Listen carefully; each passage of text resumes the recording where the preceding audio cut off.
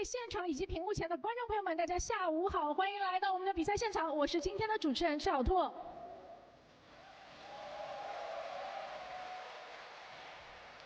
凭热爱共传奇，这里是由西安曲江 WE 电子竞技俱乐部、未来电视、达波电竞、星际老男孩 SCBoy 联合主办的 StarsWar 11星际争霸2线下赛的比赛直播现场，欢迎各位观众来到我们西安线下。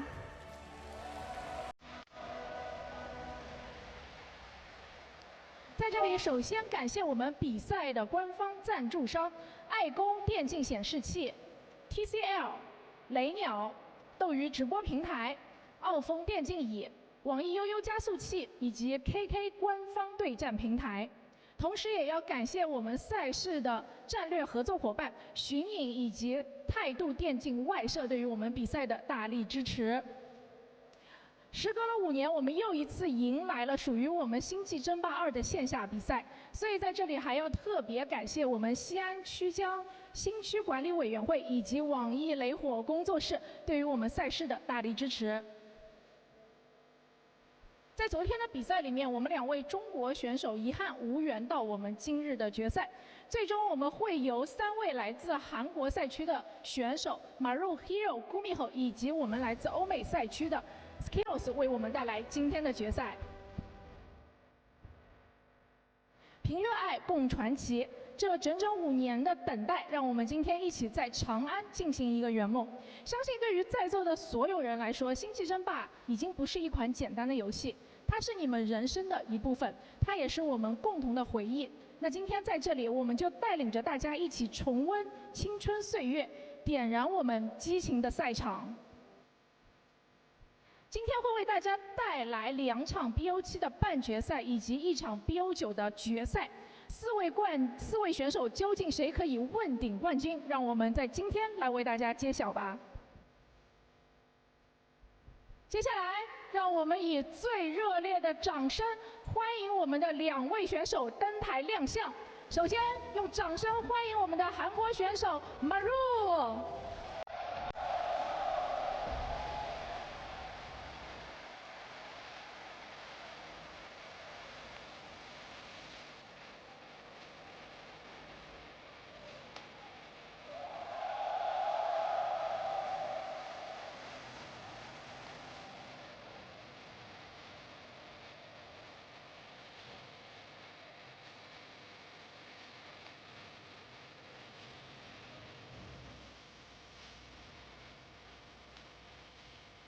接下来，让我们有掌声欢迎另一位选手 Gumiho。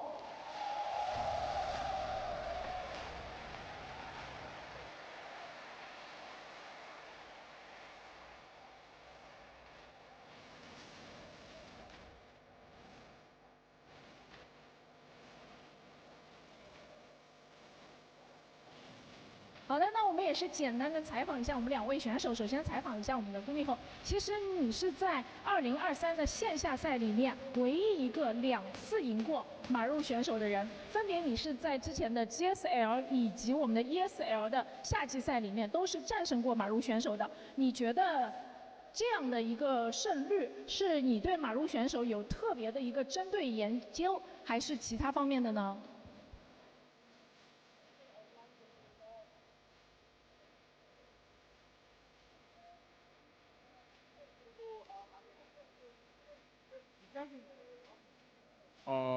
사실 그때 좀 운이 좋았다고 생각하고 마루 이기려면은 뭐 마루보다 더 잘하는 수밖에 없는 것 같아요. 他说其实能战胜马路2次都是因为运气好，他并不觉得自己比马路强太多。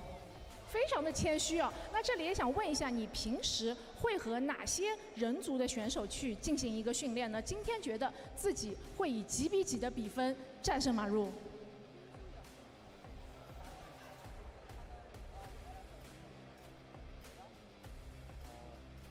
올리베이라 선수랑 많이 합니다. 他说平时主要是和奥利维拉选手一起练习。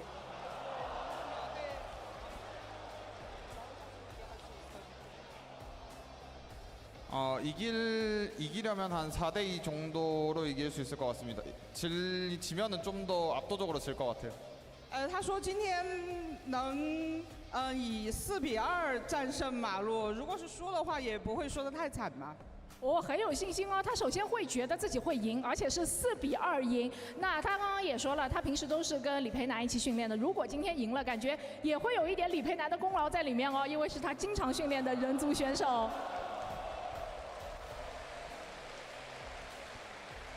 好的，那我们接下来采访一下我们的马路选手。其实昨天在赛后采访的时候，我就问过你，你当时是跟我说你是觉得今天如果打孤密后的话，压力会更大。那你在昨天知道了今天会赢正孤密后之后，有没有去请教一下你的，比如说队内好友，比如说你们队里面有一个这个人族内战高手 Real， 或者有没有昨天去做一些额外的准备？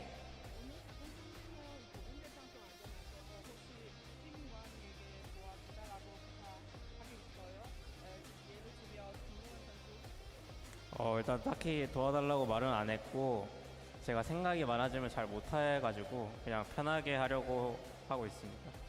他没有找他的队友，他觉得他自己就完全可以搞定这个事情，轻松的很。哦，超有自信哎！那我们的翻译小姐姐可以给他转达一下，就刚刚那个孤密后选手说，今天觉得自己会4-2轻松击败他，他对这个有什么想要回应的吗？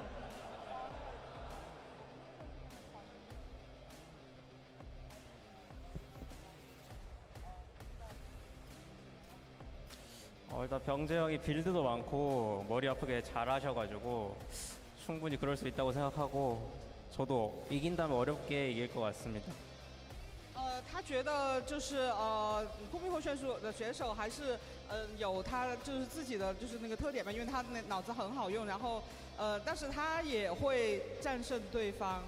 好的，那这边的话还有个小问题，就是这2天其实我在训练室里面观察到，你经常在训练室里面用神族去和 Hero 选手进行练习，这是你一个训练的独特的小技巧吗？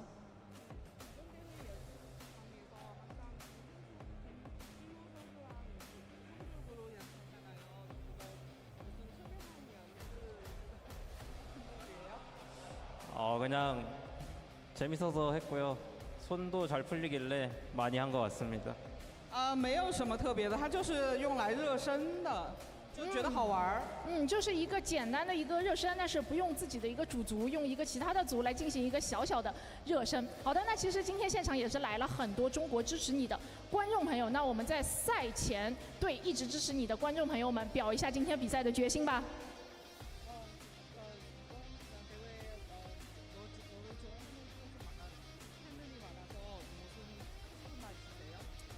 오랜만에 이렇게 중국에 와가지고 이렇게 많은 팬분들 앞에서 하는 것도 너무 좋고 저를 많이 응원해 주시는 것 같아가지고 그것도 너무 감사해서 오늘 꼭 이기도록 하겠습니다. 他说他好久没有参加这种线下的大赛了，然后今天有这么多来支持他的观众，他感到很开心。今天一定会为大家带来胜利。马如说会把胜利带给大家。 好的，非常感谢2位选手接受到我们的采访。那么，我们的 StarsWar 11星际争霸2线下赛半决赛，马入对阵孤密后正赛马上开始。凭热爱，共传奇。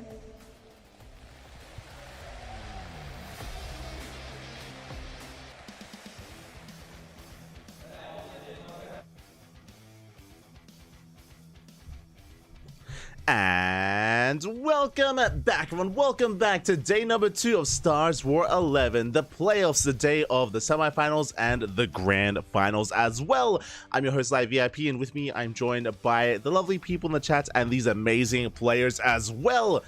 Of course, we were live yesterday with the first day of the event with the quarterfinals, and now we have our final 4 players here ready for you tonight. We have Maru, Gumiho, as well as Hero and Skillus. Nothing but Protoss and Terran remaining here in the tournament, and we have 2 mirror matchups for the semifinals. What does that mean? That means that the finals is confirmed to be a TVP. It will not be a mirror matchup finals. It's going to be a Terran versus Protoss, but which Terran and which Protoss is the question that we're here to answer. Oh boy, here we go. Now, a big shout out to Ethan in the chat. Thank you so much. Ethan in Twitch chat was giving us some live translations as to what was being said in the interviews. quickly going over them. Said interview in rough translations, I should say, it looks like Gumiho, you know, who was being modest, who was saying how, like, oh, he's beaten Maru in the past, or even if he will beat Maru, it is because, you know, he's lucky more than anything. You know, of course, he's giving a lot of respect to Maru. Likewise, Gumiho also was saying that he was practicing with Oliveira in preparation for tonight's matches, and that he believes that he's going to win 4-2 in this best of 7. As a reminder, of course, it's going to be best of 7s here in the upcoming semifinals. The grand finals is going to be a best of 9. Speaking of, you have them here before you. We have Maru versus Gumiho up first in that best of 7, followed by Hero versus Skilless, and then the best of 9 grand finals at the end of the night. 3 matches back to back to back. Of course, they were going live a little bit earlier than normal just because these series are going to be that much longer, and yesterday's broadcast was like almost 7 hours, or it was like 6. It was like a 6-hour cast. It was a long event, Pap. It was a long event. We made it through it in the end, and you can see the scores and the results of last night's matches. I do recommend checking out the VODs. Check out the VODs on Twitch or on YouTube. They're available in both platforms. We covered Maru versus Spirit, Showtime versus Gumiho, Firefly versus Hero, and Oliveira versus Skilless. They all had amazing games themselves. I mean, I feel like the highlight of the night was maybe, you can make an argument for a lot of those matches. Firefly versus Hero was very close, like surprisingly close. That PvP was very clutch in the end, and I don't think the score fully reflects that. Gumiho versus Showtime was a wild time as well. If you want to see some Mech versus Protoss, check out Gumiho versus Showtime. It was a good time. It was a wild series. I do recommend it. Definitely do check it out. And likewise, we had the other matches as well. Oliveira versus Skilless was also very dynamic as well. A little bit more one-sided, but still a lot of fun was had in that series, at least watching it as a caster and viewer perspective. Likewise, the first TVT between the likes of Maru and Spirit also was a dynamic one as well. I remember we started things off with Maru versus Spirit, and even though it's a 3-0, those are some wild games. We had some base trades, we have some moments where even Spirit was ahead and winning games, but Maru did clutch it out in the end. Very impressive stuff there from our semi-finalists. As we have a look at the crowd, again, the crowd show coming in. Oh, we see the sea of blue, by the way, for those that are curious. In the crowd, you're given a wristband. You're given a red and blue wristband. The players are assigned colors, and for each matchup, they do this. They kind of poll the crowd here to see what kind of, who they're going to be favoring and who they're going to be cheering for. That's a sea of blue. That's a sea of Maru fans, by the way. Oh boy. So, makes sense. I mean, Maru is, I think most would admit, the best Terran in the world. But what I will say is that in the TVT matchup, there are certain specialists here. You know, whenever it comes to TVT, I always give credit to players like Ryung, for example, and players like Gumiho as well. Gumiho is another one of these TVT specialists who can punch up and who can create these upsets here in the TVT matchup. So I do like Gumiho's chances to make a series out of this, but that's making a series out of it. Taking the series, that's going to be another question entirely. Oh boy. So I don't envy the people in the chat because predictions will soon be open. Once we get our game going, once we get into game 1, predictions will be open in the chat, and you yourself can place your channel points on the line for who you think makes it to the grand finals. Will it be Maru or will it be Gumiho? As you can see here, the players are setting up there on their pieces, setting up for this series. I believe so. Yesterday we had some interviews. We had like some fun content beforehand that was pre-recorded that we were able to show off for our players. I don't know if they had time to record again. I know that we're live a little bit earlier today, and I know that things ended late last night, so I'm not sure if they were able to have enough time to record some things or not. I'm curious if we will. I mean, personally, I hope so. It would be really cool if we got some more thoughts. I mean, we just had a live interview with the players, so I don't know if they're going to double up on that. We'll see. We shall see.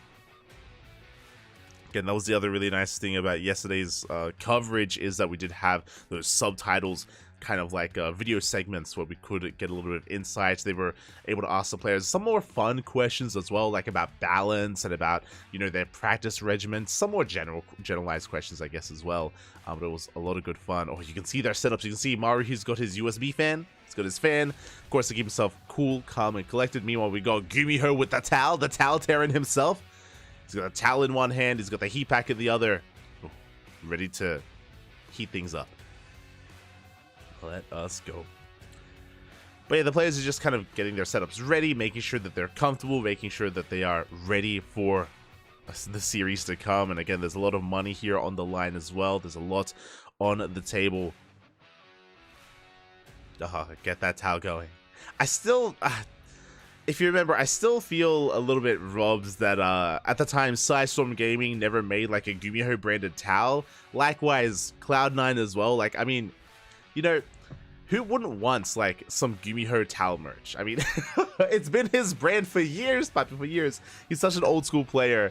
Like, I'm just saying, there's branding opportunity there. Okay, there's merchandise opportunity for Gumiho. Aye. It's like Flash with his ruler, right? Like, who wouldn't want like a Flash ruler? Who wouldn't want a Gumiho towel? Aye. Regardless, is getting things set up. Once that's set up, I believe vetoes will be underway. We'll be able to pick our map order. It's a best of 7, so our players will have some vetoes available to them. They'll have a handful of vetoes before going over their map picks. When it comes to the vetoes, I can't imagine they're going to be too crazy. I'm picturing like Dynasty and Post Youth, or maybe Dynasty and Ghost River. I mean, Dynasty's got to be vetoed, right? Maybe not. If you remember, it was Oliveira versus Skillis last night where we finally got to see Dynasty in the entire tournament. We saw it once last night. That was during Oliveira and Skillis. And because we have less vetoes here in these best of 7s and no vetoes in the best of 9, then it does mean that we have a greater chance here of actually seeing some of these more unorthodox maps that we rarely get to see. So exciting times. Set that up beforehand. But all is good. Also, a shout out to, I believe it was XY and Max said, I believe they're casting over for the Chinese viewers at the moment. They don't really go that far. The one towel. Here we go. It looks like we finally have our vetoes, by the way. Let's go and, yeah, it's as we did assume. The vetoes are going to be Post Youth from Maru and Dynasty from Gumiho. Again, Dynasty and Post Youth are some of the more unorthodox maps that do add for a lot more quirkier play. So we just get rid of the anomalies, and now we're going into our best of 7. Game 1 going to be on Alcyone. Game 2, Oceanborn, followed by Ghost River, Amphion, Crimson Court, Sight Delta, and Golden Aura to end things off as the ace match. Okay, so yeah, this is kind of the vetoes that I expect to be seeing throughout these best of 7s, like Post Youth and Dynasty, but we'll see if we do deviate from that in our upcoming PvP later on in those semis, or in the lower semis. Oh, Maru, he's got his own towel. Just making sure the desk is clean. Let's go.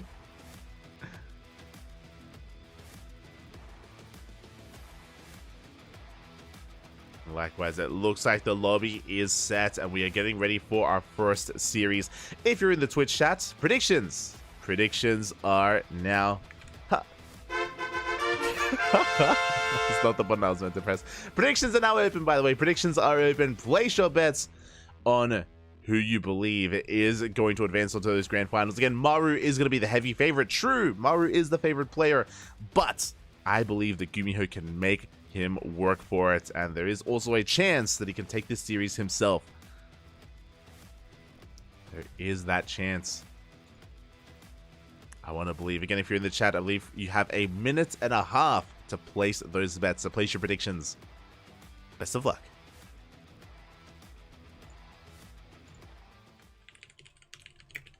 And here we go. Spawning in the bottom left-hand corner, we have our South Korean Terran player. For Team Vitality, it is Maru.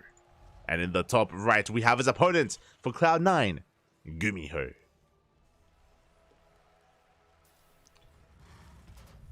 we go. Again, we're loading into Alcyone, one of the more standard maps in the map pool. Quite large, a lot of bases to be taken. And if you remember, there was something said yesterday in Maru's winner's interview after he had beaten Spirit. These are slight spoilers if you missed out on that series. I do recommend watching it. But if you remember, Maru was asked about mech, because Maru did play mech in yesterday's broadcast. He was asked about it, and he did answer. He was asked, like, you know, why he played it, you know, his maybe his thought process behind it. And he said that he thinks that he enjoys playing mech, that it's fun, and it also has a high win rate. So I'm pretty sure that was in reference to specifically TVT, but I believe we're going to be seeing mech at multiple points in this series, from not just Maru, Gumiho as well. Not saying they'll do it every game, not at all, but I'm sure we're going to be seeing it from time to time sprinkled throughout this best of 7. Gumiho is also one to dabble in mech in TVTs as well. So that's something else to bear in mind when it comes to our playstyles that we're going to be flexing here.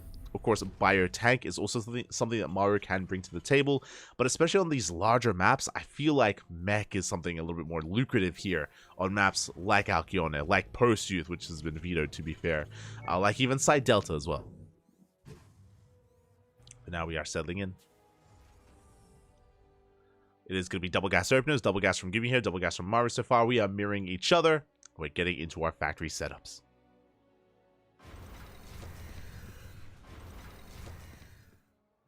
From here, we should be then expanding. I mean, one base all-ins can be a thing, but for the most part, especially on a larger map like this, we should not be seeing that. We should be expanding, following it up with our 1-1-1.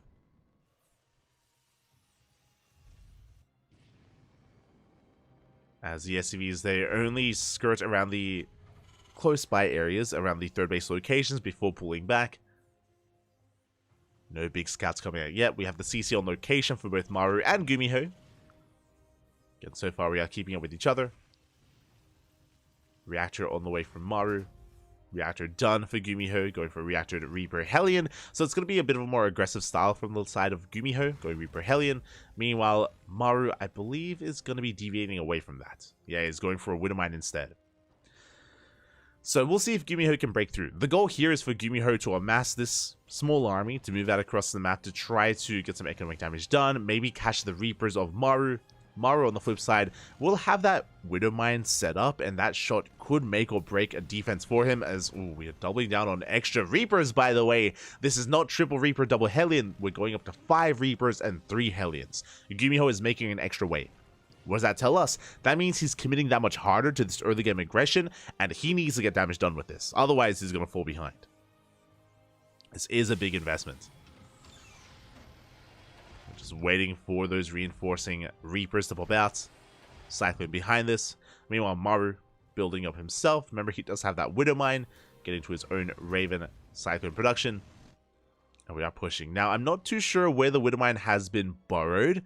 I know it's out there for Maru. It could be borrowed underneath one of his units to try to... Yep, there it is. It's borrowed underneath his units. Trying to bait the army in. Maru moves out with his Reaper. Won't have it at home to defend. Does miss the army, and now here we go. Gumiho does go for the dive. How good is the Maestro going to be? We drag it in. We force some friendly fire. Marine's going to be going down. Boys are being pulled. The Cyclone so far does survive. And is not going to be targeted down. Yeah, Maru does hold. Does bleed out a couple of units. Does bleed out the Reaper as well. But we shouldn't be losing this position. We should be holding onto the natural. And Maru does deflect Gumiho. Whew. From here, Gumiho, he backs off. He's going to be getting into his own setup. Interesting setup, by the way. Gumiho, how do we bounce back from this? Again, it was a big commitment. We're going into a 3rd CC. But Maru is not too behind. Our base is here at around the same time. We do see Gumiho going for some for some Banshee harass. We spoke about this earlier, and to bring it back up, incorporating Banshees here in this matchup has been quite popular. I believe Maru did start it alongside Bjorn now a year ago, maybe more than that. But to just send out one lone Banshee here can do a surprising amount of damage. Only the one Banshee. There's no cloak, for example. There's no cloak behind this. We're slipping in, looking for some economic damage.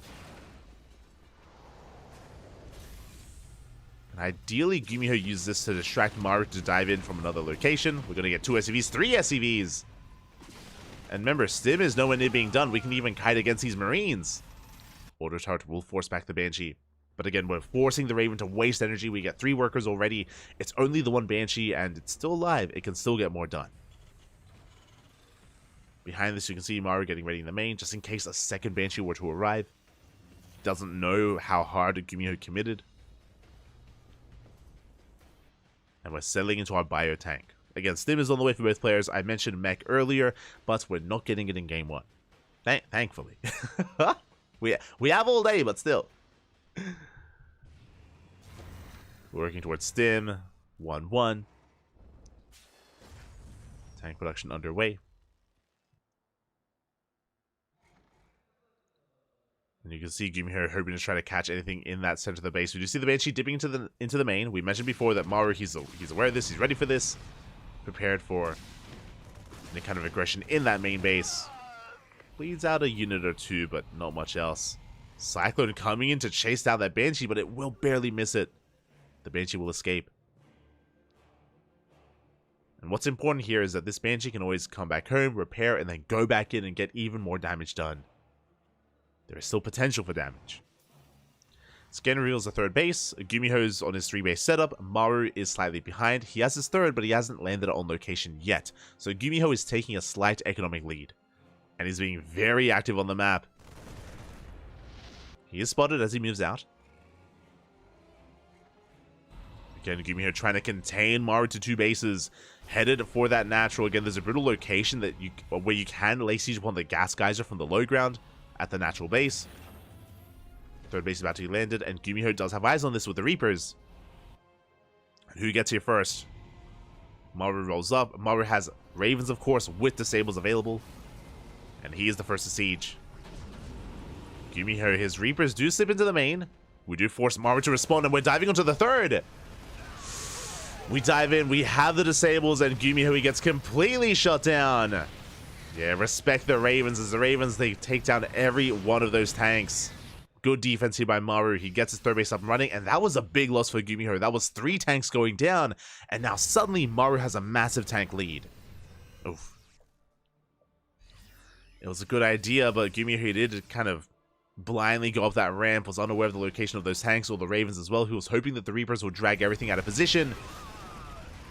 And now we're going for a counterattack, and Maru, he has a massive lead. Gumiho trying to escape. He does save the tank, just barely. But what is there left to defend? The Banshee comes in from behind. We're getting some SCV kills, that is true, but does it even matter? Does it even matter here? We do have 2 tanks on the high ground. The Ravens don't have much energy to work with, but, I mean, let's just go for a Doom drop. You know, let's bypass the tanks, go for a drop into the main base. Even a drop towards the third instead. Boys are being pulled into Stin Marines. GG gets called. Too many workers go down. Such a brutal position. And Maru will take game number 1. Whew. GG. GG. Again, Gumiho didn't have a bad start to the game. He had a pretty, I mean, especially with his Banshee harass, with his faster third base, with his map control as well, was doing well. But things very quickly escalated out of control when Gumiho tried to pressure that third base, where he tried to deny it. We saw when he slipped his Reapers into the main base, we did see Maru pull back with his Marines. If you remember, he loaded up his Marines, he dropped into his own main. That did expose his tanks on the front line, but he had 3 Ravens to support himself, and he was able to disable the tanks of Gumiho, throw down a line of auto turrets, and Maru held beautifully there. Gumiho, again, maybe not aware of what he was pushing into, maybe hoping that Maru would overreact to the Reapers and not quite be in position. Assumptions were made, and Gumiho was punished very hard there.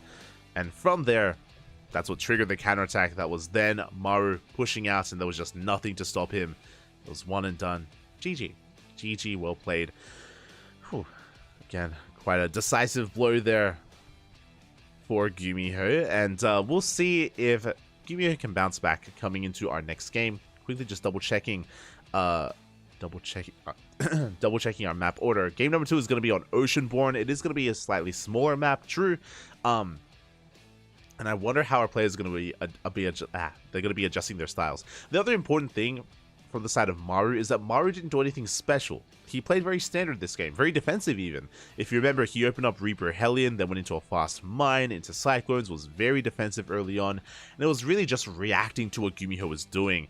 Again, that push and counterattack was because of the failed push of Gumiho. It was more of Maru just defending and adapting to what was happening in the game. Gumiho was the one making plays, and did fall in its face there. You can see some of the moments, some of the highlights of the said game. This was the initial defense here, and oh, we're just skipping ahead. This was the decisive moment here when 3 tanks, they all went down with the Disables, with the auto turrets as well. And that was kind of the game-winning move for Maru, was that moment we just saw. And this was kind of Maru just snowballing out of control afterwards. I feel like we kind of rushed through that. with those highlights. I mean, regardless. GG. Always appreciate that they do compile those highlights after the games. But yeah, what I was getting at is that, again, it was Maru playing. Oh, it looks like maybe there's an issue with some of the earbuds and they might be replacing them for Gumiho. So there might be a slight delay here for game number 2. But talking about the games, again, it was Maru kind of responding, adapting. And that's a little bit concerning here because now there's that much more pressure on Gumiho. You know, he tried to catch Maru off guard, tried to out-multitask him, tried to pull him apart there in that first game. We may have to reapproach things in game number 2 and kind of adjust how we want to go into this series and how we want to approach Maru. Another important thing here, especially in Korean TVT, proxies are definitely a thing that we're going to be seeing at some point in this series. I mean, I say that like it's a sure thing. Like there's a high chance. You know, proxy 2-Rax Reaper, for example, quite common, quite popular, especially on maps where you believe your opponent's going to be greedy. I say that both players did open double gas on Alcyone, so it's possible that no one tries to go for a Rax expand. It's very possible. If that's the case, then we might not see any attempted kind of proxies or anything like that. We will see. Again, do apologize for the extended kind of downtime here, but again, we just want to make sure that everything is working as intended. Specific players for Oliveira and for Hero. And here we go. As I mentioned before, our next game is going to be on Oceanborn. Ghost River is going to be a big, interesting one. Ghost River, of course, is the smallest map in the map pool, has the shortest rush distance in the entire map pool as well. So aggression is favored on that map. Here on Oceanborn, it's a little bit different. I would say that the third base is a little bit more vulnerable on this map, and you can abuse it. So we could see a similar style where Gumiho wants to try to deny and break the third base of Maru. Could go, or it does go both ways though. Does go both ways.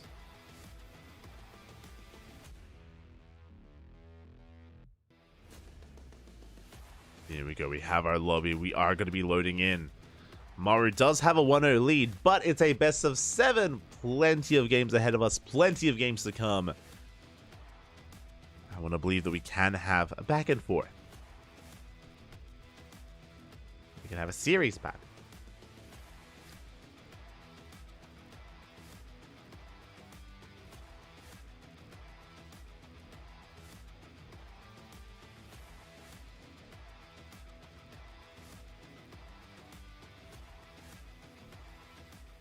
And speaking of having a series, here we go. We're diving into game number 2 and spawning in the bottom right-hand corner of Oceanborn, we have for Team Vitality, Maru. And in the top left, we have Gumiho for Cloud9. They gave us very little time for Maru. They just wanted to get it going. But here we go. Continuing our series here. And again, I feel like my eyes are mainly on Gumiho to see how he does adjust his style, how he does deviate coming into game 2, if at all. To have our Raxes back at home. There's no SCV out on the map, so there's no proxy Raxes. Mentioned before that I would not be surprised if we see some kind of proxy play at some point in this series, but at least for the first 2 games, we're playing more straight up. Gases are being thrown down from both players. We have double gas from Gumiho, double gas from Maru. As mentioned before, we've seen a lot of this so far this tournament, and yeah, no one is going for more economic builds. Double gas means we're going for a delayed command center, means we're going for a faster factory. And we also saw a little bit last game of how that opener can really turn out. We saw Gumiho double down on Reaper Hellion aggression and Reaper Hellion production, going up to 5 Reapers and 3 Hellions. We saw Maru go for a more defensive style, just cutting at 2 Reapers, or even 1 Reaper, sorry. So staying on a low Reaper count, low Hellion count, and getting into more defensive Widow Mines and Cyclone production, and more receiving the aggression instead of being the aggressor himself.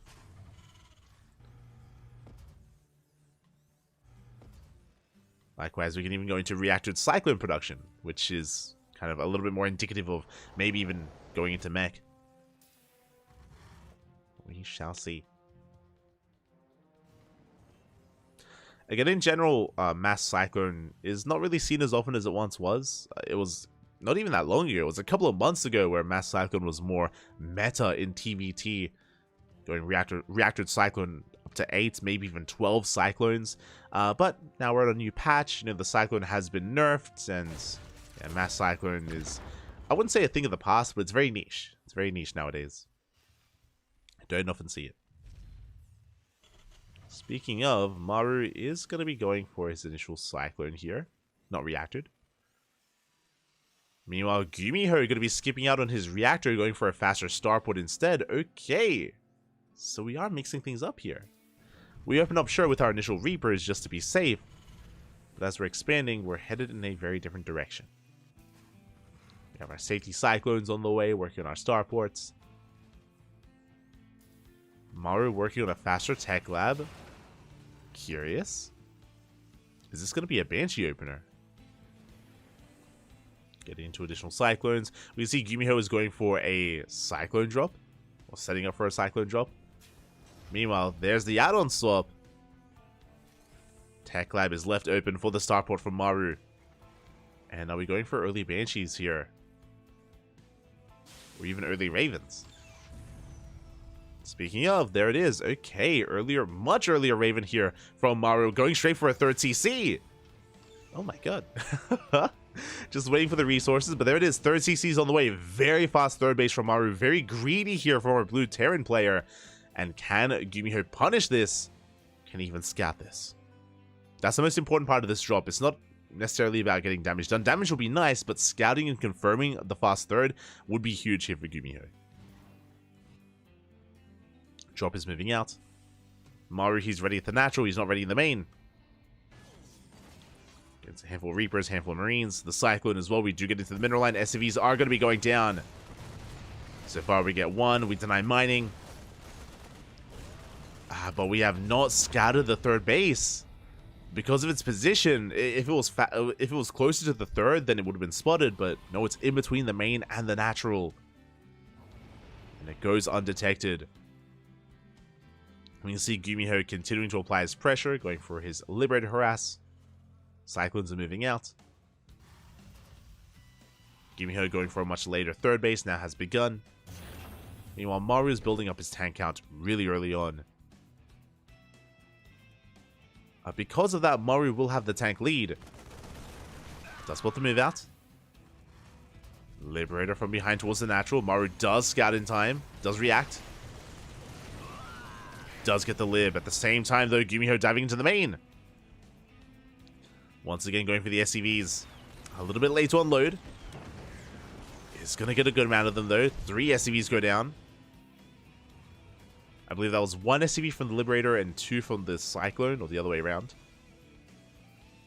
3 in total. But Maru holds. And again, because Maru didn't make all these Cyclones the way that Gumiho did, Maru went into much earlier tank production, and he does have that tank lead. On top of that, his third base already in orbital. He's just going to have to wait a little bit longer here to actually land it on location.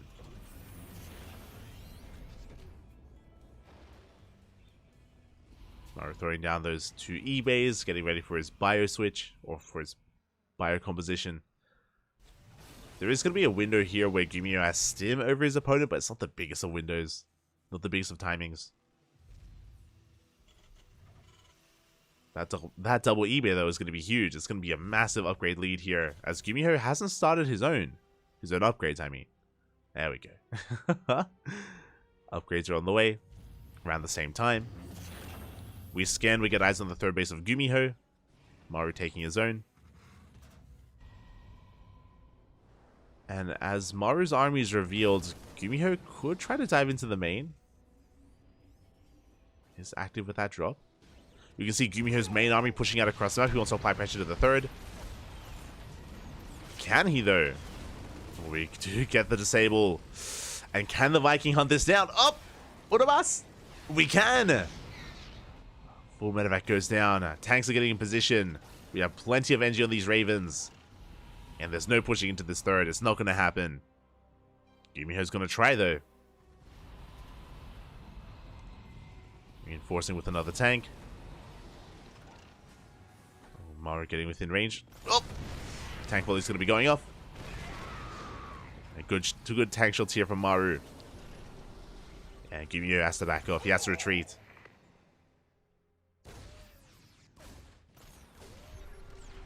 Gumiho trying to catch Maru off guard. Does Siege we get the disable though? Yeah, we're going for the fight with disable. Every single tank order types are thrown down. And Maru, he catches out Gumiho. Gets a tank. Can he get another? Oh, he can.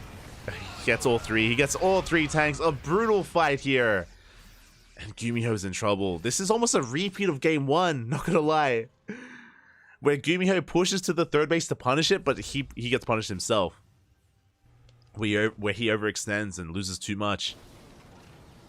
Now Maru, this time though, he doesn't keep pushing. He backs off. He retreats. He wants to play it safe. I don't blame him. This time Maru does not have a lot of energy on his Ravens. He has no spells left. So he pulls back. He's getting a fourth.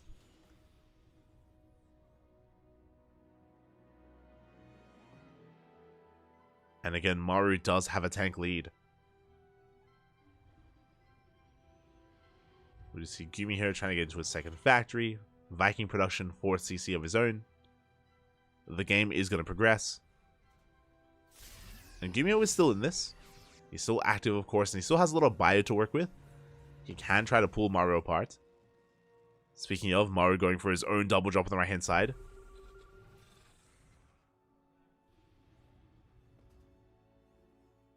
And the game is going to settle. The game is going to settle down. We're going to be getting up towards our 4-base setup, and then once we do, then we can start being active with our main armies again. Gumiho does have that supply lead, but again, a lot of the supply is in Bio, is in Marines, is in Medevacs. Can still make use of it. We can see Gumiho being active, but the drop does come in. We're going for the tanks! Oh, we don't quite catch them. Gumiho does respond in time, does save the tanks. Behind this, we have mass starports on the way. The way that TVT works, we go through phases. Initially, it's about bio tank, but then it quickly becomes about air control. It becomes about air control, and then it can lead into just pure air Viking battlecruiser. But the Viking wars are soon to begin. Again, Gumiho getting up to triple starport production. The power of the Viking is that once you take control of the skies, you take control, then you can go into Liberators and take control of the ground. As Maru does threaten to dive. Gumiho sieges in time, gets a couple of volleys off. Maru gonna retreat.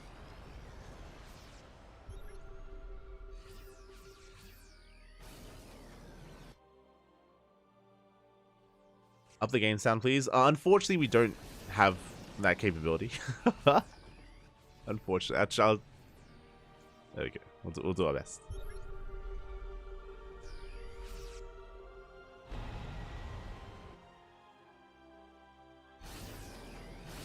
I do apologize, but we spoke to the... Oh! Maru gets caught out a little bit. We spoke to the... we asked the tournament organizers, and they said that the in-game sound is low intentionally. In-game sound and in-game music. So that is an intentional thing done by the production team. I believe they were asked to for this event. Oh, as the Ravens almost get caught out. You see Maru and Gumiho dancing here in the middle of the map. Gumiho going for the dive. Maru not quite sieged. Does pull back to the high ground. Oh, the tanks are getting stuck though. Maru having a hard time keeping up here. Tank, he will... sorry, Gumiho will be able to siege up here outside the third. Barely out of range.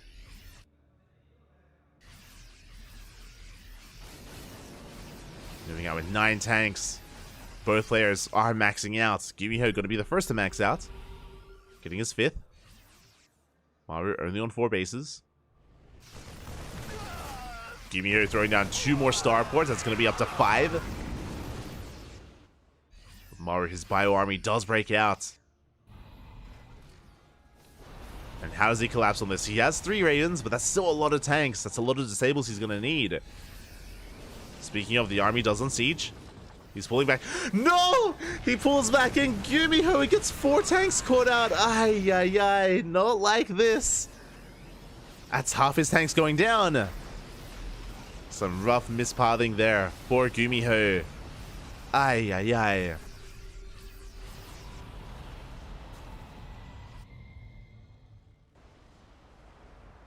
More rotating around. Now, Gumiho is a little bit vulnerable here because of that. Again, we have plenty of Ravens. We can disable these tanks. We can actually break this. Gumiho reinforcing with more Vikings. Rebuilding his tank count.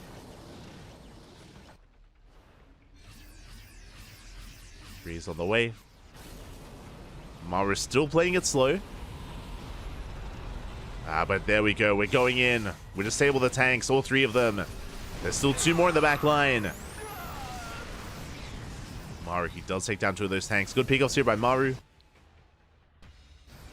And once again, Maru has been trading much more efficiently throughout this entire game. Disables every tank. And he's going to break this position. Oh, the anti-armor missile as well. Really, the MVP of this game for Maru is the Raven. Like, his Ravens have allowed him to catch out so many tanks, to zone away the bio army with the anti-armor missiles as well. Gumiho's getting to his own Ravens, but again, this is why air control is so important with all those Vikings. Speaking of, we catch another tank. Another tank goes down. Gumiho going for a desperation doom drop here towards the south. He's got 4 medevacs full of Marines. He is revealed by the sensor tower. Maru knows he's coming. He does respond in time.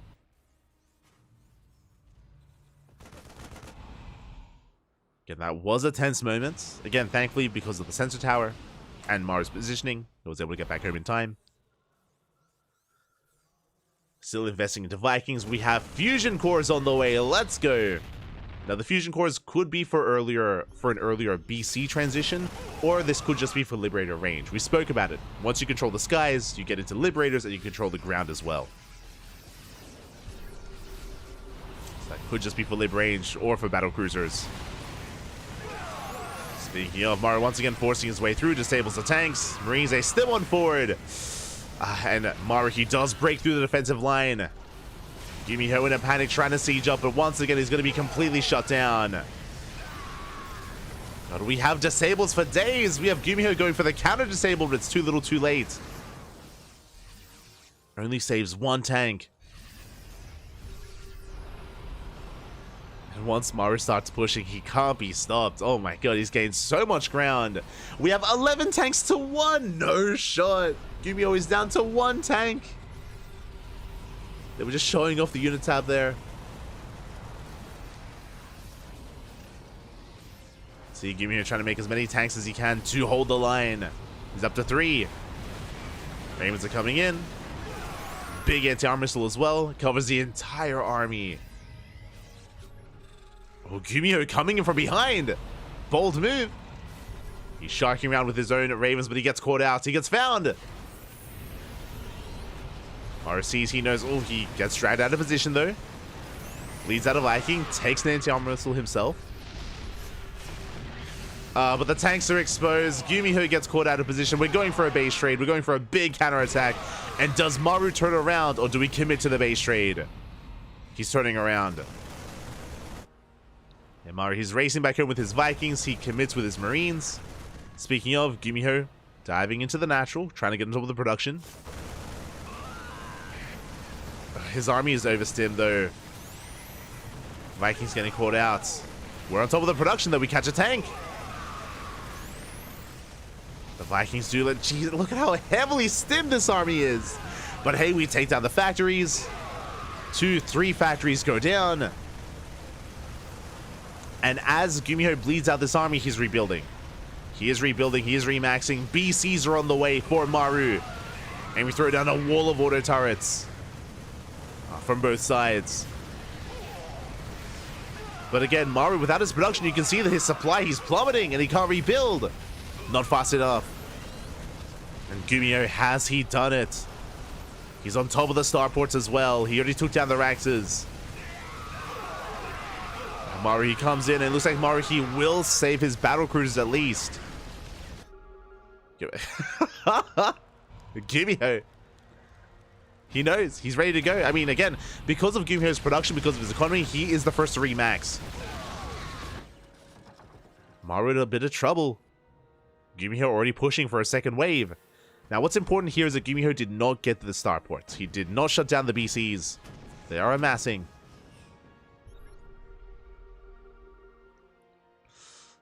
And Gumiho, if he waits too long, he's going to allow Maru to recover. So he's on a bit of a timer here. Oh, we have a wall of turrets. Let's go. But Gumiho's going to be able to clean this up. Catches a tank. Maru getting into additional starports, rebuilding his armories. Vikings underway. Gumiho is maxed out again. Gumiho, he does have a big supply lead, and he needs to use it. He's going for the fringe bases. It's a very careful play here from Gumiho. And he should be able to deny the center right base, as Maru's not quite in position. Now, the other important thing to bear in mind is that Gumiho did throw away all his Vikings. Remember that. He threw away all because they landed. They landed in the main base. The Viking count was reset. A lot of the supply for Gumiho is in Marine, and he needs to rebuild that Viking count to keep up with the BCs of his opponent. Speaking of, Gumiho is getting to +3 air attack or ship weapons.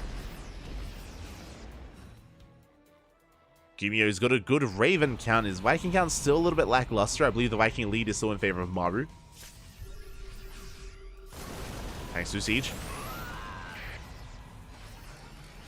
Yamato is on the way for our blue Terran player. Maru is still struggling to remax. Gumiho sharking around.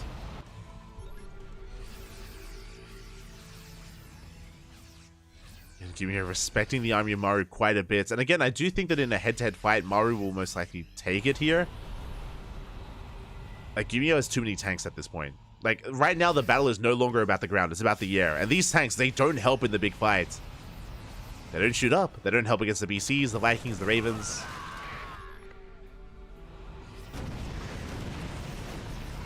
This is something that Gumiho has to thin out. Speaking of, Yamato is done. And we have 5 battle cruisers, soon to be 7.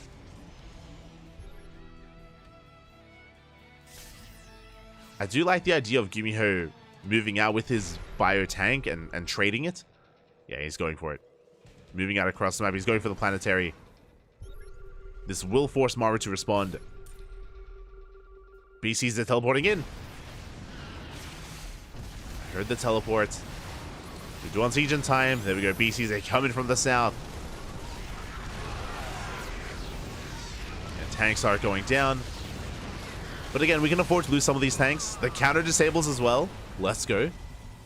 And you can see Gumiho, as he bleeds out tanks, he's replacing them with Vikings. 6 Vikings are on the way. He does need them.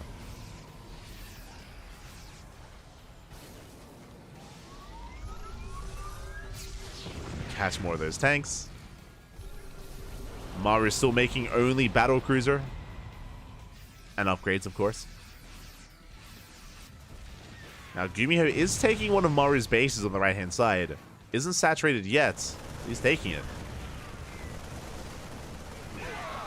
Marines, they go for the planetary. Going to get a couple of SCVs. Repairs should be able to keep this up, though. And Maru's going to keep pushing. At the same time, you can see Gumiho rotating towards the right-hand side.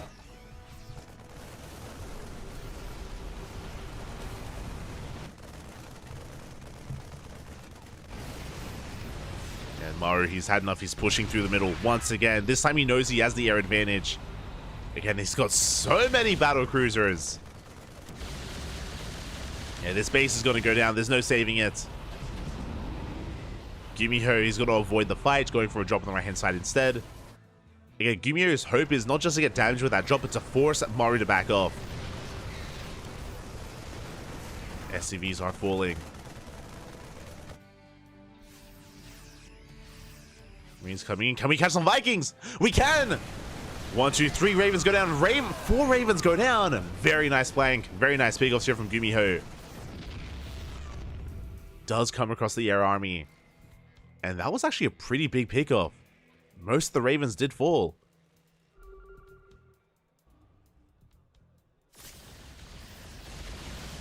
BCs are revealed. We'll try and chase them down. Gumiho going for his own counter push. And with these tanks, he can lay siege upon the planetary. And we're going for the dive. We'll disable as much as we can. We'll disable most of the battle cruisers as well. Yeah, the BCs, they can do nothing. But Gumiho, he's running out of Marines. And the disables are about to run out. BC's going for the Yamato. The Yamato, the army, the BCs are falling though. We're down to 2.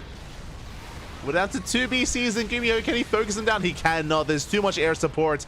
Maru wins the battle in the sky, and we spoke about this. Sure, there's 4 tanks left over, but the tanks, they do nothing. GG gets called. Maru, he takes the fight and takes a 2-0 lead. GG. Whew. GG, well played. Again, it came down to that air control, to the Viking v Viking, or to the Viking BC versus Viking Marine. It was a really good start to the fight, really good start where Gumiho was able to disable all the battle cruisers, but he just didn't have enough DPS, he didn't have enough firepower to focus those BCs down before the disable ran out. Once it ran out, then Maru started forcing back the army, broke through. GG, well played. Whew, but that was a pretty tense game, and that was a pretty back and forth as well. I will say that initially Maru was looking dominant. Initially Maru, if you remember, he was picking Gumiho apart, getting so many tanks for free, catching Ravens, catching Vikings, just much more efficient play out of Maru.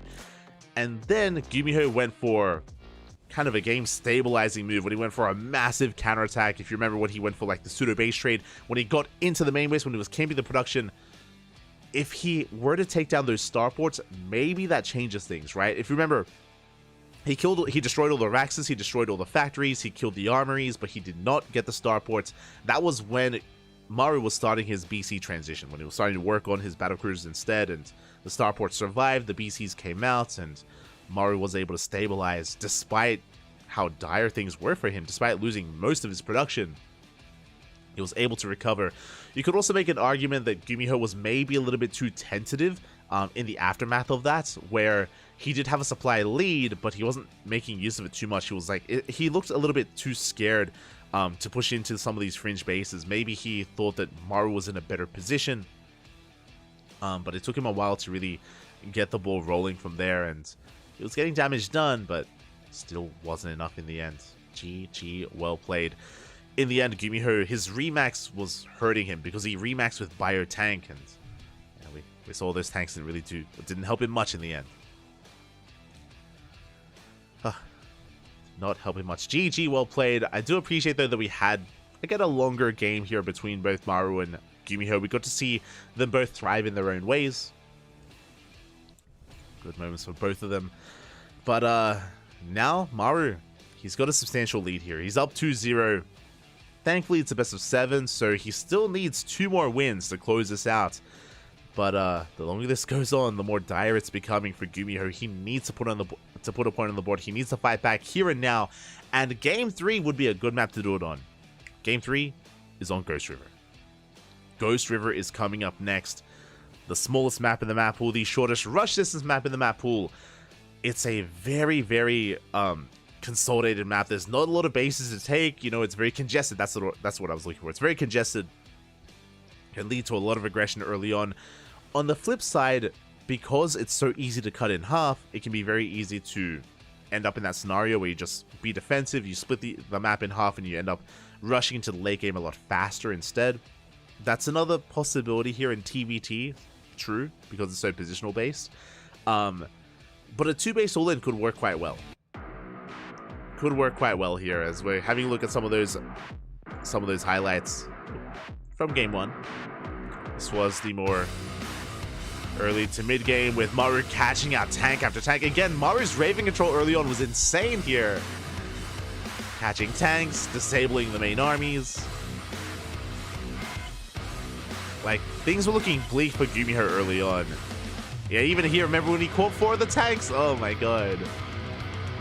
This was brutal, and this was looking to be the game-ending push, by the way, when Maru was pushing towards the 3rd base, and this was the moment, just after this, when Gumiho did opt to go for a big counterattack, and this, well, we just skipped over a bunch, but this is when he was in the main base, going for that big counterattack, came in the production, Got the fusion core, got the armories, got the Raxes, got the factories, but did not get the starports.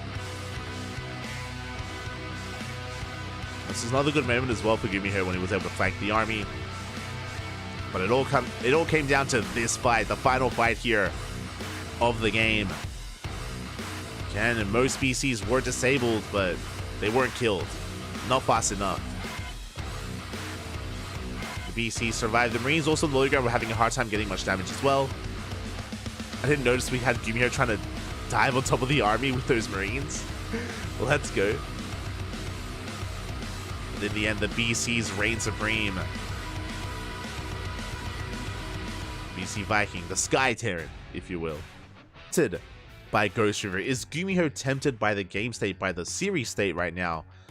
Or is that going to make him play defensive, right? Like, if he's down this heavily in a series, does he risk it or does he not take that chance, right? Like, is it too risky to go for something aggressive like that, to go for a cheese? We'll see. So we can have a look at the map order here. Again, Ghost River is up next, followed by Amphion, Crimson Quartz, Side Delta, and Golden Aura if we can get there. Personally, I hope we can get an extended series, but we'll see. The pressure is on Gumiho.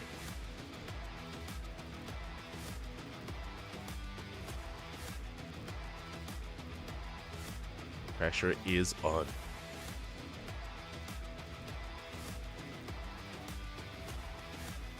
Oh, the pose is back. Let's go. So diving into game 3. Will Maru take it even further and force and get on match point? Or can Gumiho fight back?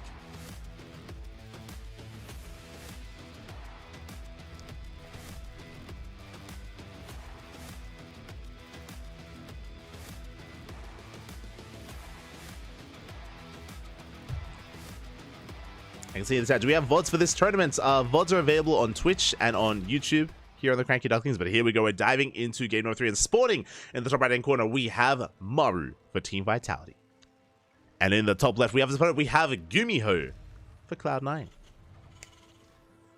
the pressure is on. Gumiho down in this series. He still has a little bit of breathing room here, and he can still afford a loss, as it is first to 4 wins to claim the series.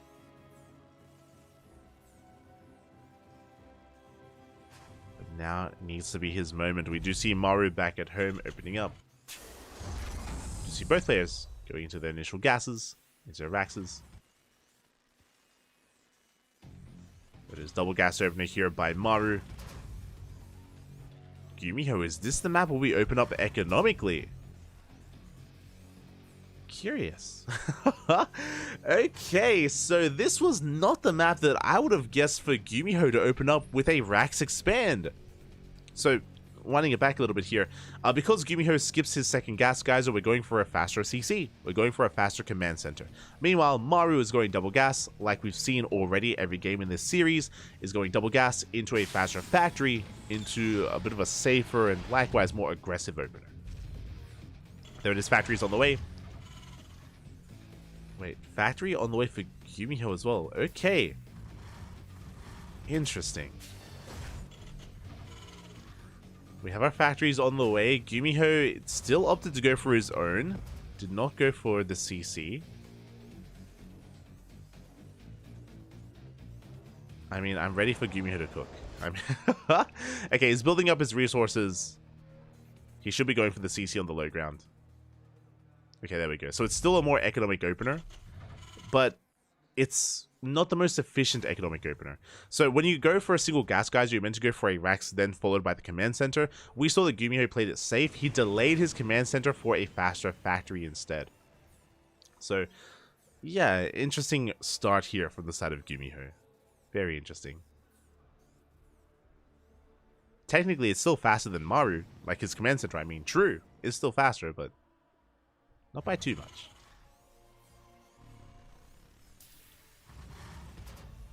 Not by too much. Behind this, we're just getting into our initial Reaper Hellion. We do see Maru already working towards his add-on. Working towards his reactor, Widowmine as well. And eventually drop play.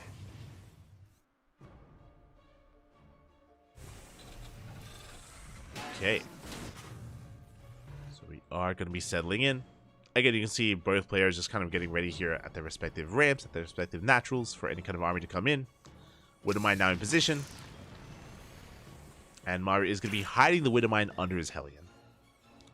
He did this in game number 1, I believe, as well. Can be a very cheeky move. And something you have to be very wary of if you're the aggressing player.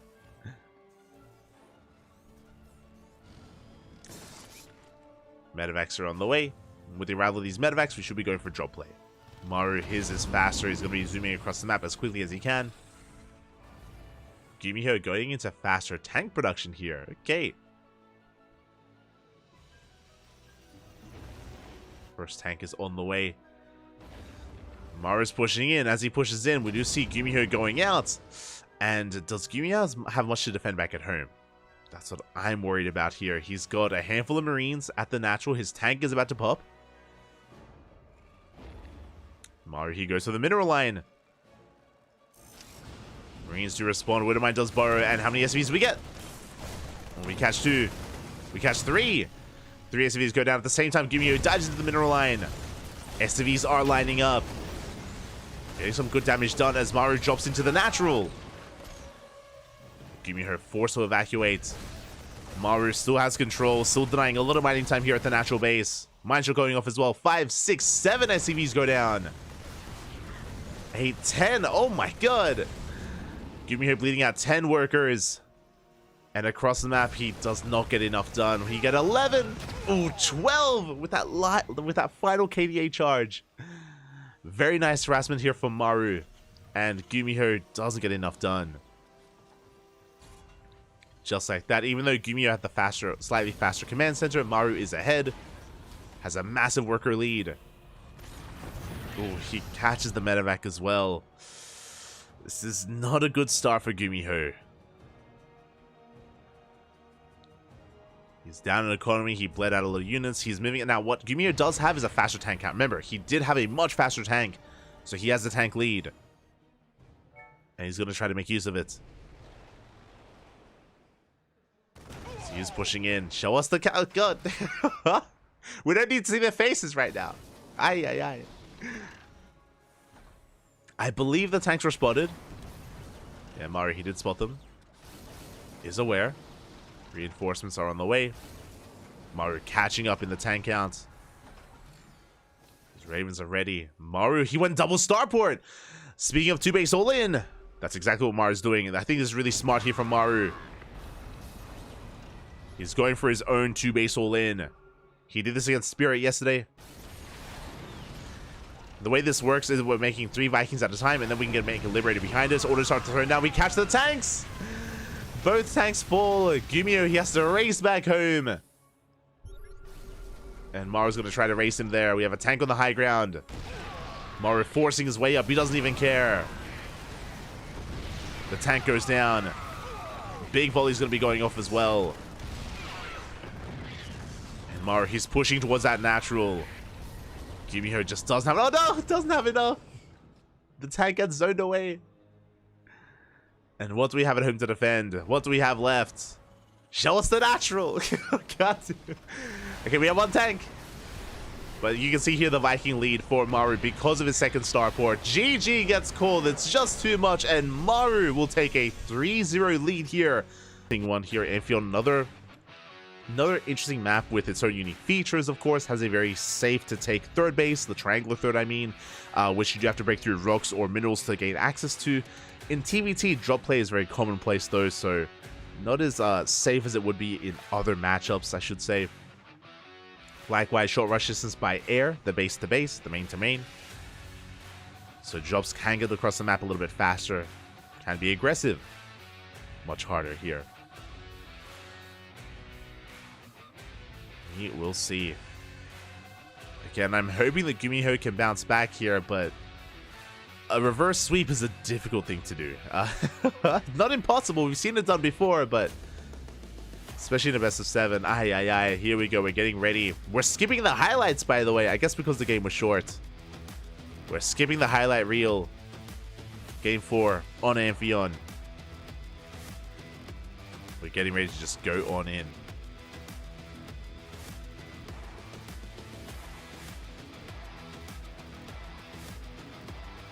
Gumiho needs to cheese him or something. Yeah, I mean, I would have thought that would have been the plan on Ghost River. Not gonna lie, that's what I brought up earlier. That would have been the map to do it on. Amphion is gonna be a little bit difficult. It's a very safe natural. There's a ramp coming into the natural in Amphion, so it is much more defendable compared to other maps. Likewise, the third base is also on high ground as well. So being aggressive on this map is not easy. Now, we have seen some unique proxies on this map where you can proxy on the other side of the mineral wall and you can mine through that and go all in. We have seen some players try that out. Is Gumiho willing?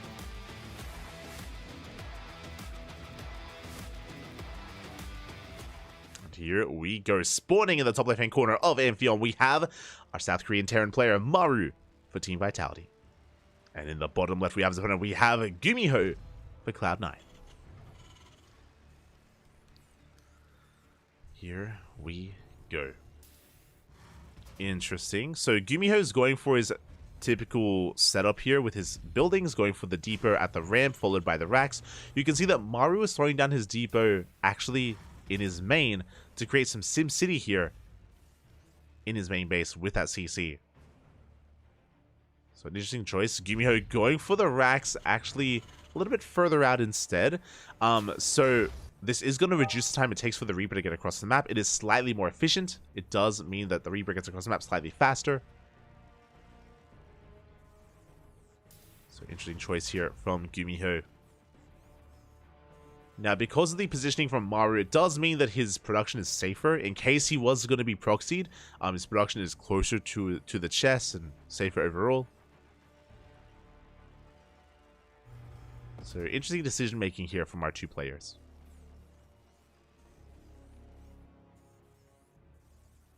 Very interesting. It's almost as if like Maru was just getting ready for the worst. Getting ready for proxy 2 racks. It's a very safe play from Maru. Going for his command center, going for his CC. I say safe play. It is an economic opener for the finally, for the first time this series, it's a straight up racks expand. Gumiho going for that factory as a follow-up. Did open up single gas. This is the same build. It looks like the same build as game number 3, the last game that we saw in Ghost River. From the side of Gumiho. But he is going Marine.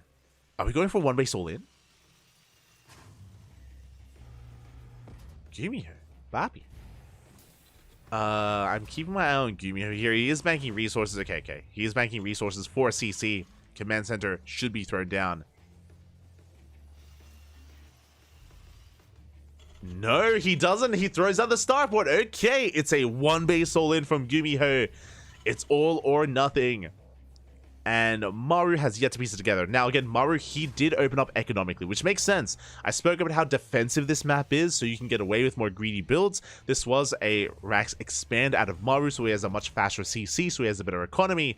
But Gumiho doesn't care about the economy. This build from Maru is going to be working against him a little bit. And he needs to realize what's going on. Ooh, Gumiho now going for the CC. Okay. So Gumiho is not going all in, but this is a very delayed CC, which means Gumiho needs to get some damage done. He needs to get some critical economic damage here. He's going for the medevac, setting up for a Hellion drop. Okay. He's amassing Hellions and Marines. And Maru has yet to scout.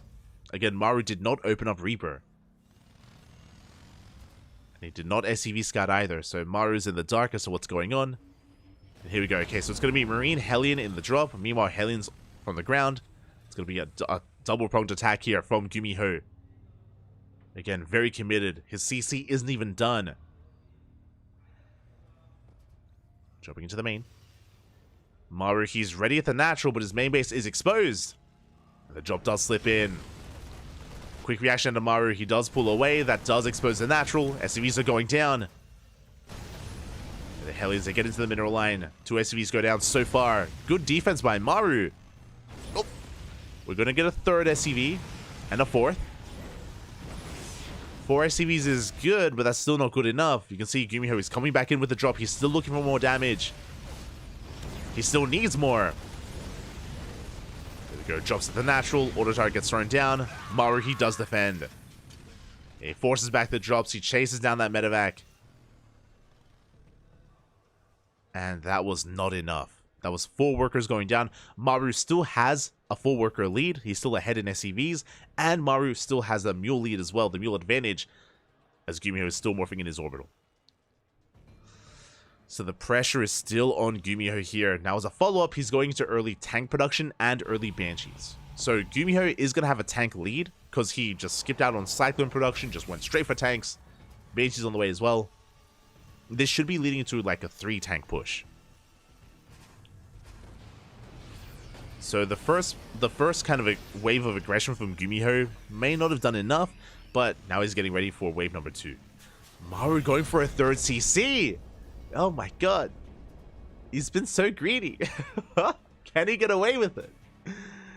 Gumiho's going for a 2nd start, but 2 base all in. Let's go. This is the same build that Maru just did in game number 3 on Ghost River. He's going for a 2nd starport, going for a Massive Viking. And he's going for a 2 base push, or for a 2 base all in, straight up here from Gumiho. Maru does chip away at the army, and again, Maru going for a 3rd TC. That may just be too greedy here for him. He's going for 2 more starports. He knows! How does he know? Well, he's going for triple starport. He's crazy. Okay, so a couple of things here. As the Banshee goes down, Gumiho overextends. We can't afford these losses. But a couple of things are going on. If you're curious, how do you defend against a 2 base all-in where they go double starport? What do? You throw down your own 2nd starport. You throw down your own 2nd starport, you keep up with the Viking production to counteract your opponent. But Maru does one better, going triple starport instead. Does he have enough time, though, to amass an army to defend against the eventual push, especially with that 3rd CC, which, again, is not really helping Maru here, as he's making 4 Vikings at a time. And again, this is a really cool way to catch up in the Viking counts, because at the moment, Gumiho has a massive Viking lead, but with Maru making 4 at a time, he's catching up. Gumiho going for a 3rd CC on location. It looks like Gumiho recognizes that he cannot break Maru. Again, otherwise we wouldn't see a 3rd base. So it looks like Gumiho is backing off, realizing that maybe he just can't kill him. 3rd base is now being taken by Maru. Orbital's already done. Looks like Gumiho wants to break through those rocks. It's neither 3rd. No, sorry, going for a drop even. Maru not quite in position. The CC is exposed. Does spot the army, but does Maru have enough? The tanks, they are drop. Vikings come in. Auto turret's going to be thrown down. That's a lot of auto turrets. And the tanks, they are falling one after the other. Gumiho bleeding out everything. Oh my god. Maru. He completely shuts down the army. Only Vikings are left. Vikings and a handful of Marines. That's a big loss for Gumiho. The Hellions are doing what they can, but it's not going to be enough. Maru, he just completely cleans Gumiho up. We get 8 SCVs. But it's too little too late. Maru has a massive supply lead here. The Viking, going ham. Getting a couple of extra workers. And Maru's going to be able to chase him down. Cleans up the Viking. Maru's still making more Vikings. He scans. He sees the production. And Maru can bully this army. Yeah, he scans. He sees no Marines. Like, what can we do? The mass, like, we have to land. The Vikings come in. GG gets called. There's nothing that Gumiho can do. And Maru will take the series 4-0 and will advance on to the grand finals. GG. Oh my god. That was a wild game, by the way. Like, it wasn't necessarily about like the control, but like the decision making. The decision making of Maru being as greedy as he was. Like, his early game defense was very impressive. 把掌声送给我们的马入选手，同时也要送给顾明宏选手2个人。 Oh my god. But the early game defense with the initial drop into the main base and the heli, that was very impressive from Maru.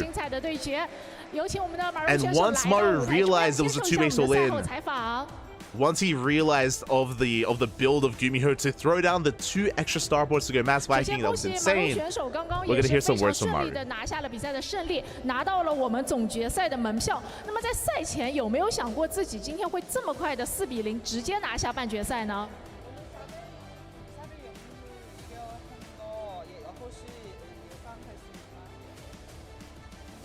어렵게 이길 거라고 예상했는데 생각보다 빌드 싸움을 제가 거의 다 이긴 것 같아가지고 이런 결과가 나온 것 같습니다. 他说本来以为今天会赢得很艰难，但是没想到每把在开局上他就赢了，所以说就赢得比较顺利。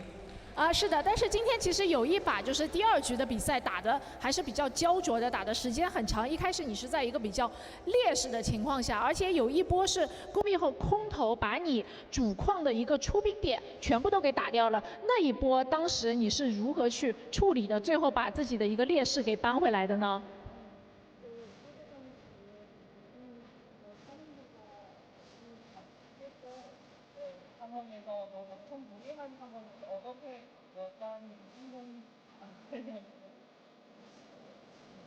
일단 제가 조합이 더 좋았기 때문에 천천히 하면은 충분히 극복할 수 있을 거라고 생각했고 그 덕에 이제 전투 수량감이 많이 쌓여가지고 이길 수 있었던 것 같습니다. 他觉得那种打法是平时他比较熟悉的一种情况，所以他觉得只要慢慢跟他磨，就一定没有问题。 是的，其实我们看到当时虽然在劣势的情况下，但是马入选手他的很多的这个优先转了渡鸦，包括大和 timing 点抓的都会比Gumiho选手更快，所以哪怕第2局一开始有劣势，最后还是拿下了。那其实，在昨天的对战跟今天的对战，你打的都是 TBT， 那你觉得今天打Gumiho和你昨天打 Spirit 2个人族选手有什么不同吗？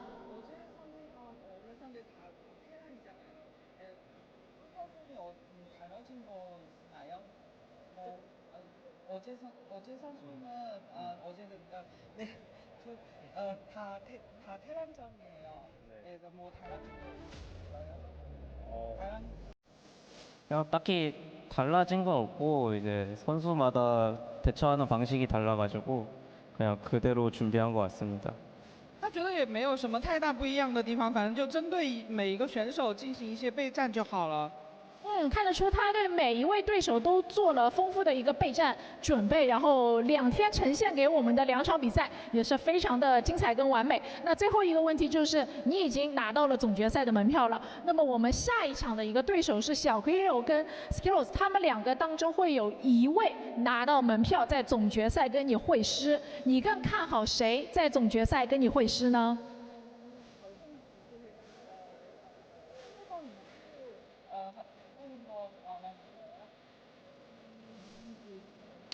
일단 히어로 선수가 잘하기 때문에 스킬러스 선수랑 하고 싶은데 히어로 선수가 이길 것 같아가지고 준비하고 있어야 될 것 같습니다.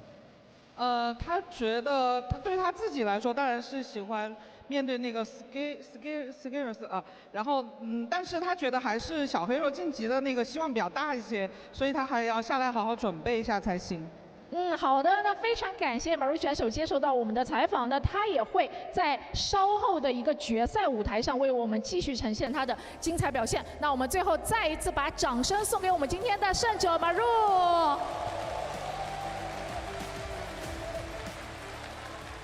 好的，那我们的赛后采访就到这里告一段落，先把画面交给我们最专业的解说席。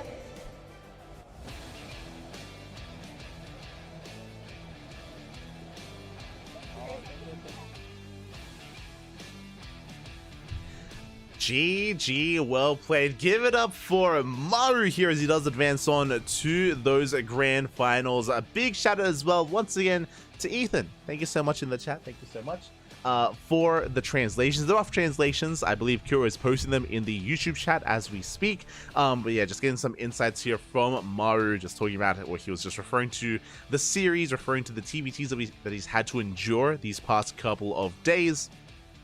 And he has made it through again. Very solid play there from Maru. And now we're going to be entering our second semifinals here. And can we stop the GSL Finals rematch? those that are curious, this most recent season of GSL, the last season that did conclude, the grand finals was Maru versus Hero. Maru versus Hero, they faced off in the grand finals of GSL, and it could happen again. I mean, Maru is dubbed the best Terran in the world. Hero, I would say is the best Protoss in the world. There's maybe an argument you can make for max packs, especially in online events, but in offline events, it's all about Hero. Oh boy, so can that be stopped is the question. We're going over some of these highlights as we do though. Skillus versus Hero is coming up next. I wish Skillus the best of luck here. He's going to be coming in as the underdog, and I look forward to the PvP. I look forward to what shenanigans are going to be coming up against, and how dynamic that PvP will be. We can get into it after the break. We're going to be going on a short break. I say a short break, usually around like 10 to 15 minutes, as the players are going to be getting their setups ready on stage, and of course, the production team need to prepare as well. So we're going to be going on a break. Take this moment to get some snacks, get some food, go to the bathroom, stretch of course, and prepare yourselves for what is to come. Maru's in the finals, but who will face off against him? It's going to be a Protoss, still to determine which one. See you soon. See you soon. Bye. See you soon.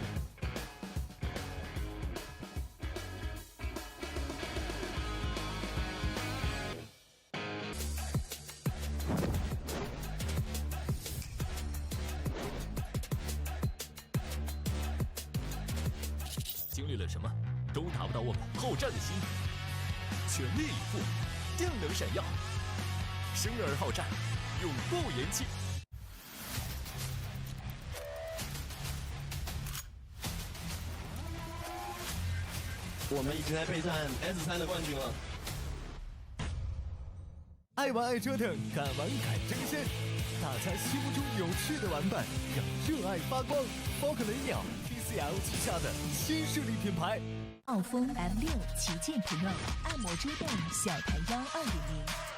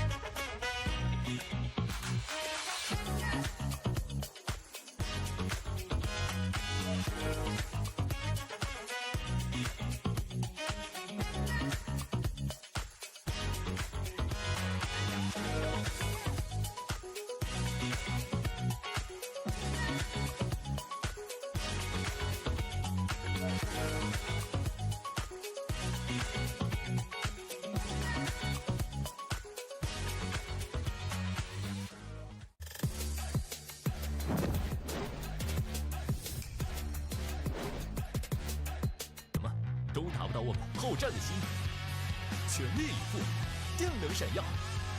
生而好战，永不言弃。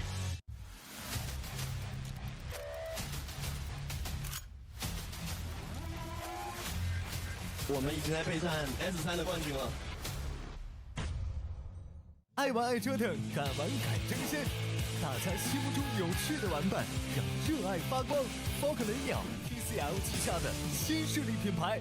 傲风 M6 旗舰 Pro 按摩桌动小弹腰2.0。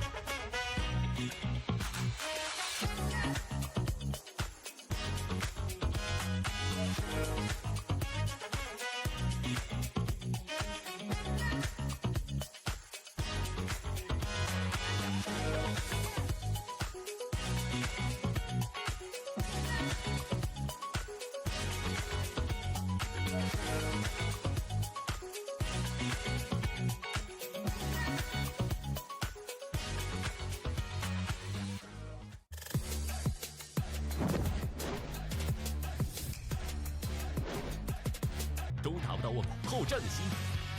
全力以赴，定能闪耀。生而好战，永不言弃。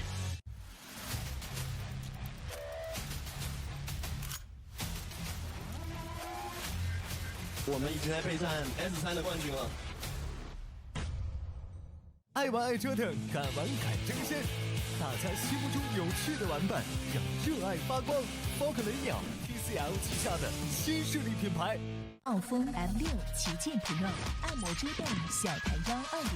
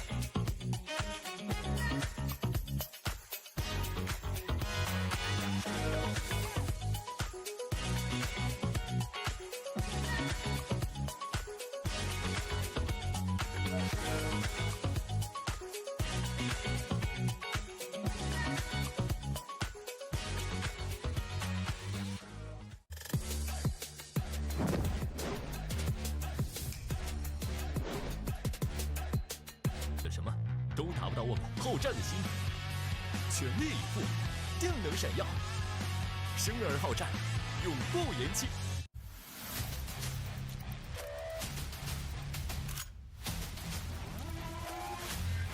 我们已经在备战 S3的冠军了。爱玩爱折腾，敢玩敢争先，大家心目中有趣的玩伴，让热爱发光。宝可雷鸟 TCL 旗下的新势力品牌。傲风 M6 旗舰 Pro 按摩遮挡小弹腰2.0。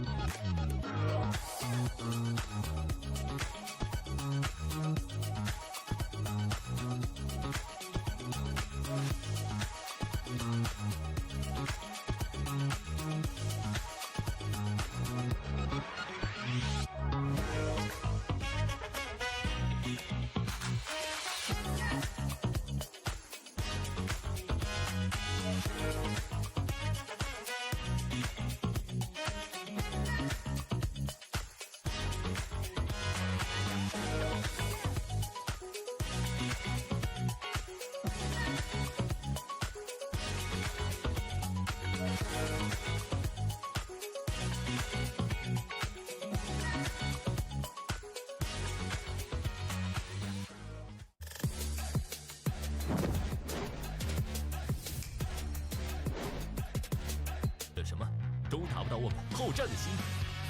全力以赴，定能闪耀。生而好战，永不言弃。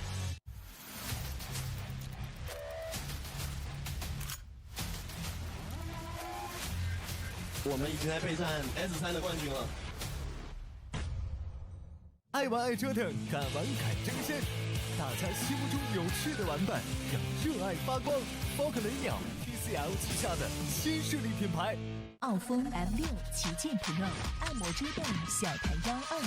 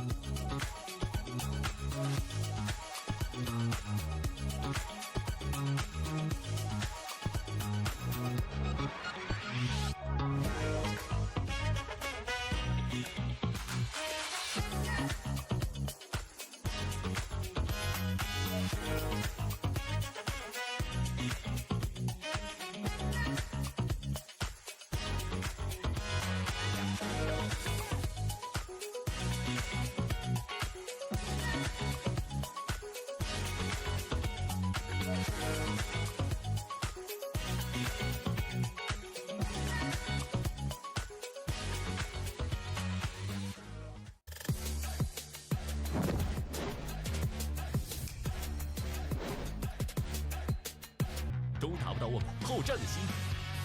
全力以赴，电能闪耀，生而好战，永不言弃。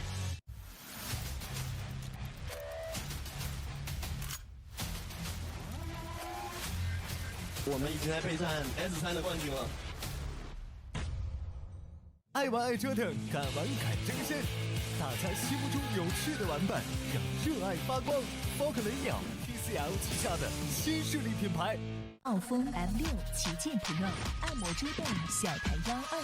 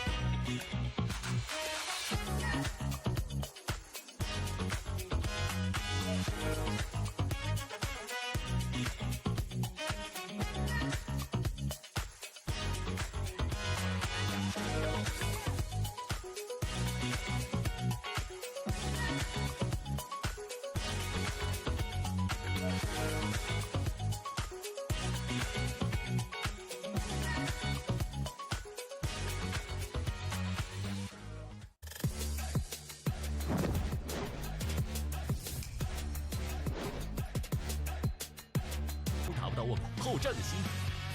全力以赴，电能闪耀，生而好战，永不言弃。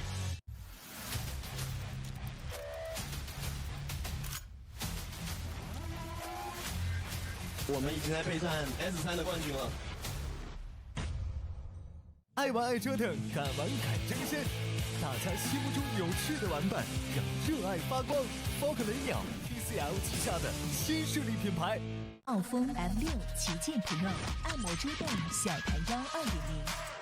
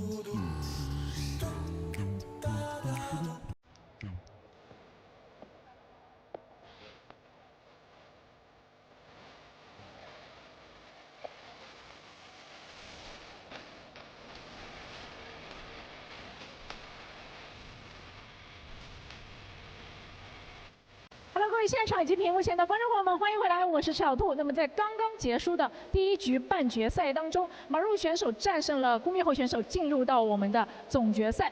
距离我们的总决赛已经越来越近了，接下来最后一张门票将花落谁家？我们会在接下来的比赛里面为大家揭晓。那让我们现在以最热烈的掌声欢迎我们半决赛的另一组选手。首先，让我们欢迎 Hero。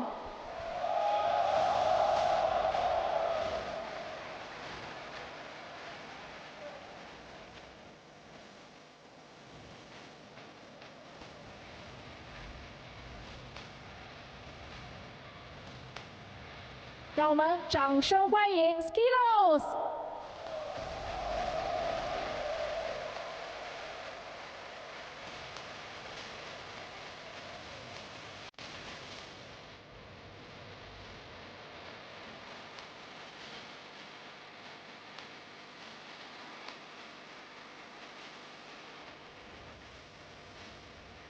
好的，那在赛前也对两位选手进行一个简单的小采访，先来采访一下我们的 Hero 选手。那在今天的比赛前，有没有预测到你半决赛的对手会是 SCBoy？ 能评价一下他昨天的表现和发挥吗？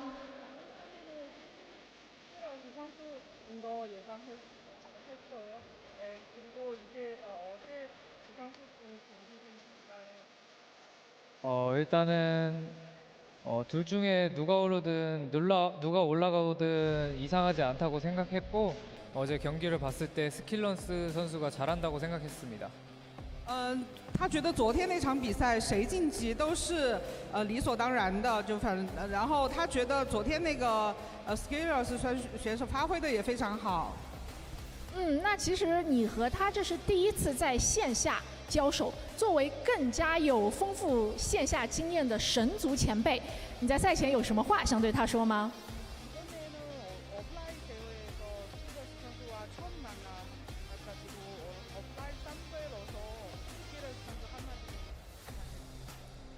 일단 온라인에서 대회할 때 스킬러스 선수랑 온라인에서 대회할 때 제가 좀 억울한 부분이 많았는데 오늘 다 프로 해치고 오프라인의 위험을 보여드리도록 하겠습니다. 他说就是他们在线上交手的时候还感觉到有一些困难嘛，但是在线下的时候他就比较放松，他觉得今天会就是给他展示一下自己。就是意思要给他一点厉害看看是吧？好的，那我们也是要来采访一下他的对手 SCBoy。那其实昨天的表现非常的出色，而且这2天其实我经常看到你就是训练到非常晚，训练到深夜。那针对今天的比赛，昨天晚上有没有再去做一些特别的训练呢？ So SCBoy, you played pretty well yesterday, and we also heard you practice at hotel in the evening. So do you have any specific preparation for today? Yeah, I prepared hard today and yesterday, and I'm very confident in my preparation actually. So I'm very hopeful for this match. 我昨天发挥的不错，那么我昨天晚上也有一些准备，我对我的准备的信心非常足。是的，其实刚刚在赛前我有问他有没有信心可以赢，他告诉我他可以赢。那其实你现在是我们场上唯一一位欧洲选手了。你接下来要面对到的全部都是韩国赛区非常顶尖的选手，你有信心从韩国赛区的选手上面把这个冠军夺过来吗？对他们放一句狠话吧。So SCBoy, now as the only European players in the semifinals, do you have the confidence to win the tournament against the 3 Korean players? And also, do you have any trash talk against them?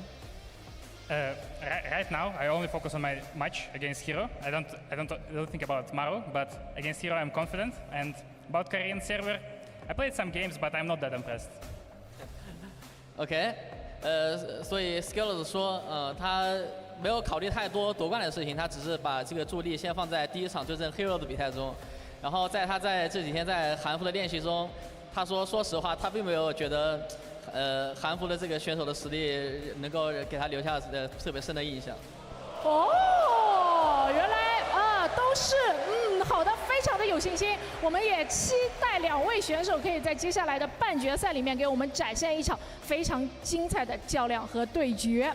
非常感谢2位选手。那我们的 StarsWar 11星际争霸2线下赛半决赛由 Hero 对阵 Skills 即将开始，凭热爱共传奇。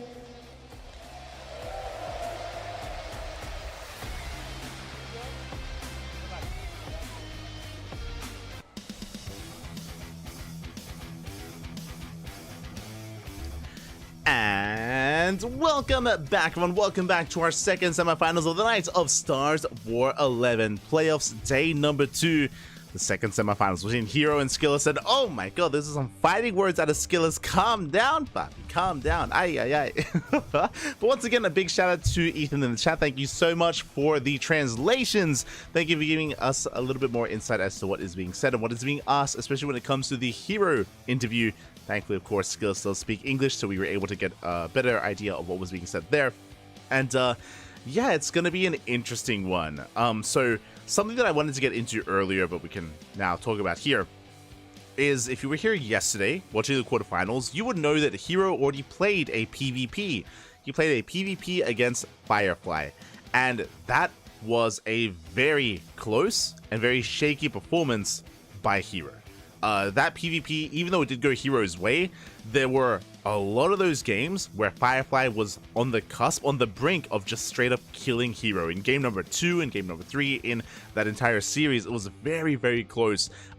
So again, I recommend watching the VODs. Like, Firefly played very, very well, but likewise, the skill gap between Firefly and Hero seemed smaller than we would otherwise would have thought it would have been. Whether it was, you know, the state of play of Hero or how good Firefly is, yet to be determined. On top of that, Skills also has that series to study, that series to look to prepare for this semifinals match as well. What I'm hoping for here, I mean, despite saying all that, Hero is still the favorite player. 100%, Hero is still the favorite player. I said earlier that, hey, Hero, he's the best Protoss in the world, at least the best Protoss offline, arguably the best Protoss online as well. And coming into this, it's going to be still a mountain to climb, but Skills has a lot going in his favor here, and he can definitely bring it to him. I want to believe that this time it won't be a 4-0. I know I said something very similar in the last series between Maru and Gumiho. That was a much more dominant performance there from Maru. Gumiho had his moments, don't get me wrong, but Maru was still looking terrifying. Here, PvP as well as a matchup is much more dynamic. It's much more chaotic. I don't want to say that it's coin flippy, but it can just be really intense and things can escalate out of control very, very quickly here. It feels like a much more unstable matchup compared to TVT, for example. So, I mean, hey, you can use that to your advantage here. So, I'm excited. I'm ready for it. Hero versus Skills. We are getting ready. If you're in the Twitch chat, predictions will soon be open. They're soon going to be open here, so you can place your bets on how you think this series will go, how you think it will unfold, whether it goes one way or the other. We'll soon have that ready for you. We'll soon have that ready. The crowd reaction, it was great. It was great when Skills was like, yo, these guys, they're not really impressing me, Poppy. Oh my god. Crazy. It was good. It was good. I love it. Riling up the crowd. Oh. And yeah, here we go. We are just setting things up. Lobbies being set up as well. I imagine vetoes are underway. When it comes to this best of 7, it's a PvP, so the vetoes might be a little bit different. I expect Dynasty to be vetoed. Side Delta is going to be an interesting one, whether that's vetoed or not. Side Delta has its own unique playstyle when it comes to the PvP matchup. So does Dynasty, so does Post-Youth, to be fair. A lot of these maps are very unique, and they do kind of lead to different playstyles and different builds as well, different advantages. So I'm curious if, especially Side Delta, will or will not be vetoed alongside some of these other maps, like Dynasty, like Post-Youth, like Ghost River as well. I expect this series to be a little more chaotic and a little more aggressive, from the side of both Skills and Hero. I think Skills really surprised us yesterday, especially in Game 1. If you remember, Skills played against Oliveira on Dynasty, and Skills had a wild one base all in. And I'd never seen it before. I'd never seen that build before, and he was asked about that build in the winner's interview afterwards, and he himself, which is kind of weird. A bit weird.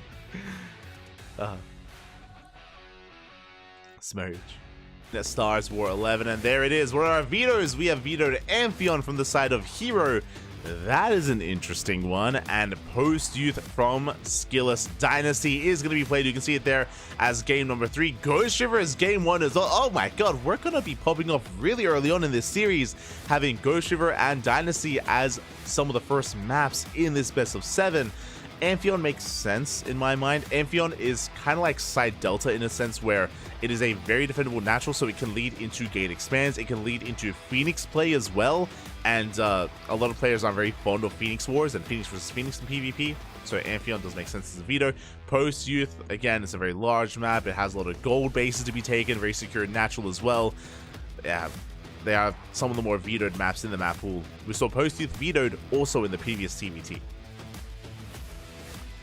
Here we go, we are getting ready to dive into this. The vetoes are done, lobby has been made, and you know what that means? That means it's time to predict. If you're in the chat, predictions are now open for the next 2 minutes. Place your bets on who you believe advances on to the grand finals to face off against Maru. Will it be one Protoss or the other? It is up to you to decide.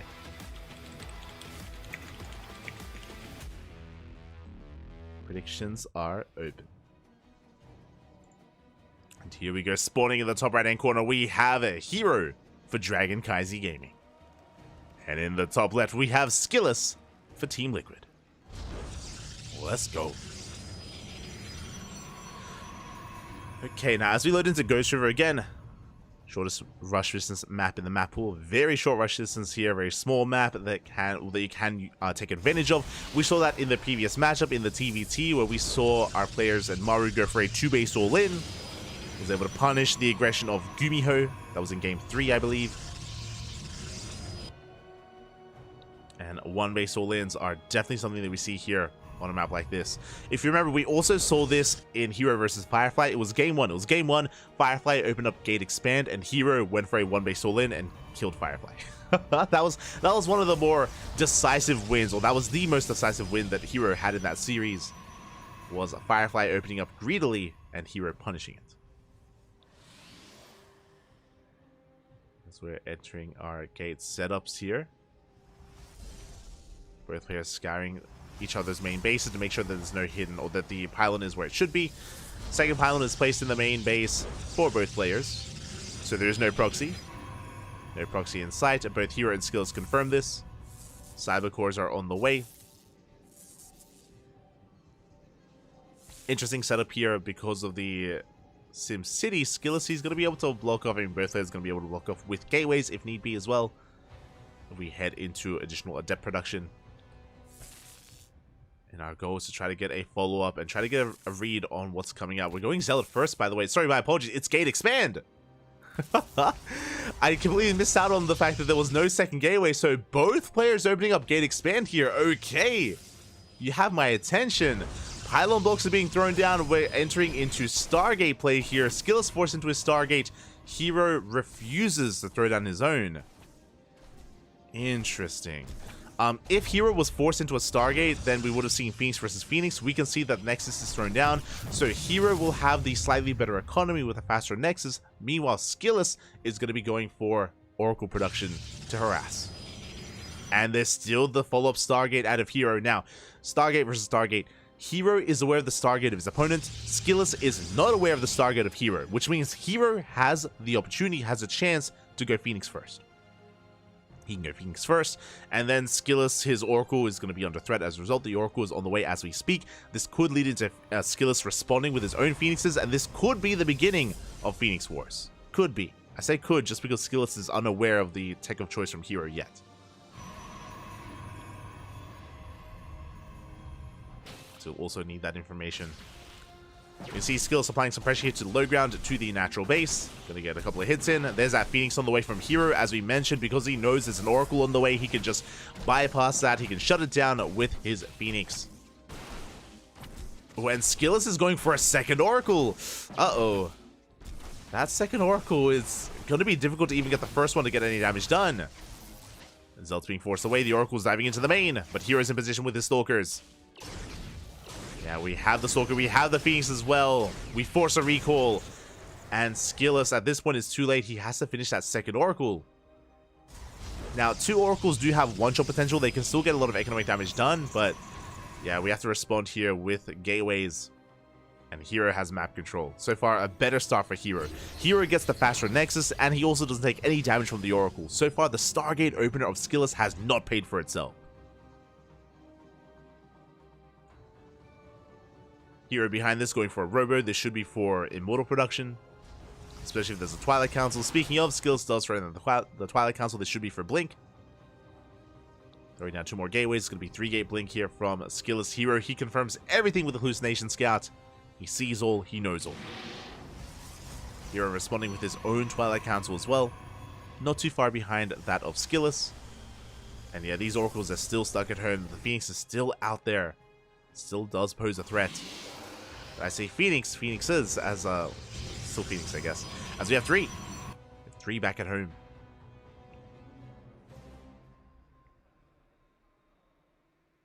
We'll shut anything down. The game is going to be settling here, but again, Hero has had a slight lead, or has had a lead throughout the course of this game so far. Immortal production has commenced to make up for our lack of Stalkers, and now Hero's working on additional Gateways. So Skillus will have more Blink Stalkers, or more Stalkers in general, as you can see here. Hero, he's going to have to rely on his Phoenixes and Immortals and his control and his positioning to survive.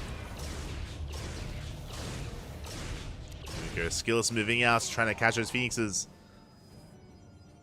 Glaive's on the way from Hero, not Blink. Okay.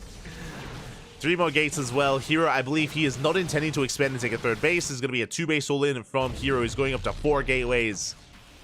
Immortals, Adepts.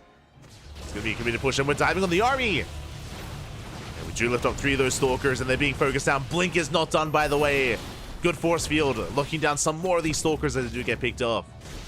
At the same time, here come the Oracles. They bust into a mineral line. 4 probes go down, but we shut down the Oracle. We shut down at least 1. And here comes that prism for Hero. He's pushing. Skillus, yet to really determine what's going on. He does have some Stalkers, but he did lose a big chunk of them.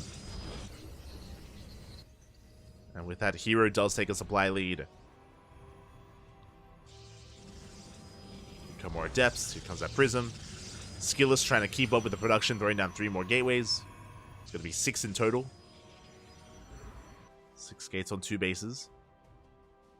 Decent Stalker count. Hero is moving out. Bearing in mind that Skillus does have Blink. But Hero can lock down some of those Stalkers with his Phoenixes. Hero trying to bypass the army. Here come more Adepts. Ooh, these are late shield batteries. Again, Skillus didn't realize how committed Hero was until now. And now it might just be too late. We get a stasis in the main base. 3 probes get caught out. Here comes the army. We have 1 shield battery that's ready at the natural. Don't quite commit to the shade. We're about to have 3 shield batteries plus an overcharge. The Hero is pushing in just before the shield batteries finish. Or just as they complete. Yes, Stalkers, they are locked down. The Adepts, they commit to the shade. Overcharge is popped. The shield battery safe and sound. The Adepts, they annihilate the mineral line though. 11, 12 probes go down, but the Immortals are exposed. Good pickoffs here by Skillus. He does shut down 2 of those Immortals. And Hero has to back off. Remember, Hero does not have... Well, I mean, neither player has a 3rd base. Hero has to retreat. Hero's army doesn't scale well into the mid-game. He's down to 1 Immortal. Skillus does dive in, snipes the Prism. Gets the War Prism, gets the Immortal as well. Good pickups here by Skillus. Going for the Adepts. He collapses here on top of the main army. At the same time, Hero going for a big counter-attack. He has to. Once again, threatening that economy. Threatening those probes. And we're going for a base trade. Skillus doesn't turn around. He's pushing towards the natural. And honestly, I want to favor Skillus here. I know that Hero is up in supply, but a lot of that supply is in workers, and he forces the recall. We have an Immortal. That's huge. God, and that's so many Adepts. That's far too many. We're hoping to lock this down. Skillus unable to deal much damage at all. He gets 8 probes. Again, with the help of this Immortal, Hero holds. And the longer this goes on, the better it is for Hero. Why? Because Skillus is on 1 base economy. He has no saturation at the natural. He lost every single probe. Down to 23 workers. The longer this goes on, the worse it becomes for our red Protoss. And once again, we bypass the army. We head straight for the natural, making sure there is no economy. Once again, the Immortals left exposed. Immortals are going to be going down, but the Adepts are shading in. The Adepts are working towards that main. They blink away, they dive on the Stalkers. Immortal goes down. But the Mass Adepts... Oh, at the same time, though, the Oracles are going ham. Good counterattack here by Skillus. I mean, the Phoenix count was reset. No more Phoenixes. And the Oracles, they get 15 probes. Very nicely done. Now, Hero also has a crippled economy. Skillus is still in this. Skillus just warping in as many Stalkers as he can. The Prism is left out in the open. Hero! Do we go for the blink? And right now we're focusing across the map. The Prism, it looks like it barely will escape. We get 10 more probes in the main base. Oh, and it looks like the Prism went down. At the same time, Hero, annihilating the economy here on the low ground. Skillus committing once again to the base trade. Pushing into the main base. There is an Immortal. There is a shield battery. Yeah, boys, they have to be pulled. We dive on the Immortal. We focus it down, and it gets 2-shot. The Immortal falls at the same time. Adepts bust into the main base. And who comes out on top here?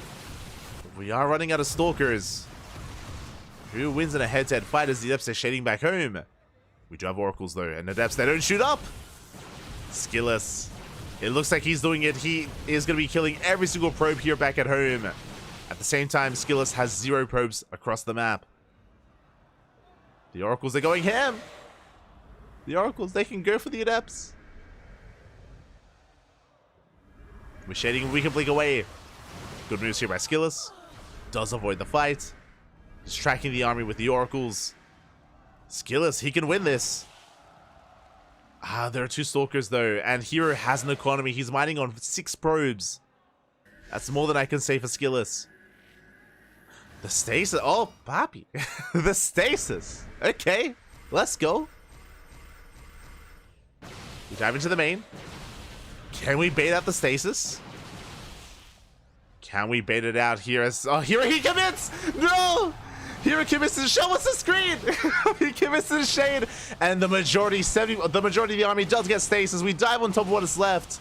Adepts are going down. We're going for the kill. We're going for the main army. There's 3 Stalkers left. We have the overcharge, but it's not going to be good enough. Shield battery goes down. Boys are being pulled. We pick off 1 Stalker, and he does it. GG gets called. Skillus takes game number 1. Whew. GG. Oh my god. GG, well played, Skillus. He does kick things off here with a point on the board. Again, a very chaotic game. It was 2 base versus 2 base. Hero committed with his all-in, but there were a couple of crucial moments here where I feel like Hero was overconfident. And we saw this yesterday. There's a reason why I brought up how Hero was looking shaky against Firefly, and not when it came to his micro. Like, Hero, his micro and his control is solid, but there were some questionable shades. Specifically, I'm referring to his push towards the natural. There was the moment when Hero shaded into the mineral line, and he exposed his Immortals, and he lost his Immortals immediately. Then it just became Adept versus Stalker, and that's why Skillus was able to hold on, was able to defend, was able to protect his natural, and have a chance here, go for his own counterattacks, have the back and forth. Time and time again, Skillus, he was very opportunistic there, catching Immortal after Immortal, Prism after Prism.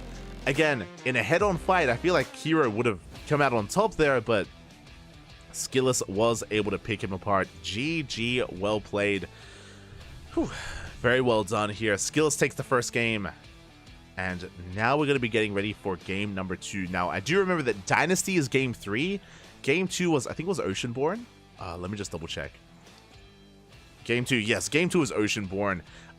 Because that Oceanborn is more of a standard map here, so I expect our players to calm down a little bit on Oceanborn, but a very chaotic game on Ghost River. I expect another chaotic game on Dynasty as well in game 3. Oceanborn is going to be a good opportunity, though, for Hero to fight back. We'll see, though. We shall see.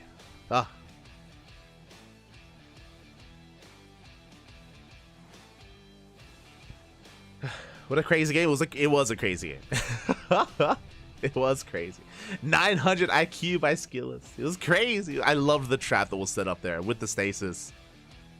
That was a great way to bounce back. Again, Hero did not have to engage. Remember, Hero had a better economy. He had mining going on, but he did not have blink. And, yeah, beautiful setup there from Skilless. Showing us all why he is in the top 4. Why he has made it this far. And yes, Skilless has been looking very impressive as of late. Not just in this tournament, I should add, but in general. If you remember, Skilless was the player that eliminated Raynor from this tournament, from the qualifier. So Skilless has been getting better and better results. I know for a very long time, Skilless was top 3 Protoss in EU, but he was, it did always feel like, even though he was straight up one of the best players in Europe, there was a bit of a gap between players like Skilless, and a gap between him and like Showtime and Raynor and Cyril, for example. But this year, these past couple of months, Skilless, he takes down Raynor. Skilless, he took down Showtime as well in EPT EU, the regionals. Did take him down there. So Skilless has been improving, has been leveling up. It's been like a slow rate of improvement, but he has been doing so. So it's great to see him now showcasing that here on the stage on full display. And we'll see if he can go even further. Already, like, I got what I wanted, right? Like, all I wanted was to avoid a 4-0. That's all I wanted. I didn't want to see a repeat of the upper semifinals. We're almost there. Personally, I want a back and forth. I want us to go the distance here between Hero and Skilless. Send it, Patty. Send it.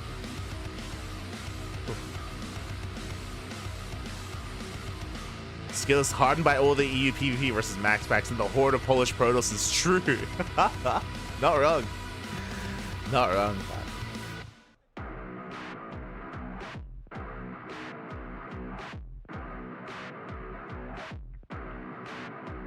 Here we go. For now, just showing some of those highlights, showing the moments, of course, where Skilless was able to catch out the army, break the back here of Hero. The fist bump once again. Love to see it. Let's go. And now I'm sure the gloves are coming off. Now it's time for Hero to get serious. It's time for Hero to fight back. Can we tie things up 1-1, or will Skilless continue this lead? Keep going with that momentum and go even further. Oh boy. And Skilless, he was saying that he was confident coming into this. I'm sure this is helping with that. Despite that, of course, Hero is still a terrifying opponent here. He cannot let this win get to his head. Can't celebrate yet here. It's still a best of 7. Still plenty more games to come. And here we go. We're getting ready for that second game. As we can see here, it's going to be Oceanborn coming up next. The lobby is being set. We're getting ready to dive in. Oh boy.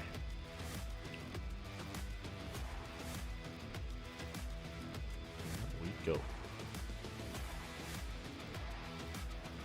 They're around the same age. Yeah, most of them are around the same age. I mean, there is like the next generation of players in the EU, like Baby Marine and like Eva, for example. He was like 15. Here we go. We're diving into this. Huh. Into game 2.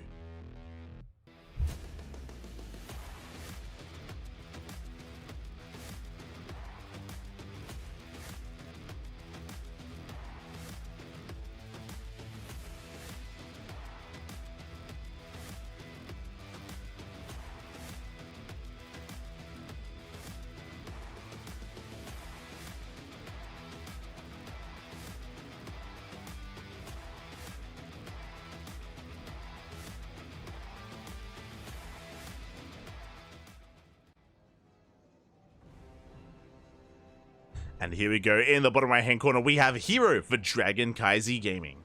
And in the top left, we have Skilless for Team Liquid. Here we go. Okay, interesting. Already Skilless spicing things up, throwing down his pylon. right next to his base, sending out 2 probes as well. We're going for a proxy. Skillous keeping up with that momentum, keeping up the tempo as well. Going for a 4. He's going for a cannon rush. Oh my god. It isn't just a proxy. He's going for a cannon rush of all things. Let's go. When was the last time you saw a cannon rush here at this level of play? Oh my god. The pylon has been thrown down. Second probe is on the way. We can see Hero pulling some of the boys. So far, good positioning. We do have access to a worker. We do wall off. Quick moves down. Oh! Quick moves there out of Hero. He almost catches the probe. But again, so important that he does wall off there on the high ground. Ooh, the first probe goes down. The second is still alive. Cannon is on the way, but he has no access to the high ground. He has no access to the main base. Things are looking a little bit dire here. Gateway gets thrown down as well. 1 pylon falls, but we do have a backup pylon. Bearing in mind as well that all these workers for Hero are also locked out of the main base. They cannot go back to mining. And there's going to be 6 probes not mining here for Hero. But the gateway is going to be cancelled. More cannons on the way. That probe is 1 shot away from going down. Cannon finishes. Cannon finishes. Cannon does fall here. Just too much DPS. And Hero, he will shut this down. He will defend. The cannons fall one after the other. Skillous desperately trying to make this work. He comes in with a third probe. But still no way into the main base. He rechecks. GG gets called. And Hero ties up the series 1-1. Whew. GG, well played. The MVP of that game, that pylon. What I'm referring to is that Hero, he was so quick to just fully wall off the main base. He just completely walled it off, which meant that there was no way for that cannon rush to really gain any momentum, to really gain any access to the main. We saw multiple times Skillous try to slip into that main base, but there was always a full wall off there waiting for him. Hero does shut it down at GG. Again, it was a cheeky move there from Skillous, but did not pay off. But once again, this shows us that Skillous is willing to do anything. He's an animal. I spoke about this in regards to the quarterfinals match. If you missed out on it, I mentioned earlier how Skillous played against Oliveira on Dynasty, and Skillous went for a 1-base all-in, and he was asked afterwards, like, how did he come up with it? He said he came up with it literally just before the game. Like, he just came up with it on the fly, didn't know what he was doing. But he had no kind of plan for Dynasty, and it was kind of off the cuff more than anything, and yeah, he's crazy. Let's go. I'm ready for it. GG, well played. Hero, he shuts down the cannon rush, and now things are about to get even more interesting. We're not calming things down because up next is Dynasty. Dynasty, of course, a very unique map. It has a gold base that you can take as a natural. Likewise, you can also punish that gold quite hard if you do apply pressure with your adepts, with your stalkers. More often than not, we see players avoid the gold. But we'll see what both Hero and Skillous have in store for us. Let's go.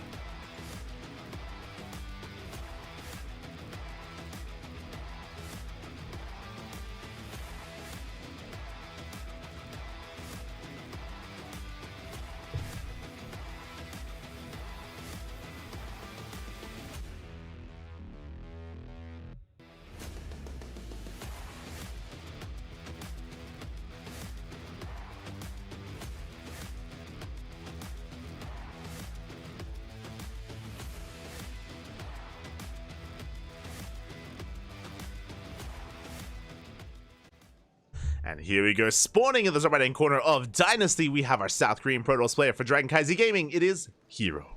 And in the bottom left, we have a Team Liquid, the red Protoss, Skillous. Whew. And that was a very fast game number 2 there, so we've already tied things up 1-1. We do have a series, we have a back and forth, but the question becomes, how do we open up on Dynasty?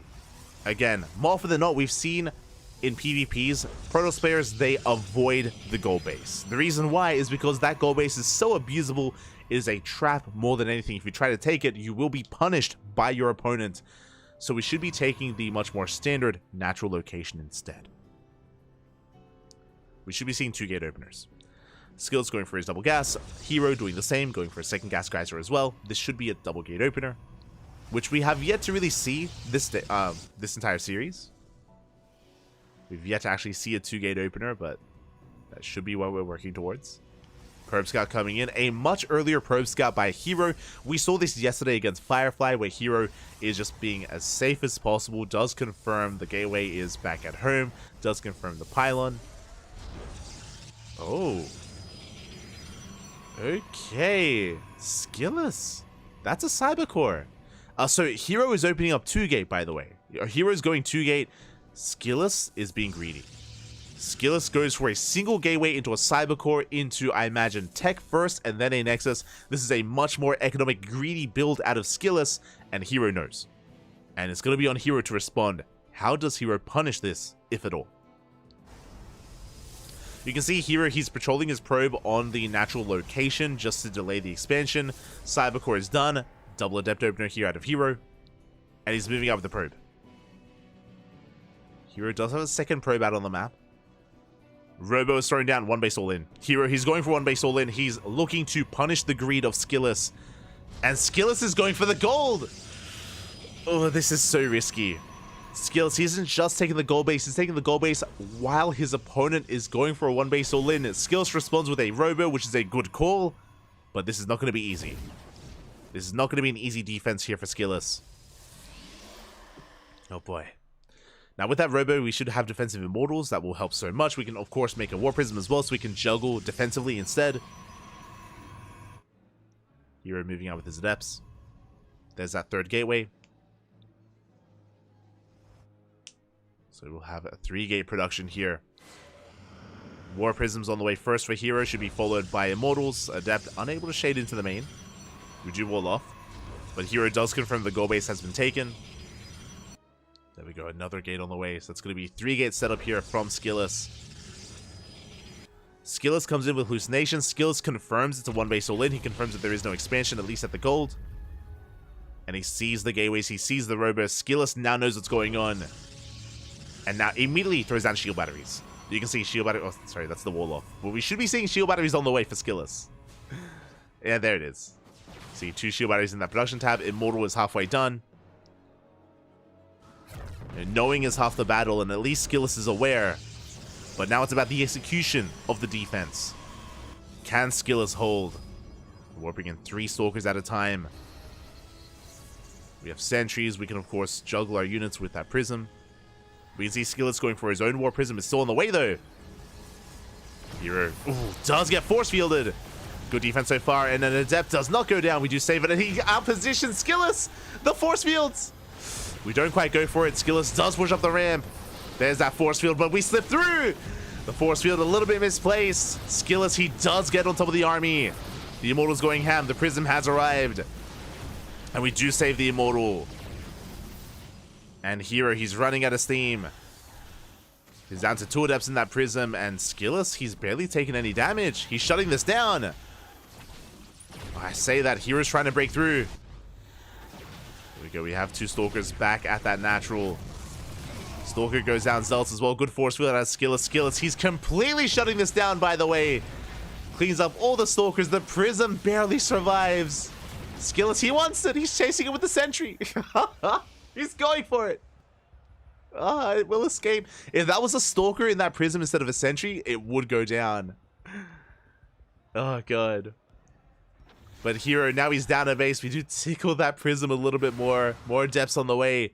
And Skillous is going for his own counterattack. He has successfully defended. And now he's pushing. And Hero is in trouble.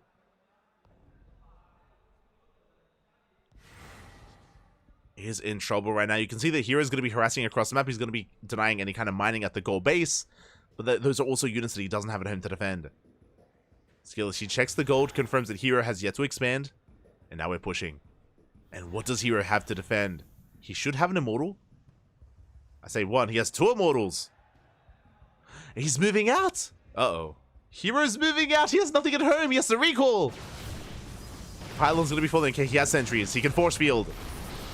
Speaking of, though, we catch the sentries. Hero's sentries go down. Does catch an Immortal in the center of the map. Good pick off there by Hero. He's racing back home. Gateways are going down. It's 2 Immortals versus 1. How well can we juggle? There we go. There. Here comes our 3rd Immortal. Yeah, Skillous, he's forced back. He has to back off. He has to retreat. He cannot break this. Ooh, bleeds out an Immortal. Bit of miscontrol there out of Skillous. And Skillous has to be sure not to lose his lead. Does catch some Adepts. Good force fields. Skillous back at home going for a Stargate. Amassing his army. Trying to go for his drop, but Hero does defend. And remember, Hero has 3 Immortals going for the double drop across the map. Hero he still has a chance. He's still in this. Forces the recall. Does force the recall. Ooh, they good control so far, but a Stalker goes down. Yeah, 2 Stalkers as well. Going for the defensive warp in. Nice juggling here out of Hero. Here he does almost focus down every single Stalker. 2 of them survive. Very nice juggling out of Hero. Yeah, when it comes to individual unit micro like this, Hero has some of the best in the world, if not the best in the world. And Hero is now up to 4 Immortals. It's a terrifying army. And again, because Skillous bled out his second Immortal earlier, he's in trouble. Now, Skillous is making Phoenixes. The Phoenixes will help when it comes to dealing with the Prism. Phoenix has arrived. Oh, the Immortals, they come in for a backstab. They do take down a Pylon. The Sentry will shut down the Prism, though. Yeah, the Prism should go down. Stalkers are coming in to save it. A couple more shots. Oh, the Prism survives. It's pretty big. At the same time, Adepts, they try to shade across the map. Hero does notice. Does warp in. Again, this is still very close. Adept shading into the main. They can focus down some probes. They get 1.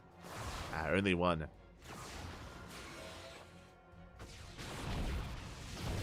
Oh god, and Hero, he's up to 5 Immortals.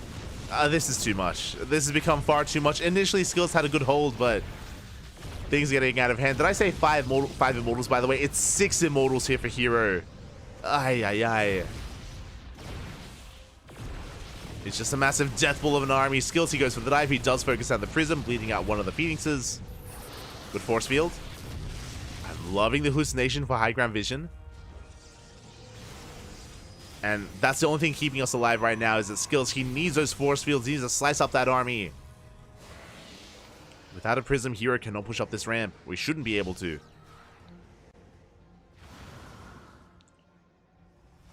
Now, Skillous is still mining from that gold, but we spoke about it. This gold is so abusable, and Hero, he rotates around and he's dying any kind of mining at this gold base. And what can Skillous do? He can't engage. Cannot engage, going for a counterattack even. Phoenixes are being active. They do catch an Adept. Yeah, you can see Skillous trying to mine from that gold base, but it's not going to happen. Oh, we catch the Prism! Up! Yeah, War Prism is going to be hunted down. Good pick up here. The recall gets wasted. Hero fighting back. Oh, sorry, Skillous fighting back. Skillous, he does get eyes on the natural. Adept say shade into the main base. Ooh, probes are going down. Both players are hurting. Good pickups here by Skillous. Again, he confirms the gold. Denies some mining. Meanwhile, oh, Hero looking to kill the Nexus. And suddenly, Skillous is all in. He's becoming more and more all in. Ooh, the Immortal's taking a lot of damage. Phoenixes try to come back. They get punished. Phoenix almost goes down. The Nexus falls. And again, Skillous just could not do anything about that. Cannot push into 6 Immortals. We're going for Disruptors. That is a way to counteract this. Again, Immortals, they aren't very mobile. Dodging Novas is not what Immortals are known for. Ooh, but we catch the Phoenixes. We get 2. That's huge. Like, the hope, the goal for Skillous, I'm sure, was to try to CC those Immortals and focus them down. Or take them out of the fight. Hero takes an economic lead. Skills moves out, he catches one Stalker. That was a lot of force fields though. That was a lot of energy. And here he's got the better concave, catches 3 sentries.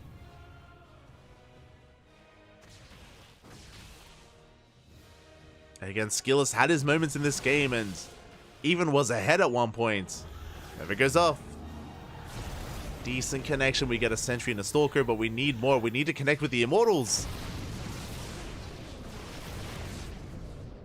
Skillus trying to take a fight. Force fields coming in. We catch the army.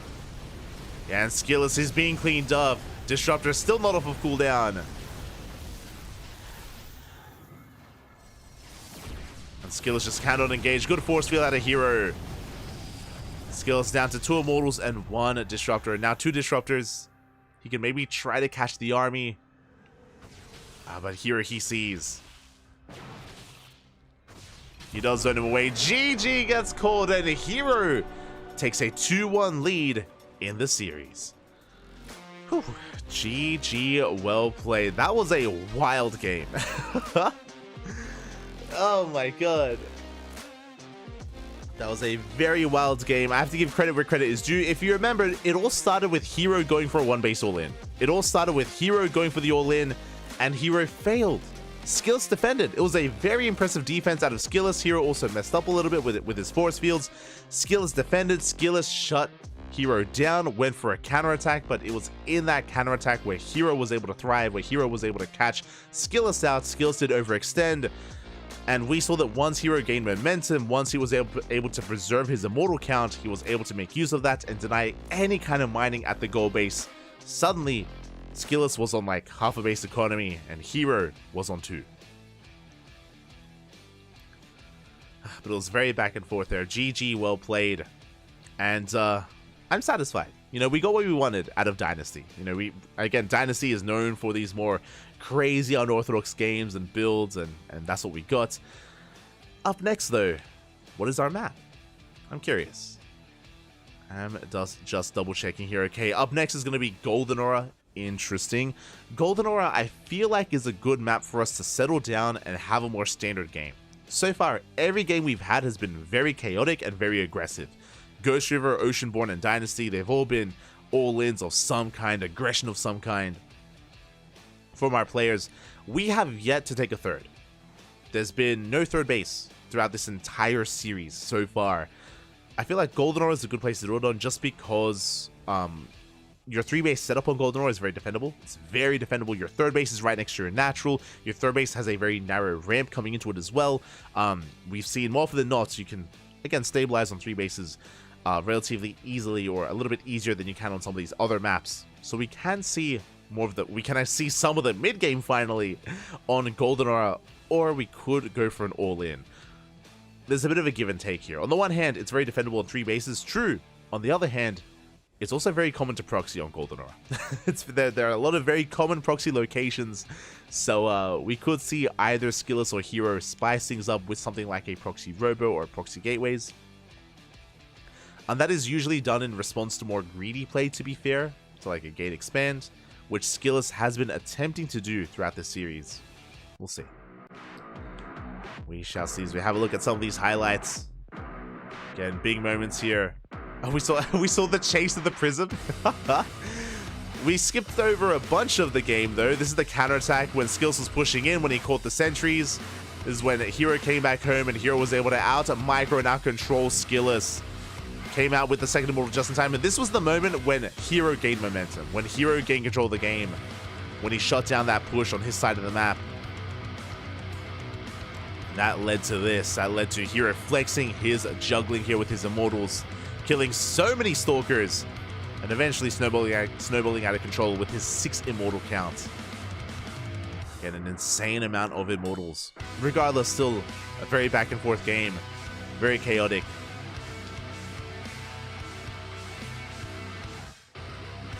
And I would love to see this continue to be a back and forth. I would love to see us go the distance and maybe even get an ace match. We'll see if we can get there. We shall see. That was a true PvP. This series has been a true PvP. Entire series, man.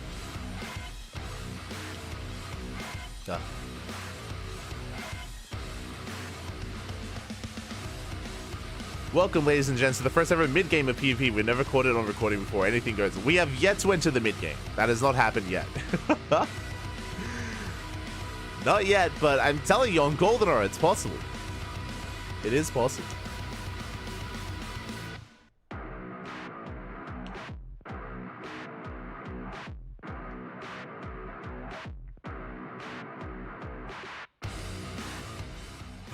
Is possible here, as it looked like for a moment Skills did ask for a small break. Did need a moment to gather his thoughts. Likewise, same can be said for Hero. It's a very, very tense moment here so far. Again, especially because even though Hero won that game, it wasn't a clean game. there was nothing clean about it. Very messy, very chaotic, very back and forth. I mean, his micros, Immortal Control was clean, true. But the game state itself was very much so in flux. And here we go, we're setting up our lobby. Game number 4 is on GoldenEye. Will we see a third base? Will we get up to 3-base economy? We're here to fight. It's not gonna happen, is it? It's not, it's not gonna happen. Nah. None of this series. Here we go.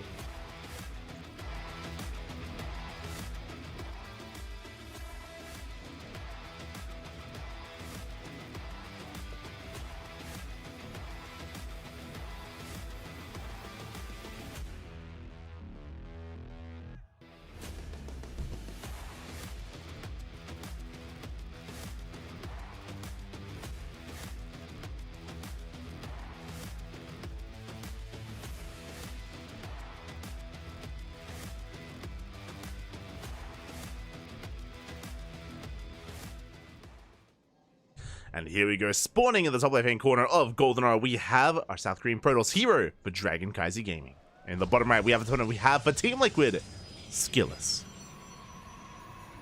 Skillis currently down in this series, but looking to bounce back in Game 4. Here we go again. We spoke about some of the features of this map of GoldenEye, about how defendable your 3-base setup can be, much more than some of these other maps. That is true. But the rush distance by ground is also still relatively short, and there are a lot of proxy locations available as well. Not saying that we have to go for a proxy for an all-in, but you can even go for a proxy starport, sorry, a Stargate, for example, for some Oracle harass to get into a longer game. You see Skills opening up double gas. Hero. Keeping my eye on Hero's gas count here. Gates are on the way. Hero not taking a second gas geyser. Is he going for a gate expand? Is it Hero's turn to be greedy? How the turns do table. Okay, let's go, Bobby. Hero going for a gate expand. Skillis opens up 2 gate. Basically, now the roles have been reversed. Hero's going to be the more economic player. This means that now the onus is on Skillis to be aggressive and for him to go for a 1-base all-in instead. And there's a Nexus. There's that Nexus from Hero. Skillis with his Probe Scout will confirm the greed of Hero. He sees, now he knows. And how does Skillis respond? We're keeping an eye out for a Robo, for example. We're keeping an eye out for another gateway, a proxy gateway even. Skillis checking for any further attack. Again, it was a single gas opener, so no further attack is available. Moves out with the second probe. We're going for the all-in. We're going for a proxy. It has to be. Show us the pylon. Skillis here on top of the logos. On top of the sponsors. Dead set in the middle of the map. We have a proxy pylon. We are not going for a longer macro game. Skillis should be responding to this with an all-in to try to punish Hero. Oh boy. Show us the Robo. There it is. A proxy Robo. 1-base all-in at a Skillis. So now we're going to see how good is Hero's defense. We know that his offense is amazing. It's impeccable, right? We saw him earlier be able to break Skillis, able to out-micro, out-control him. But what about when Hero's on the back foot? What then? What then? As Hero's responding with his 2 more gateways, so he's going up to 3 gateways. Hero has yet to throw down a Robo, which is concerning. Without a Robo, there's no Immortal production. No War Prism either. So we'll see when and where that's thrown down. Hero now with his probe in the center of the map. He does confirm the all-in. He's aware. There we go. Now he throws down a robo. Now, what I will say is that if we compare this game to the one that we just saw, Skillous was much faster with his reactive and defensive robo. He was much faster with it. Heroes is late. I say late. It's delayed. I mean, that's a better way of putting it. It is going to be delayed here. Stalker takes some extra hits as well. Good trades from Skillous. The Immortal has arrived. Proxy Gateway has been set up. Again, it's 3 gateways for Skillous. Throwing down a shield battery in the main base. He's being safe and secure against Oracle Harass, just in case. There's a Stargate. And here we go. Skillous is pushing in.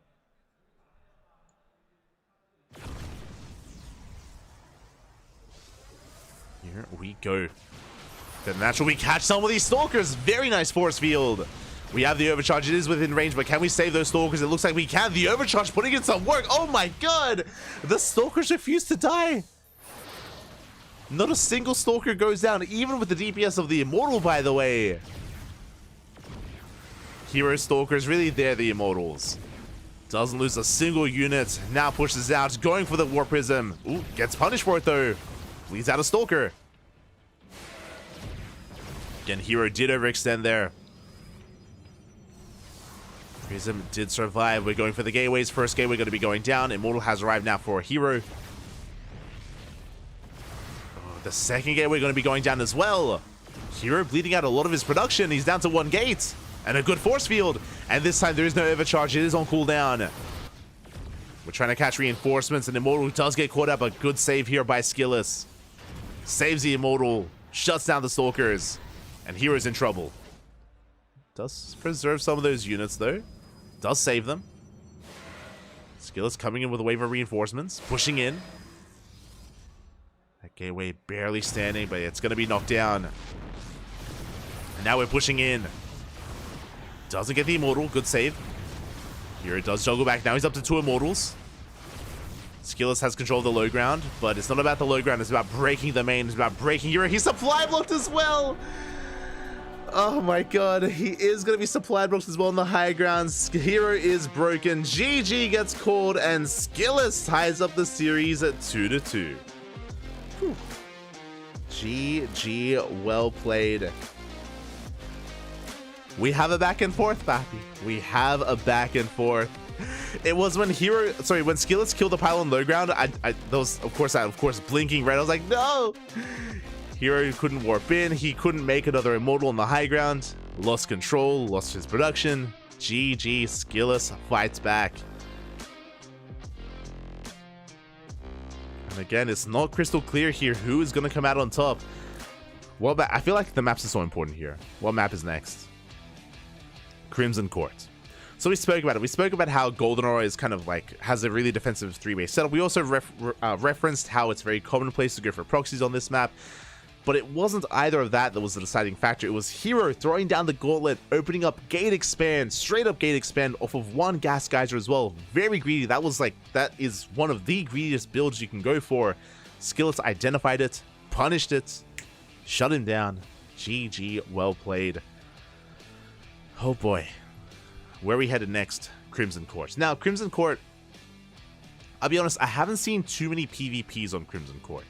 I can talk about the 3-base setup here, and I can talk about how, like, okay, on Crimson Court, you have a very defendable 3rd base at the linear 3rd location because it's so well fortified behind rocks and mineral walls. True. I can talk about the 3rd base in the center of the map, about the risk-facing gas geyser, where you can take it, you can go for it all in, but I shouldn't be talking about the 3rd because we have not taken a 3rd base this entire series, and it's not going to happen. It's not going to happen. I can't kid myself anymore. We're not getting the mid-game. It's not happening. Just aggression and all-ins. That's all we're getting here instead. In reference to that, there is no ramp coming into the natural. So the natural base on Crimson Court is a little bit more vulnerable, kind of like Golden Aura here, where you have no high ground advantage that you would on other maps like Site Delta or Amphion, for example, or even Post-Youth. Most of those were vetoed. So aggression can work out quite well. What I will say is that I feel like after what we've just seen, and after the back and forth that we've had, we shouldn't be seeing as this was the Immortal Stalker, the Stalker that refused to die. This was insane, by the way. The overcharge put in some work, but at the same time, we also, right after this, had the moment when Hero did overextend as well. This was a little bit later on when the gateways were going down, when Skillus was gaining momentum, saving the Immortal. But what I was going to say is that based on what's been happening here, based on this series so far, this was when Hero was knocked back, when Hero was supply blocked, and when Hero couldn't warp anything in.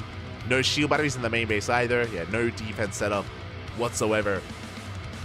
But because it has been set up, you can see here Crimson Court is coming up next. Side Delta is going to be a very interesting map, and it is confirmed that we're going to be playing on Side Delta. We'll get into that later on, but PvPs are very unique on Side Delta as well, because of the ramp coming into the natural. But Crimson Court is coming up next. Oh boy, who will take a lead in this series? We're tied up 2-2. Who will gain momentum here and be that much closer to advancing onto the grand finals? Let's go. Let's find out.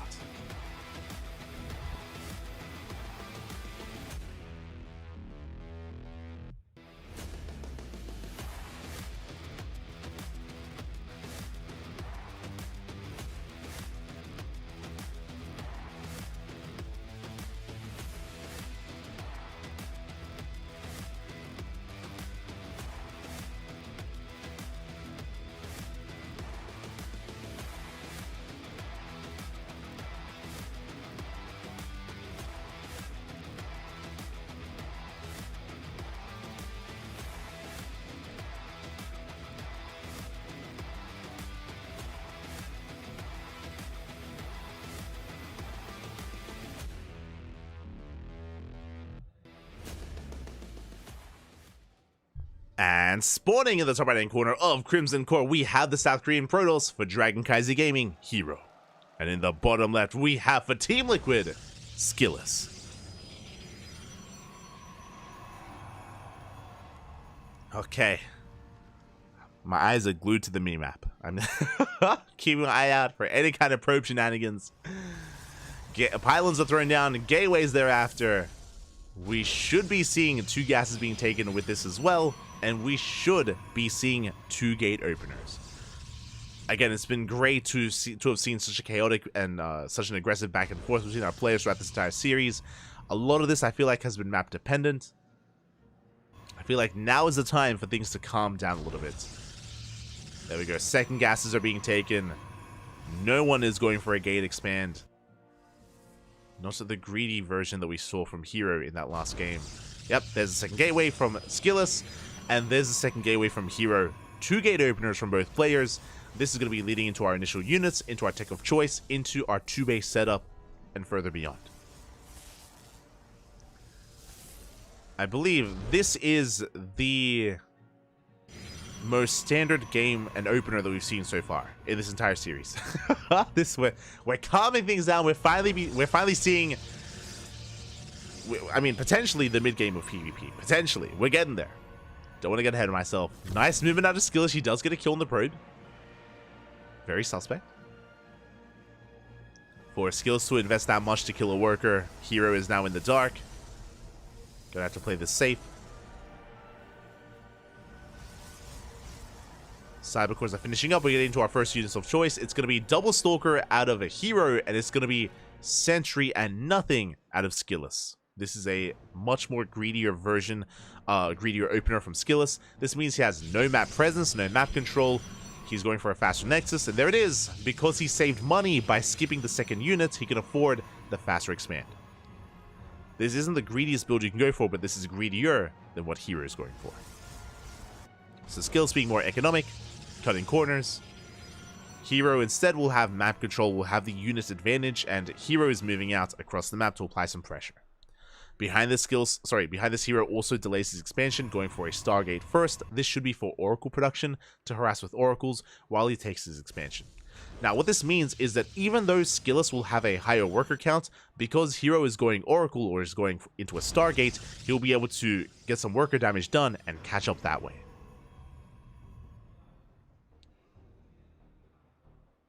So here he should be behind in the worker count, but not for too much longer. I mean, depending on his control, of course, depending on his Oracle.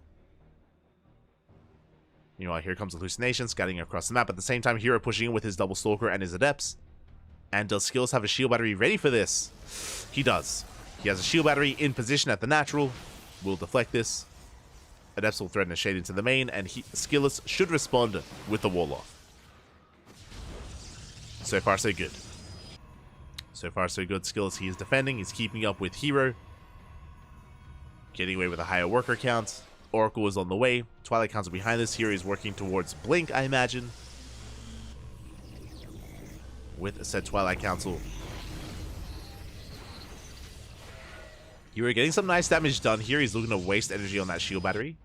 Reinforcing from across the map. Getting even some hull damage on that pylon as well. And the army is a little bit distracted. We're diving into the main base. We have Stalkers in position. The Oracle does not get damage done. Not yet. Good positioning by Skillis. Hero instead setting up a stasis on the low ground instead going for the pylon.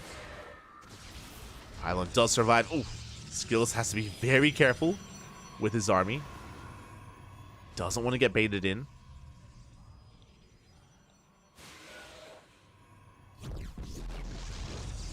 As we do threaten another shade, we do wall off in time. Blink is starting up. Oracle dips into the main base. We're getting some probe kills. 3, 4, 5 probes go down and the Oracle escapes. Good damage dealt here by Hero. And just like that, Hero, he's evening up the probe counts. 36 to 38.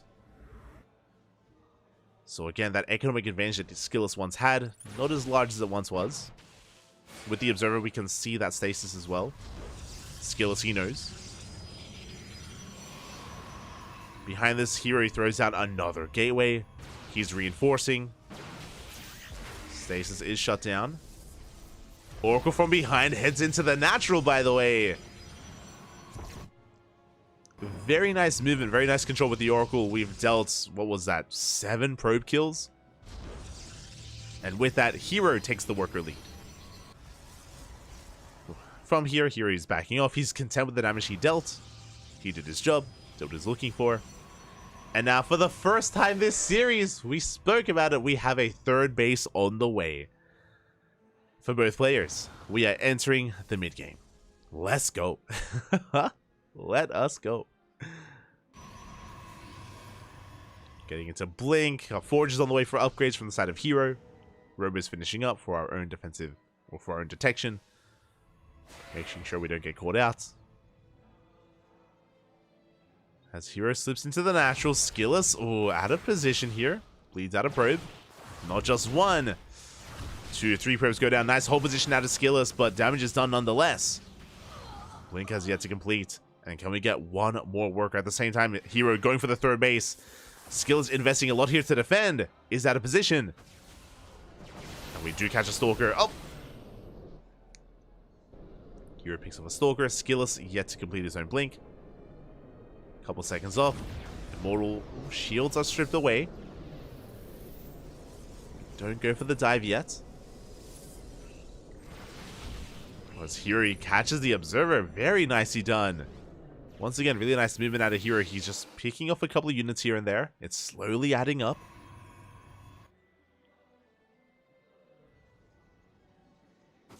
Hero also having that upgrade advantage with +1. Forge is still on the way for Skillis. Meanwhile, it looks like the Oracle's going to be thrown away. We get 3 more probes. That's 10 probe kills in total for that Oracle. It paid for itself. Did pay for itself. Skillis going for Glaives. Okay, bold move here from Skillis. But he is going to be committed. Essentially, Glaives are a really good way to dive on an army to get harassing damage done. Glaive Adepts don't really scale well in towards a longer game, like Charge would, for example. So it looks like Skillis is getting ready for one big push. There's that gateway explosion. 3 more gates on the way. Did I say 3 gates? 5 more gates on the way. Oh my god. Again, Skillis working, looking to build up a terrifying army. Still working on it. As he moves out with his main force. Trying to find that Observer. He will not manage to get it. Hero does get away. Or he's trying to at least. He's on the run. And Hero should be able to escape. Meanwhile, Hero, he's getting a 4th, by the way. Hero extending his economic advantage. Or slight economic advantage. Working towards a longer game. Skillus looks like he's setting up for a 3-base all-in. With all those gateways, with glaives, with +1. It's going to be all or nothing here for Skillus. And if Hero is too greedy, he can be caught off guard. And Skillus can break him. Hero has to be careful not to be caught out on the map. Has to be careful. We can see Hero setting up for a counterattack. With some Blink Stalkers. Hero has yet to invest into charge. He's going purely Blink Stalker. We have a fake hallucinated prism here on the right hand side. Looks like Skillus is looking to expand. I mean, he's set up to take a base here in the center, but it may just be for show. Yeah, it is. Just for show. Stalkers, they come in from behind. We scout the lack of gases here at the third. There's lack of gases at the natural. And Skillus, he's all in. He's sending it. He's sending everything across the map. It's all or nothing for Skillus. Hero has a 20 worker lead. A lot of the supply lead for Hero is in his workers. Skillus has an army supply lead. Here come the reinforcements. You can see Hero is trying to work towards a bay into disruptors. We're not there yet. +2 not kicking in. We dive on in. Shield battery gets shut down. No overcharge either for Hero. Decent force fields, good blinks. Hero does pull back. But Skillus is pushing into the natural base. Can be the production, can be the robo. Yeah, boys are going down. Hero, he can afford to lose them. Good juggling here with the Immortals. Overcharge is popped. Robo's going to be going down. No more Immortal production here from Hero. He's only got 2. He's down to 2 and Skillus is breaking through. Getting a good amount of economic damage done. He dives on the Immortals, gets the Prism first. And now the Immortals, they're exposed. They're going to be going down one after the other. And now it's only Stalkers left. Boys are being pulled, but Skillus, he may just have too much. Yeah, we're running out of units here. Hero, he's running out of steam, running out of Stalkers. And Skillus has done it. Hero was just too greedy. Again, he was up 20 probes. When Skillus, he was never intending to take another base. It was always the plan to go for this 3-base all-in with those glaives. Hero does have a decent Stalker army here. He's trying to hold on. But again, there's no energy left on these shield batteries. We dive on forward. Adepts into the main base. Hero trying to buy time, pulling back to his northern base instead. I'm getting some Firefly flashbacks. Not gonna lie. We saw Hero pull off a miracle defense yesterday. Can he do it again? With such a supply deficit, though, that's the problem here. Yeah, we're punishing those Stalkers. We chase them down. 2, 3, 4 Stalkers go down. Hero, he can't afford these losses. Not like this. And it looks like Skillus is looking to take a lead in this series. Takes down the Nexus. Dives on these Stalkers instead. You see here trying to buy time. Hoping to out-control and maybe even force Skillus to inefficiently split up his army. But it's not happening. Numbers are on Skillus' side. He hasn't killed the base yet, but again, he still has an economic lead. He can still reinforce. That's going to be a kill on the Nexus. And try as he might, even with the best blink control in the world, it's still not going to be enough here to make up for the deficit.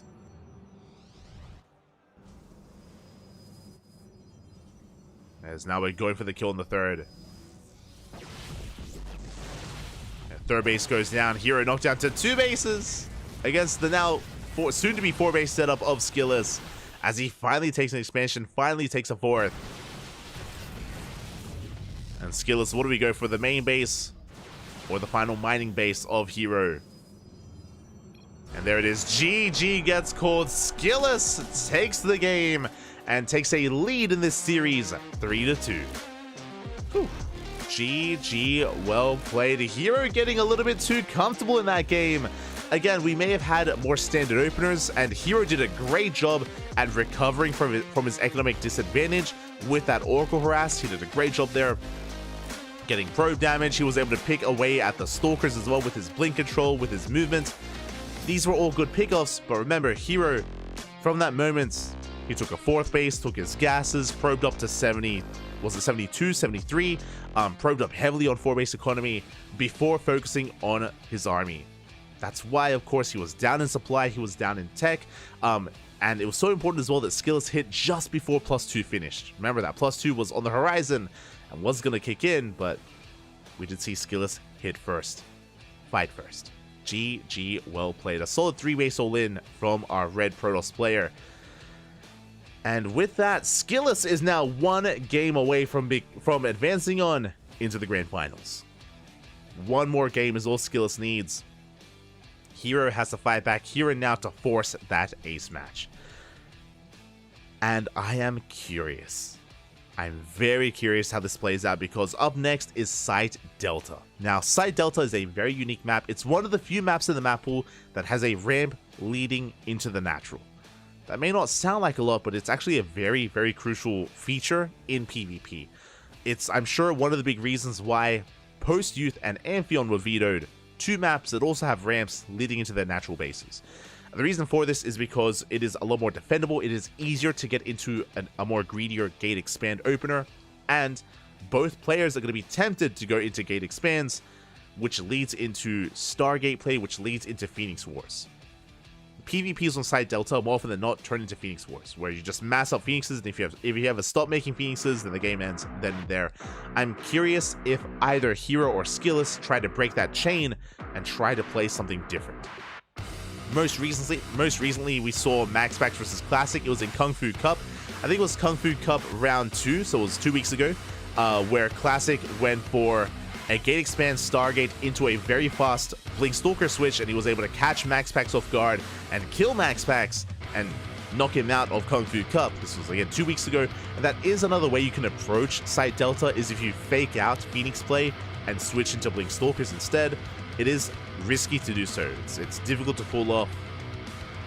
Classic got away with it because MaxPax was giving a little bit too much respect. It wasn't scouting well, or missed the scout, and we'll see how it plays out here.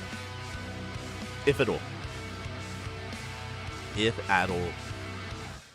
Again, these are the final moments, again, where Skillous went for his committed push, went for his all-in. Again, Hero caught with his pants down here. Was not ready for it. Didn't realize what was coming until it was too late. Basically, the moment Hero realized it was an all-in was when he harassed with his Stalkers. If you remember, just before that happened, Stalkers pushed into the into the 3rd base. Then he realized how little saturation there was, and of course, the lack of 4th as well. By then, it was too late.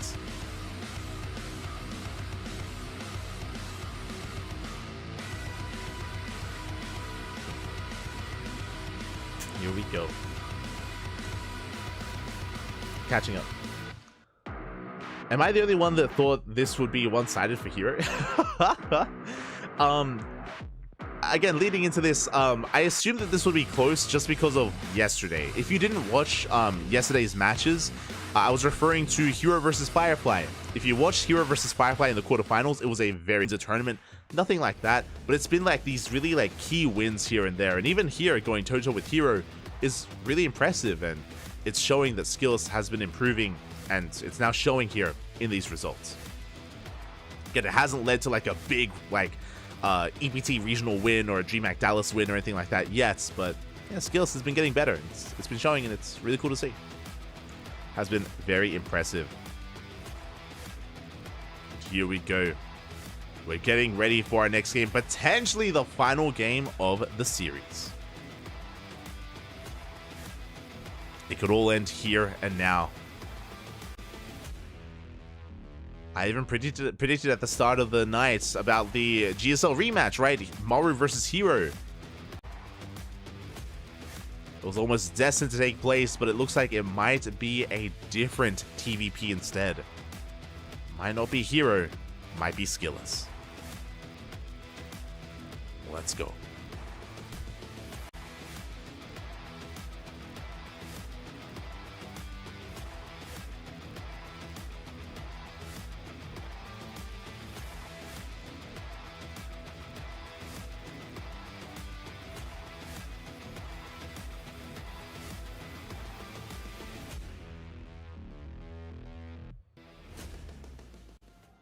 here we go. Spawning in the bottom right-hand corner of side Delta, we have our South Korean Protoss for DKZ, Hero.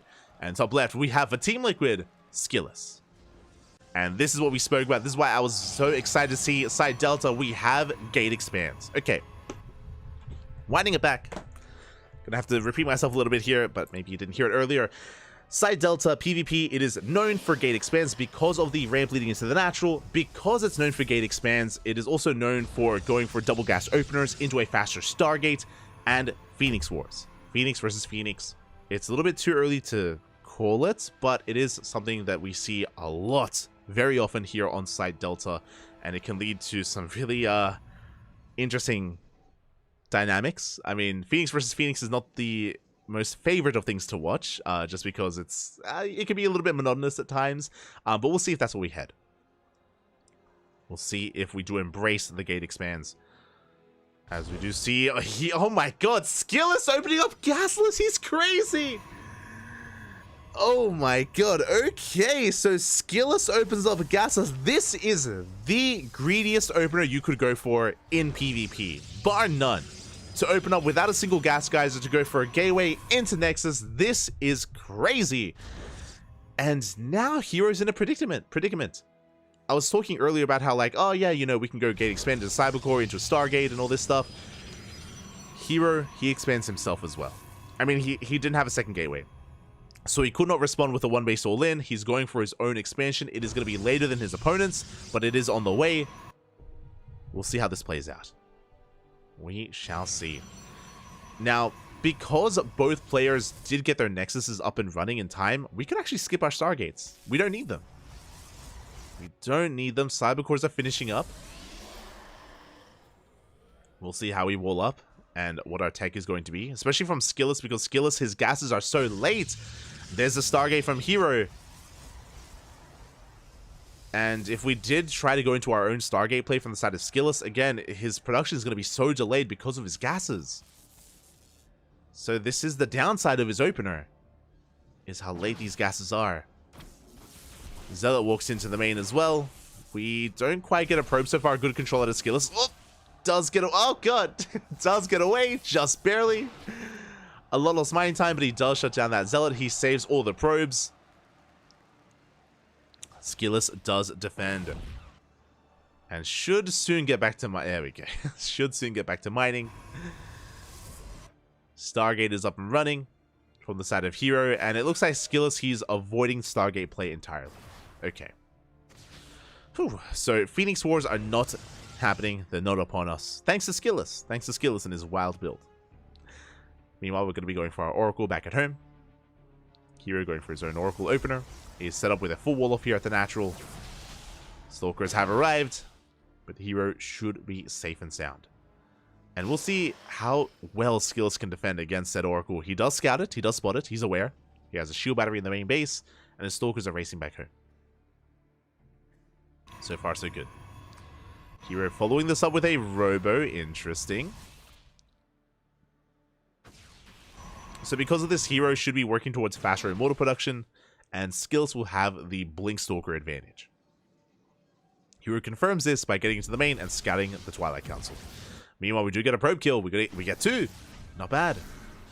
Two probes go down. Can we get a third? It's going to be close. Up. And it looks like we do. A third probe does fall. The Oracle gets away. Good start for Hero. Very nice start so far. But again, with Blink finishing for Skillous, Skillous should have map control. He should have map control, and because of that, Skillous should be the first to take a third base, and he should be able to delay the third of his opponent. Meanwhile, because Hero is lacking Blink Stalkers because of his Stargate opener, he has to rely on Immortals. So he's building up an early Immortal count. In a head-to-head fight, Hero will have the advantage, but Skillous' army is going to be more maneuverable. There's going to be more mobility on Skillous' side. So what's fun about this setup here is that both Protoss players, even though it's PvP, they have very different army compositions. Different army compositions, different setups. Twilight Council now on the way for Hero. Hero can choose, he has the option to go into Charge and skip Blink if he wants to double down on Immortal production. Prism is on the way. And Hero is going to be the first to move out. Does spot the Stalkers. Additional gateways on the way from Skills. I believe Skills is going up to 4 gates. So 4-gate blink for the time being. Third base is being taken, as we mentioned. Again, Skills should have map control here with his Stalkers. As I say that, Hero is once again moving out. Going to be reinforcing with that Prism. And Hero does spot these Stalkers. Remember, blink isn't done, by the way. It's not done yet for Skills. And Hero's pushing in. And can he catch out these Stalkers? A big scout from Skills. He does spot the army. Does spot the army. We do try to go for the wall off. Highland's going to be shut down. We depower 2 of the gateways. We're going for a big warp in, but we snipe the Prism. Big moment there for Skills. He gets the Prism. He gets the Immortal as well. Hero bleeding out a lot. And this is not the fight to be taking here. Blink does finish up. The Oracle goes down as well. And we're going to be able to clean this up. Hero, he barely has an army here. He's down to 3 Stalkers. He's going to lose everything, and this should trigger a counterattack. Hero's in trouble. Hero's in a lot of trouble. He gets cleaned up. He has Adepts on the ground, and these Adepts, they have to buy time. They have to somehow force it back. No, the Immortal is caught out. It's forced to recall back home. The shields are triggered. Glaives are on the way. Hero, he's going for an all-in. But he's lost so much steam. Ay, ay, ay. Hero went behind Dark Shrine. Dark Shrine is on the way. A bit of a desperation move here out of Hero. And this could work if Skillis backs off. But Skillis, he's checking for the third base, confirms that there is none. And he's pushing in. He is going to be pushing forward. Is there no shield battery? No shot. Okay, there are 2 Immortals. There are pushing into 2 Immortals. That's not going to happen. At the same time, we shade into the natural. We force a recall. Hero, he's fighting back. Gets 3 probes, forces the recall, shades into the main base as well. And will the shade complete? It looks like, oh, not really. The Adepts get shut down. But this is important. What this does is this buys Hero time, which means the Dark Shrine is going to finish. Dark Shrine is going to finish. Robo is going to be coming in. Robo is going to be coming into play with the Warp Prism. Now, Skillis does have detection, but where are the Observers? Where are they as the Prism slips into the main? Adepts, they're going for their own economic damage. Skillis still has a lead. And he does scouts! That's what's even more important. He scouts the Dark Shrine. And there we go. Observers on the way immediately for Skillis. Dark Shrine has been spotted. Adepts, they don't quite make it into the main base. They're going to be able to work their way through, though. They try to, at least. Immortals pushing in. I mean, 3 Immortals. That's a pretty hefty amount here. Glaives does finish for Hero. He shades into the main. Oh my god. And Skillis, he's out of position. Probes are going down. 9 probes fall. Who needs DTs when you have Glaive Adepts? Get 9 workers. We shade towards the third base. That's what we're pushing in. Hero, he's diving on the army. Does focus down the shield battery at the same time. The Prism comes in. The juggling. Oh my god. Hero saves the Immortal for a moment. 1, 2 Immortals go down. They all get focused down. But they took down a lot of Stalkers with them. A lot of Stalkers fell. And Hero, he does it. He shades into the natural. More probes falling. And Skillis, he's falling apart. Oh my god. Hero, how does he do it? 30 probes fall. Skillis is down to 20 workers. Again, barely an economy.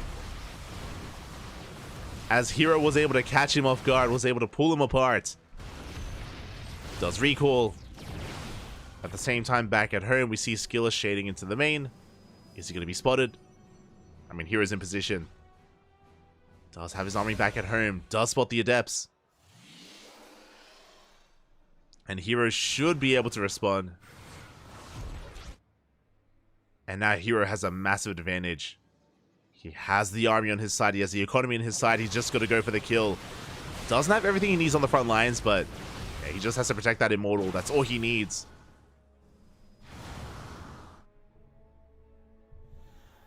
So he is reinforcing.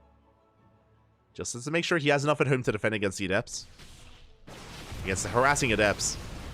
As Skillis, he dives on the Immortals. Takes down 1, but there's another going ham.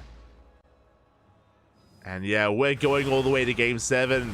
Ask and you shall receive. We're getting the ace match up. We shade into the third base. More probes going to be going down. And these Adepts, they just cannot be stopped. Not anymore.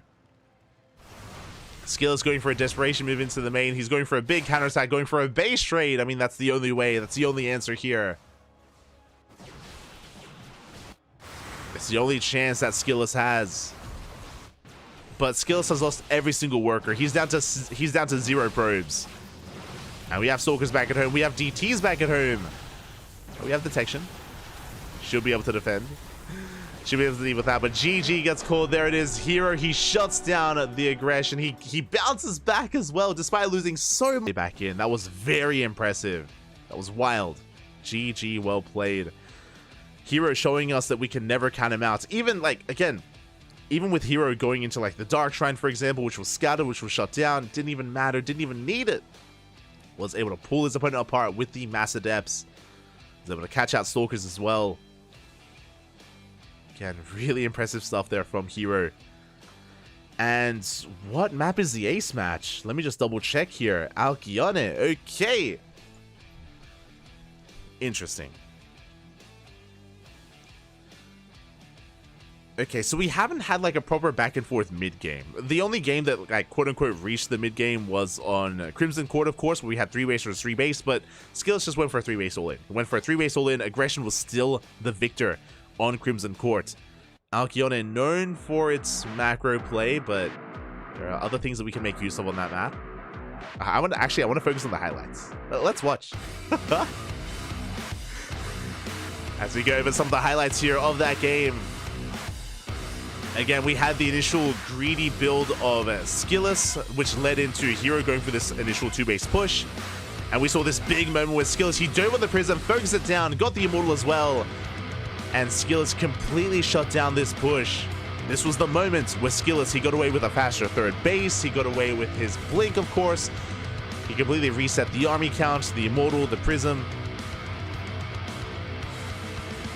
And Skillus, he had a lead. He had momentum on his side. Like, this was a big moment for him. But then, the Adepts. The Glaive Adepts, Papi. Time and time again, they got into bases, whether it was the natural, they got into the main as well. They crippled the economy of Skillus. The economy that Skillus had worked so hard to get. It all just turned to ash before him. And this was the moment when Hero was able to catch him out of position, caught some of these Stalkers off guard.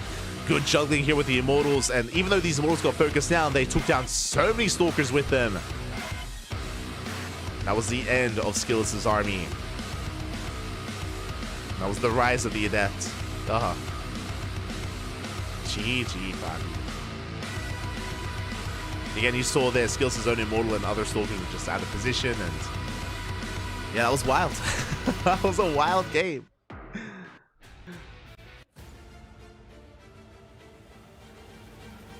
But here we go again. It's been a back and forth series so far. This best of 7 has gone the distance.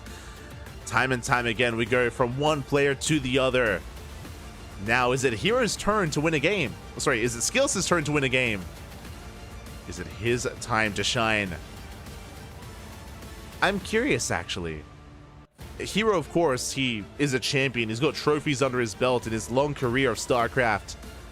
Skillus, has he ever even made it to the finals of a big event like this, of a premier tournament, of even a major tournament? This could be the first if he makes it that far. Could be a first for him. Let's go.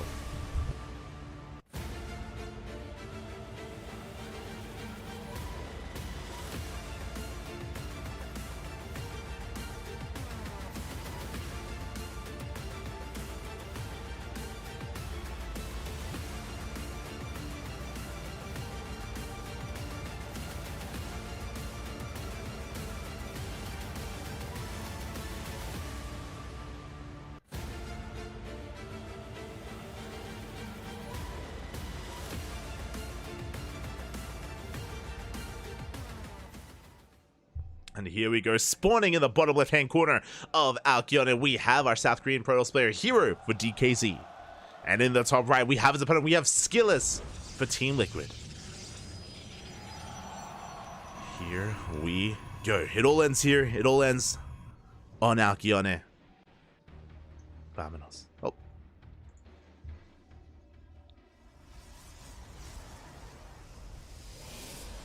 Here we go. Now, this is one of the larger maps of the map pool. This is a very large map. This is known for macro play. It's known for split map scenarios in the late game even. If we were to enter a more back and forth mid to late game, this would be the map to do it on. But we've had a very aggressive series so far, so it's hard to say that, it's hard to call that.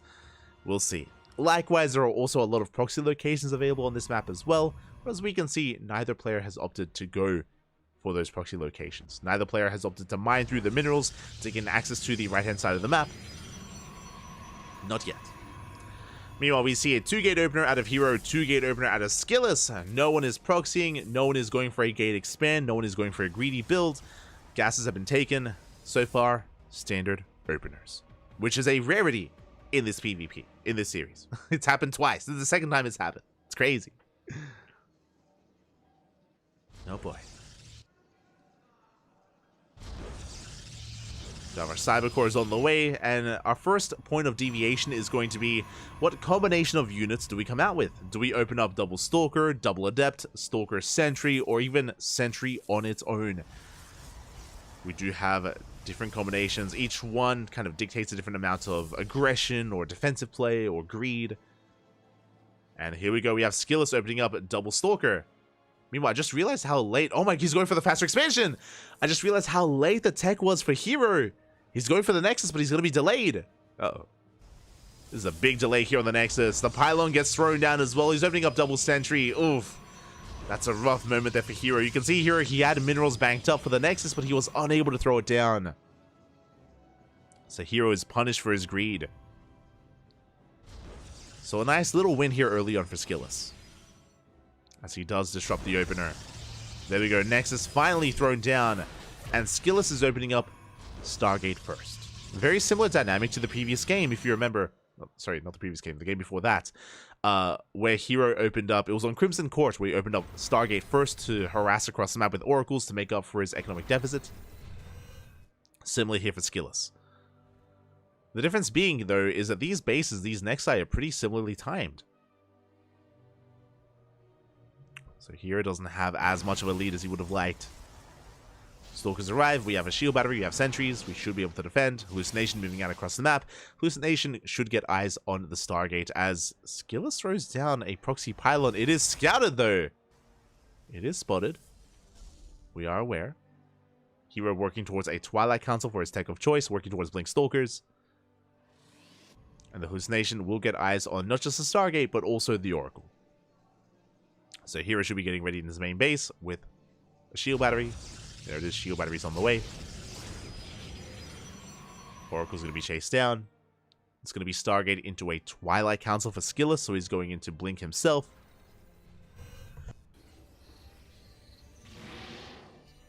There are some players that would go for a Robo into Immortal production, but no, Skillus is just going to be playing from a little bit behind when it comes to that upgrade timing.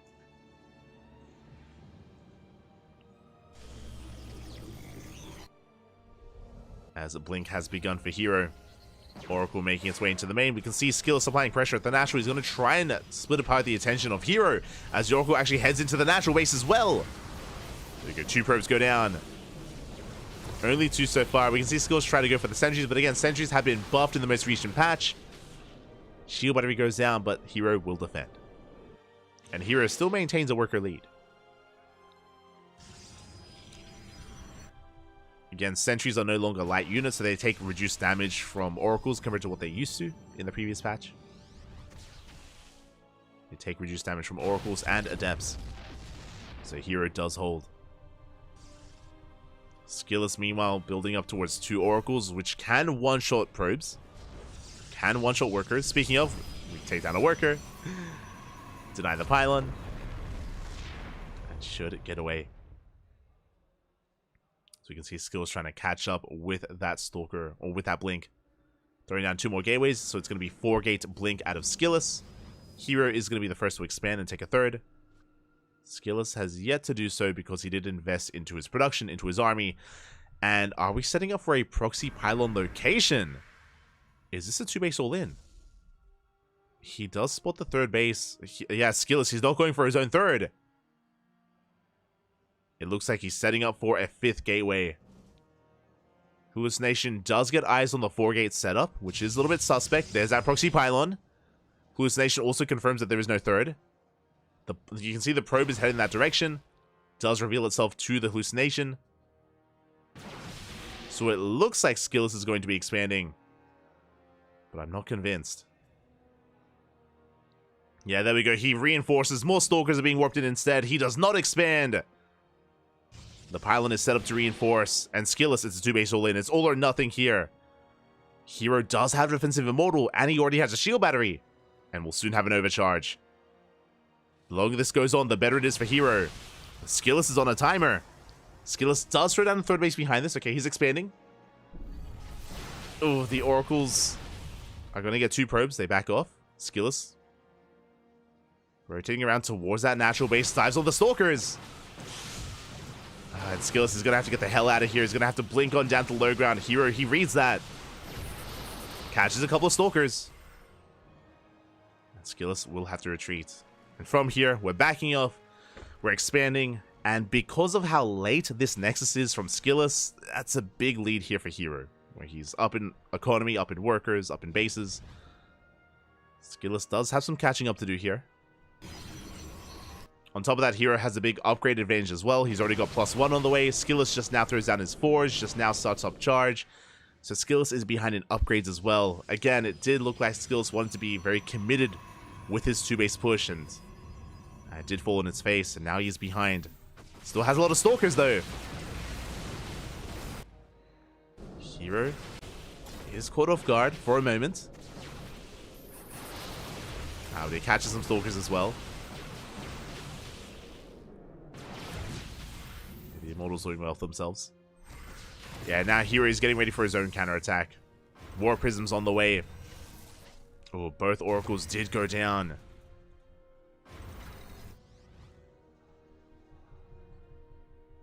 And Hero, he's amassing his army, getting ready to punish Skillus. As Hero has been mining more for longer.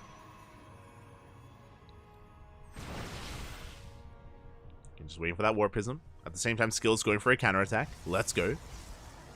These Adepts have a lot of potential. 2 Adepts do one-shot probes. And they are going to shade in.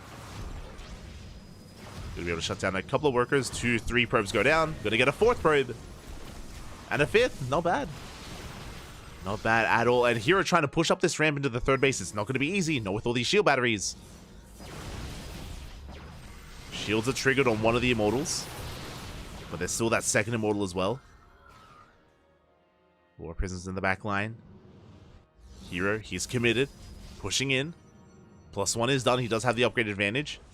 Both players have charge. And Hero, he dives on the shield batteries. Does depower them as well. No overcharge. And with the power of these Immortals, it looks like Hero, he has too much. He breaks the 3rd base. Against Skillus, he was so committed earlier with that 2-base all-in, and he had to deviate away, and now he fell behind. And here, he's just bullying Skillus out of his own 3rd. He dives on the Immortals, does get one of them. He's going to be able to get the other as well. Good pickoffs. But the Zealots, they get on top of the army. More Warpins behind this as well. Here, he's expanding, taking a 4th base amidst all this. GG gets called. We snowball out of control, and Hero takes the series 4-3, advancing on to the Grand Finals. GG. Oh. GG, well played. Hero is going to be our finalist here tonight. Take it away, host. Take it away.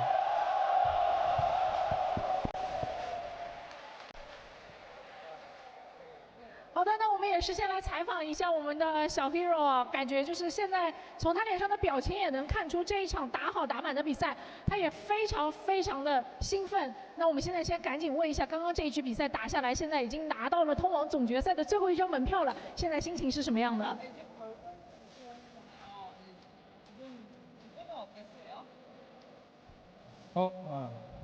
일단 경기력이 너무 형편없었기 때문에 기분이 그닥 좋지는 않고 결승 열심히 해가지고 이 안 좋았던 경기력을 좀 뒤집어야 될 것 같습니다. 他觉得今天自己的状态不是很好，所以说现在心情其实不算怎么好。等一下决赛的时候，他要尽快的把这个状态调整回来，争取赢下来。是的，因为这一场比赛其实小 Hero 是对方先拿到的一个赛点，但是最后还是拼尽自己的全力扳了回来。那其实你有想过，在第一局对手绝地翻盘之后，第二局他立刻使用了一个修地堡的战术吗？你当时看到他修地堡的战术拿出来之后，如何快速的做出应对的呢？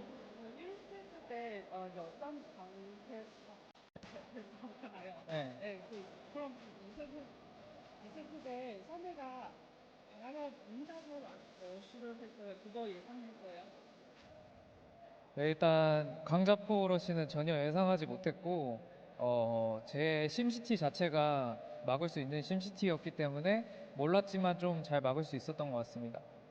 他说他没有想到对手会修地堡，但是他当时的那个建筑学是完全可以抵抗的，所以说也没有很怕这个东西。是的，那其实我们确实看出，由于是对手先拿到的一个赛点，小 Hero 在最后一场比赛里面犯了一个小失误，他的一个 BY 当时是忘记造了，但是他在忘造 BY 的情况下，迅速的调整了回来，最后还赢下了最后一局最关键的比赛。可以给我们分享一下当时最后一局他的心态和当时的一个打法应对吗？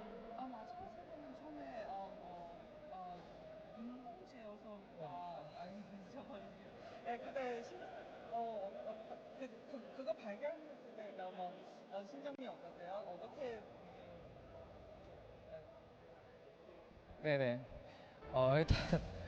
일단 분명히 지었는데 안 짓더라고요. 그래가지고 보자마자 진짜 화면에도 나왔겠지만 엄청 좌절했고, 하지만 뭐 가스를 못 캔 건 아니기 때문에 파수기 찍으면서 좀 운영하면은 더 오히려 침착하게 더 운영적으로 잘 풀어나갈 수 있었던 것 같습니다. 他说他自己以为是造了的，结果看了一下，发现居然没造，但有点崩溃。然后但是他觉得就是这些都可以通过运营后面的慢慢的运营来弥补这个小的失误。 是的，确实就像我们专业解说席说的，小 Hero 选手真的是一个有很多大赛经验、大心脏的选手，哪怕在自己先丢失这个赛点，包括在劣势的情况下，都能靠自己的运营一点一点，最后去把胜势给扳回来，真的非常精彩的比赛。那最后就是现在在总决赛舞台上，马入选手正在那里等着你呢，有什么话想对他说吗？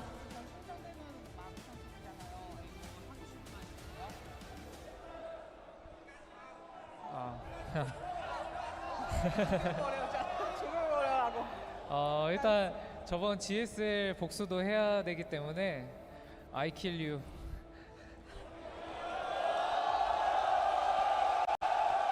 他说一定要报那个GSL的一箭之仇，然后 I kill you。好的，那我们也把掌声送给小 Hero， 也是期待他在总决赛舞台上可以达成他的誓言。再一次把掌声送给小 Hero。 好的，那我们的赛后采访到这里告一段落，把画面交给我们专业的解说席。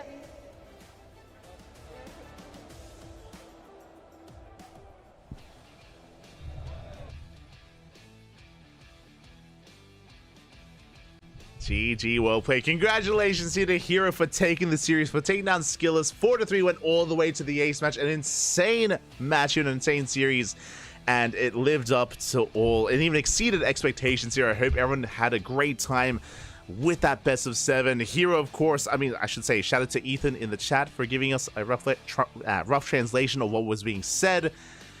And coming into this, I think a lot of people assumed, myself included, that we'll be seeing a Maru versus Hero rematch, a GSL Finals rematch. And we are, but not the way that we thought we would, right? Like, a big shout out to Skillers, who did so damn well here tonight. I saw in the chat as well, you know, that maybe Skillers has earned himself some new fans, and I am looking forward to seeing more of Skillers in the coming weeks, in the coming months, in events like DreamHack Dallas, in events like the Esports World Cup, and many other events coming forward. Again, Skillers is looking so damn good, and sure, he may have gone down to Hero here, but it went all the way to the ace match, and even then, going down to Hero there's no shame in that, right? Hero is one of the best, if not the best Protoss in the world, so props to Skillers, much respect there, and GG, well played.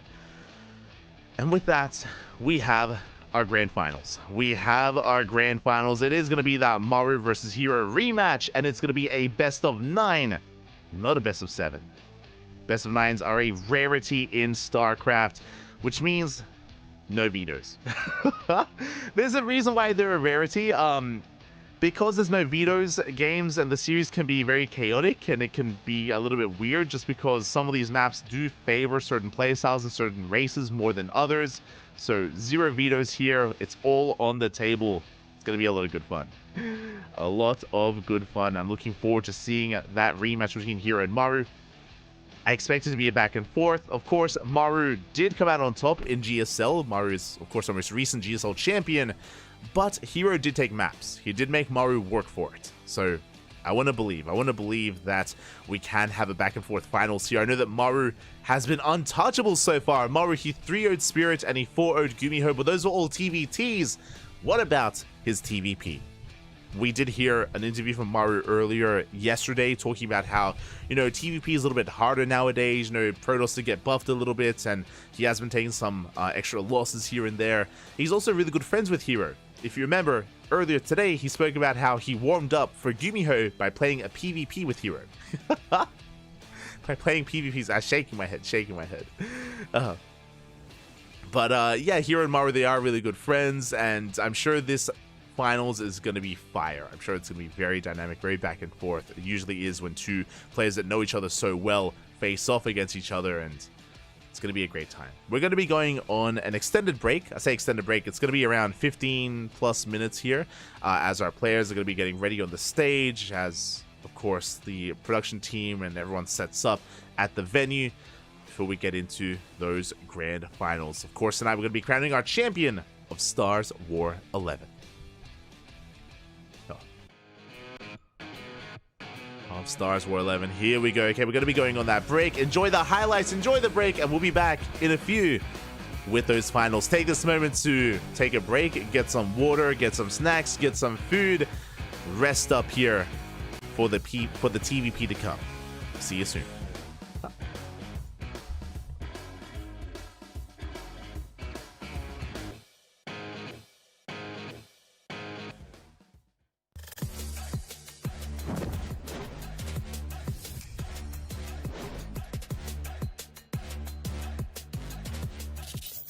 上一秒经历了什么，都达不到我们好战的心。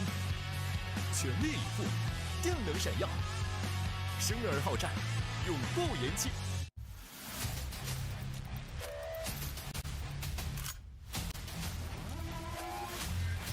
我们已经在备战 S3的冠军了。爱玩爱折腾，敢玩敢争先。大家心目中有趣的玩伴，让热爱发光。宝可雷鸟。TCL 旗下的新势力品牌，傲风 M6 旗舰 Pro 按摩遮挡小弹腰2.0。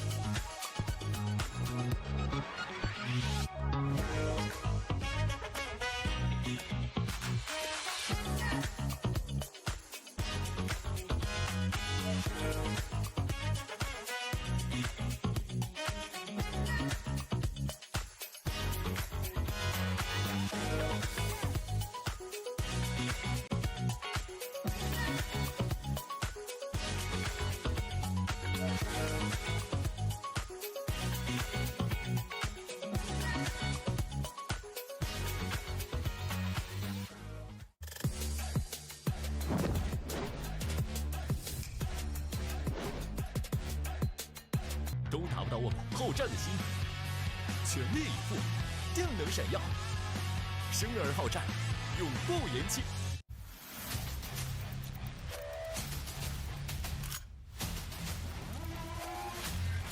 我们已经在备战 S3的冠军了。爱玩爱折腾，敢玩敢争先。大家心目中有趣的玩伴，让热爱发光。宝可雷鸟 TCL 旗下的新势力品牌。奥风 M6 旗舰 Pro 按摩遮挡小弹腰2.0。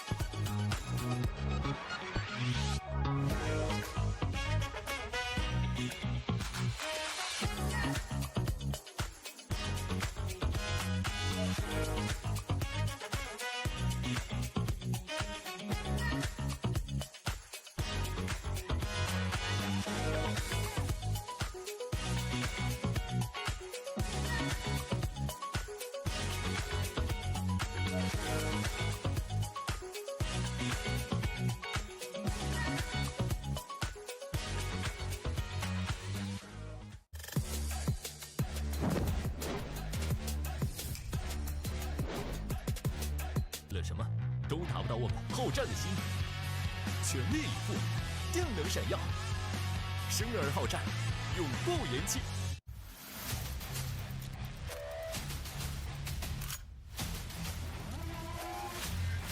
我们已经在备战 S3的冠军了。爱玩爱折腾，敢玩敢争先。大家心目中有趣的玩伴，让热爱发光。宝可雷鸟 TCL 旗下的新势力品牌。奥风 M6 旗舰 Pro 按摩遮挡小弹腰2.0。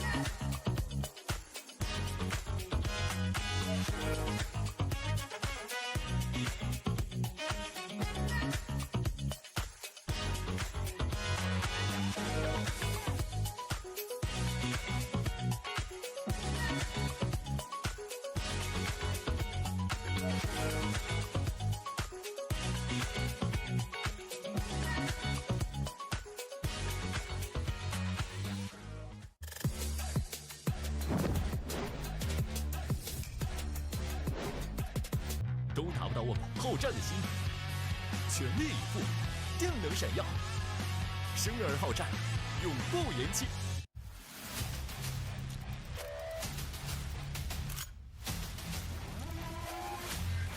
我们已经在备战 S3的冠军了。爱玩爱折腾，敢玩敢争先。大家心目中有趣的玩伴，让热爱发光。宝可雷鸟 TCL 旗下的新势力品牌。奥风 M6 旗舰 Pro 按摩遮挡小弹腰2.0。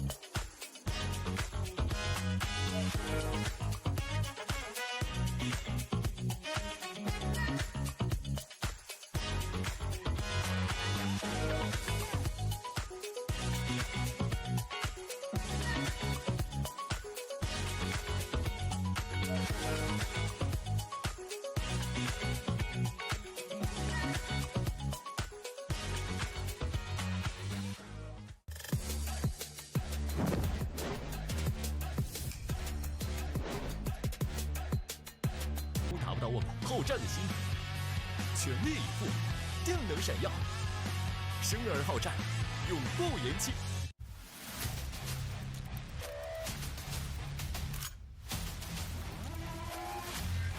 我们已经在备战 S3的冠军了。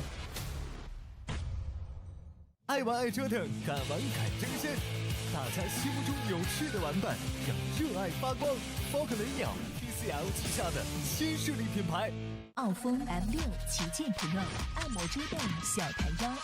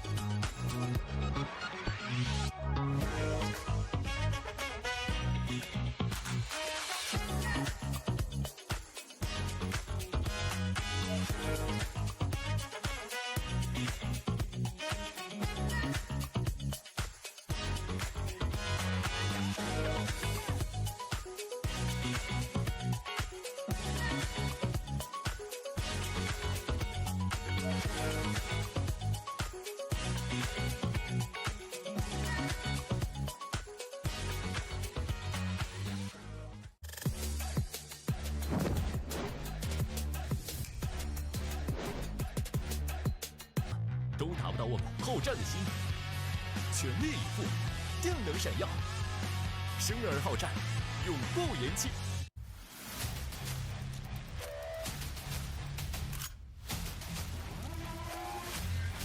我们已经在备战 S3的冠军了。爱玩爱折腾，敢玩敢争先。大家心目中有趣的玩伴，让热爱发光。宝可雷鸟 TCL 旗下的新势力品牌。傲风 M6 旗舰 Pro 按摩桌凳小台腰2.0。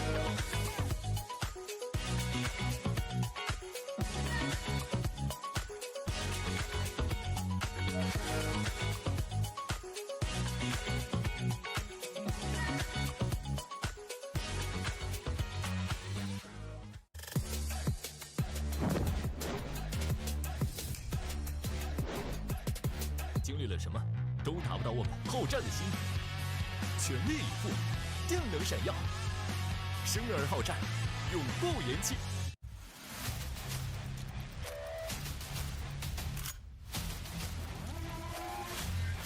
我们已经在备战 S3的冠军了。爱玩爱折腾，敢玩敢争先。大家心目中有趣的玩伴，让热爱发光。宝可雷鸟 TCL 旗下的新势力品牌。傲风 M6 旗舰 Pro 按摩桌凳小台腰2.0。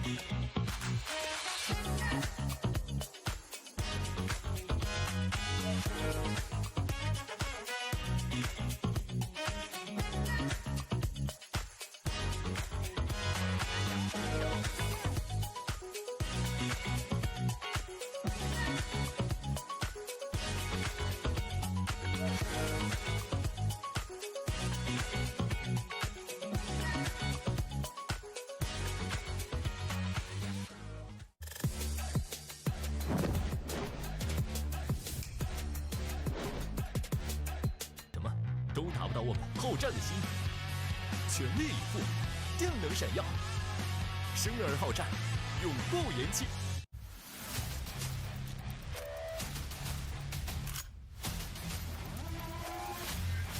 我们已经在备战 S3的冠军了。爱玩爱折腾，敢玩敢争先。大家心目中有趣的玩伴，让热爱发光。宝可雷鸟 TCL 旗下的新势力品牌。傲风 M6 旗舰 Pro 按摩遮挡小弹腰2.0。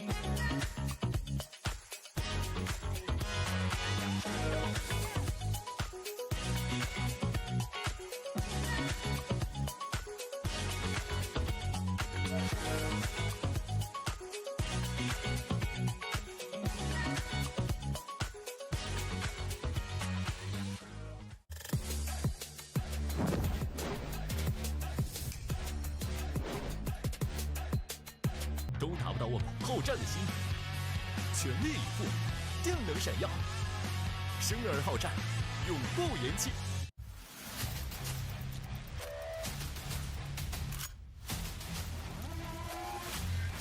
我们已经在备战 S3的冠军了。爱玩爱折腾，敢玩敢争先。大家心目中有趣的玩伴，让热爱发光。宝可雷鸟 TCL 旗下的新势力品牌。傲风 M6 旗舰 Pro 按摩遮挡小弹腰2.0。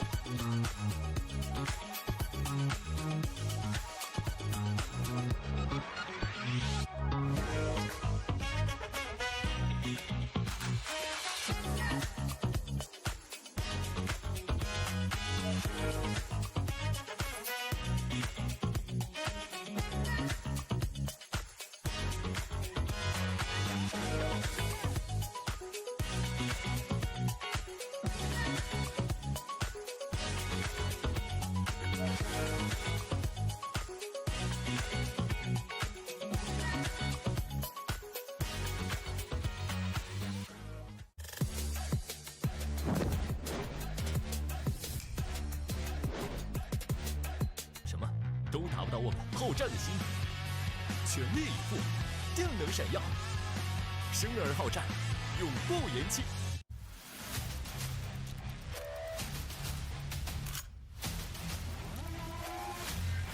我们已经在备战 S3的冠军了。爱玩爱折腾，敢玩敢争先。大家心目中有趣的玩伴，让热爱发光。宝可雷鸟 TCL 旗下的新势力品牌。傲风 M6 旗舰 Pro 按摩遮挡小弹腰2.0。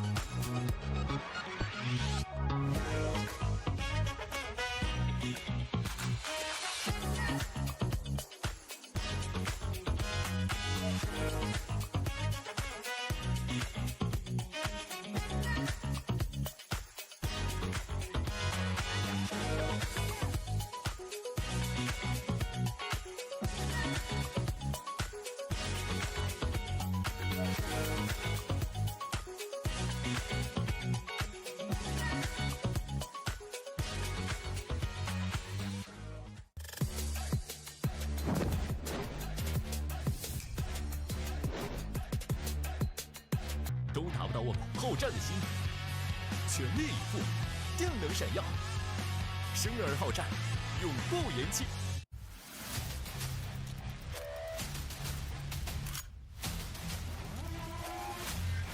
我们已经在备战 S3的冠军了。爱玩爱折腾，敢玩敢争先，大家心目中有趣的玩伴，让热爱发光。宝可雷鸟 TCL 旗下的新势力品牌。奥风 M6 旗舰 Pro 按摩遮挡小弹腰2.0。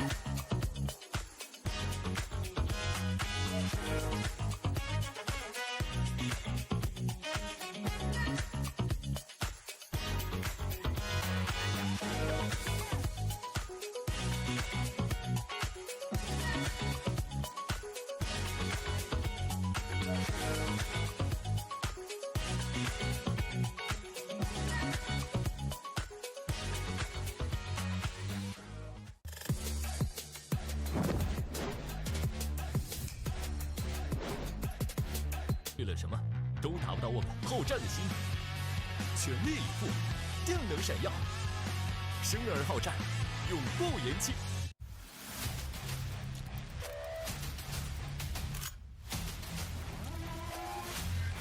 我们已经在备战 S3的冠军了。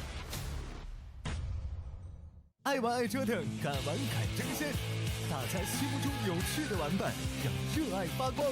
宝可雷鸟 TCL 旗下的新势力品牌。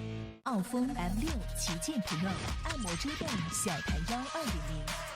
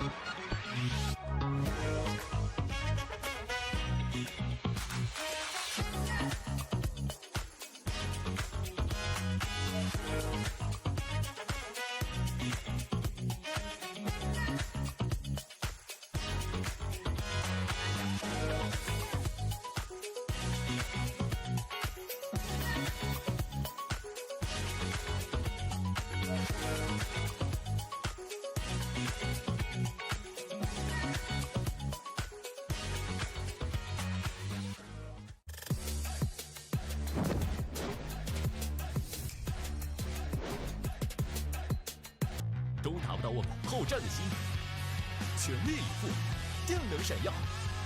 生而好战，永不言弃。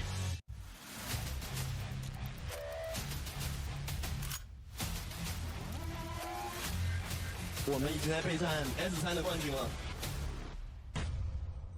爱玩爱折腾，敢玩敢争先，大家心目中有趣的玩伴，让热爱发光。宝可雷鸟 TCL 旗下的新势力品牌。傲风 M6 旗舰 Pro 按摩遮挡小弹腰2.0。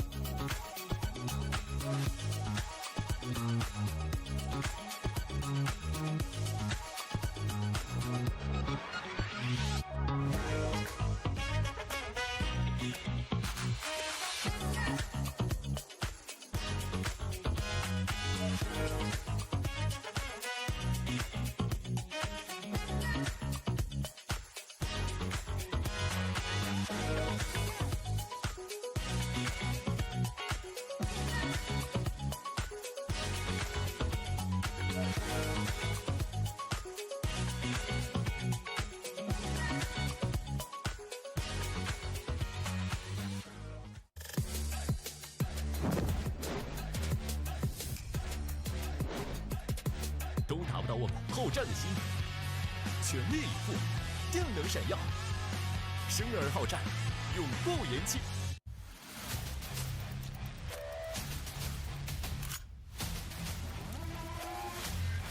我们已经在备战 S3的冠军了。爱玩爱折腾，敢玩敢争先，大家心目中有趣的玩伴，让热爱发光。宝可雷鸟 TCL 旗下的新势力品牌。傲风 M6 旗舰 Pro 按摩遮挡小弹腰2.0。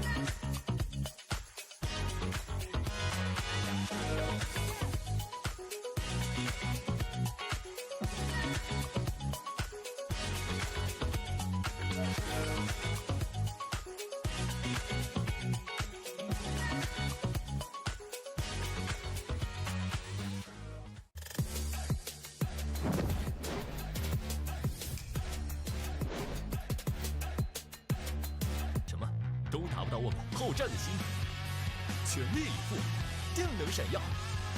生而好战，永不言弃。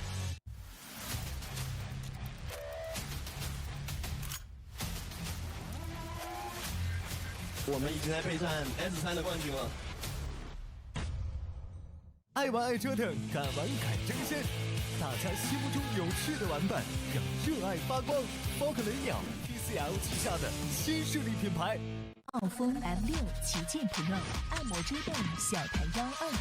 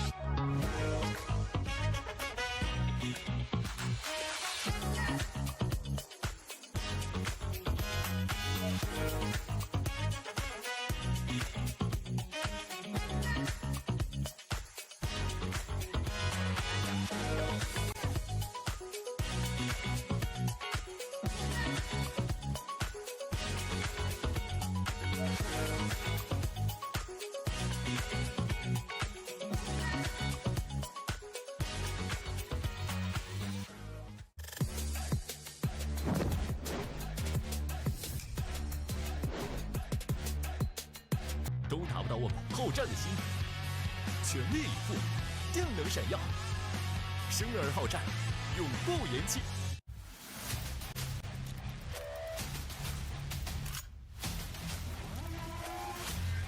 我们已经在备战 S3的冠军了。爱玩爱折腾，敢玩敢争先，大家心目中有趣的玩伴，让热爱发光。宝可雷鸟 TCL 旗下的新势力品牌。傲风 M6 旗舰 Pro 按摩遮挡小台腰2.0。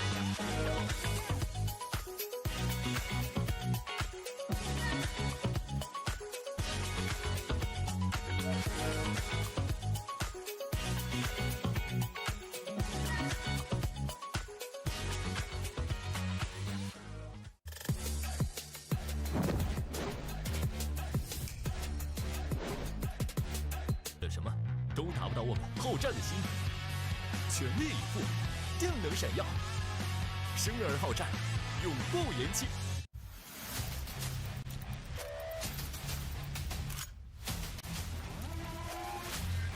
我们已经在备战 S3的冠军了。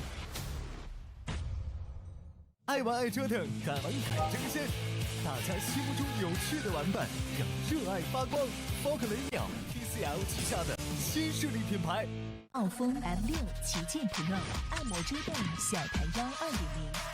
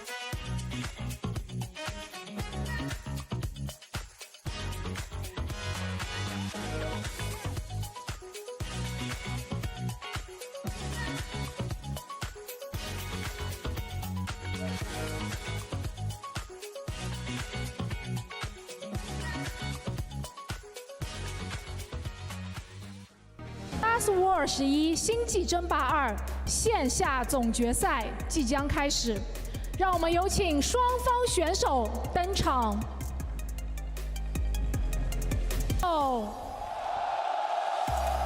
StarsWar 11星际争霸2线下赛总决赛即将开始，人族选手 Maru 对阵神族选手 Hero， 让我们一起期待这场精彩的比赛吧！凭热爱，共传奇。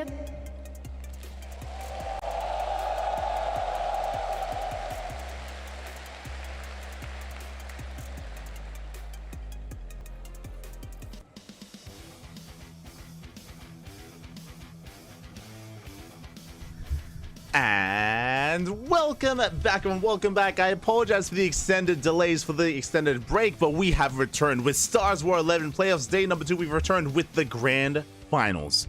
It's been a long broadcast here so far. It's been a long weekend of StarCraft. We have finally made it to the top 2.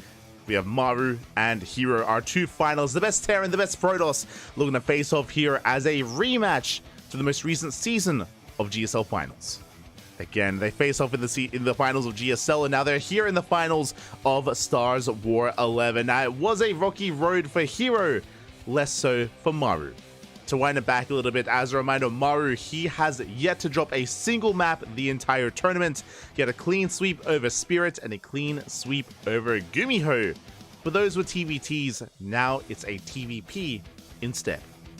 On the flip side, we saw Hero was struggling a little bit more. He likewise had his own mirror matchups. He went up against Firefly in a PvP, he went up against Skillus in a PvP as well. Went all the way to the ace match in those semifinals. It was a beautiful series. I highly recommend checking out the VODs. If you missed it, you missed out. Do check out those VODs, whether it's on here on Twitch or over on YouTube. I do recommend. Beautiful series, as we are now getting ready for said finals, and this is going to be a hard one to call. I mean, I say a hard one, you know, Maru, he is our most recent GSL champion. You know, Maru did knock down Hero the last time they faced, but if you remember in the winner's interview of the last series, Hero did say that he was looking for his revenge, quote unquote, gonna kill Maru. Said, I kill you, is what I said, I kill you. Oh my, calm down, Hero, calm down. Them's were fighting words, papi. So Hero does want his revenge, but this is a very special format, a very special finals, because it is a best of 9. Best of 9s are very rare in StarCraft, even in these big events like IEM Katowice, like GSL, like Home Story Cup, like Masters Coliseum, DreamHacks. Best of 9s are not really seen too often at all. So this could be impacted by that. The reasoning for this is because it's a best of 9, no vetoes. 0 vetoes are available, which means map picks and map orders are actually that much more important here. As you were able to embrace some of the more chaotic nature of maps like Dynasty, maps like Post-Youth as well, maps like Ghost River. So this series could be a lot more chaotic as a result. As we have a bit of a crowd shot here. As a reminder, everyone in the crowd has a wristband, or they have wristbands, and they can activate them to change color here to support their player. They have blue and red. Blue is Maru, red is Hero, if I'm not mistaken, and the crowd was looking a little bit mixed there.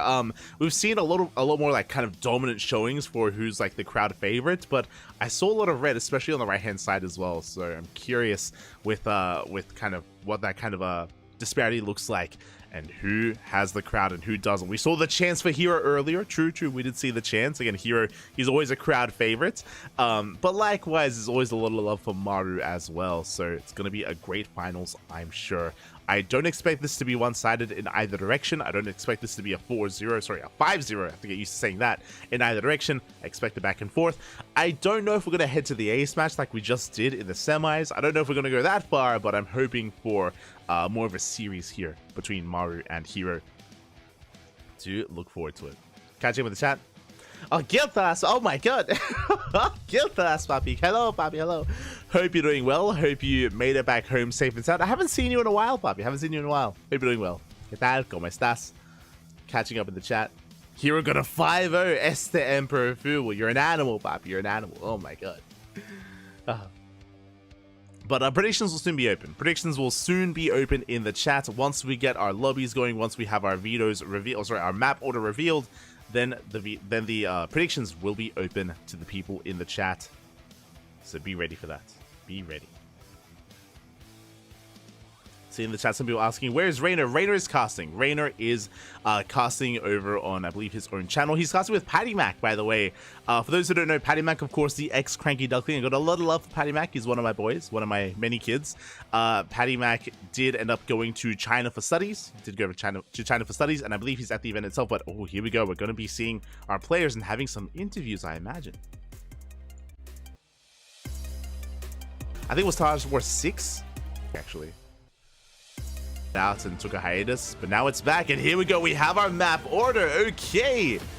We have game number 1 on Golden Aura. We have game 2 on Side Delta, followed by Crimson Court, Dynasty, Oceanborn, Alcyone, Ghost River, Post Youth, and Amphion to end it all in that game 9 if we make it that far. Oh boy. Map orders briefly revealed, actually. Just for a second. Hold on, I need to... Hold on. I need to take a screenshot. Because I've already kind of forgot. Okay. So Golden Aura is going to be our first map. Interesting. It's really cool to see Dynasty that early on. So regardless of how this goes, Dynasty is going to be showcased in game number 4. Some of the more unorthodox maps were left until the end. So Ghost River is towards the end, Post Youth is towards the end, Amphion is towards the end. I like how a lot of those maps are usually vetoed and they're left until the very end of the series. It looks like clearly Maru and Hero wanted to avoid them as much as possible as well. But here we go. It looks like we have our lobby set and we are loading into game 1 of the Grand Finals.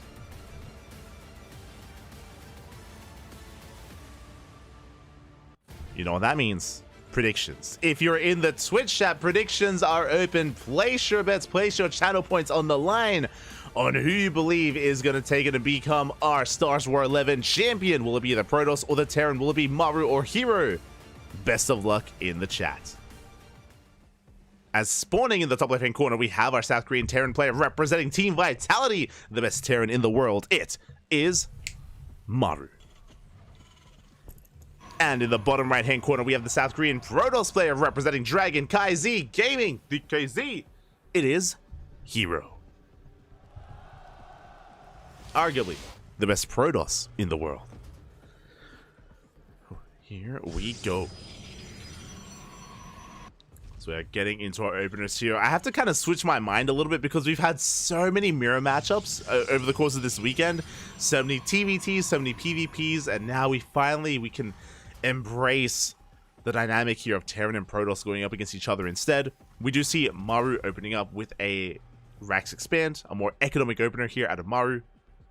Likewise, Hero going for his own Gate Cyber setup as he sends his probe out on the map to get some scouting information, to make sure everything's on the up and up. Again, proxies are not uncommon in this matchup either. Likewise with 2 base aggression, so very important here that Hero gets a read on what the Terran is up to.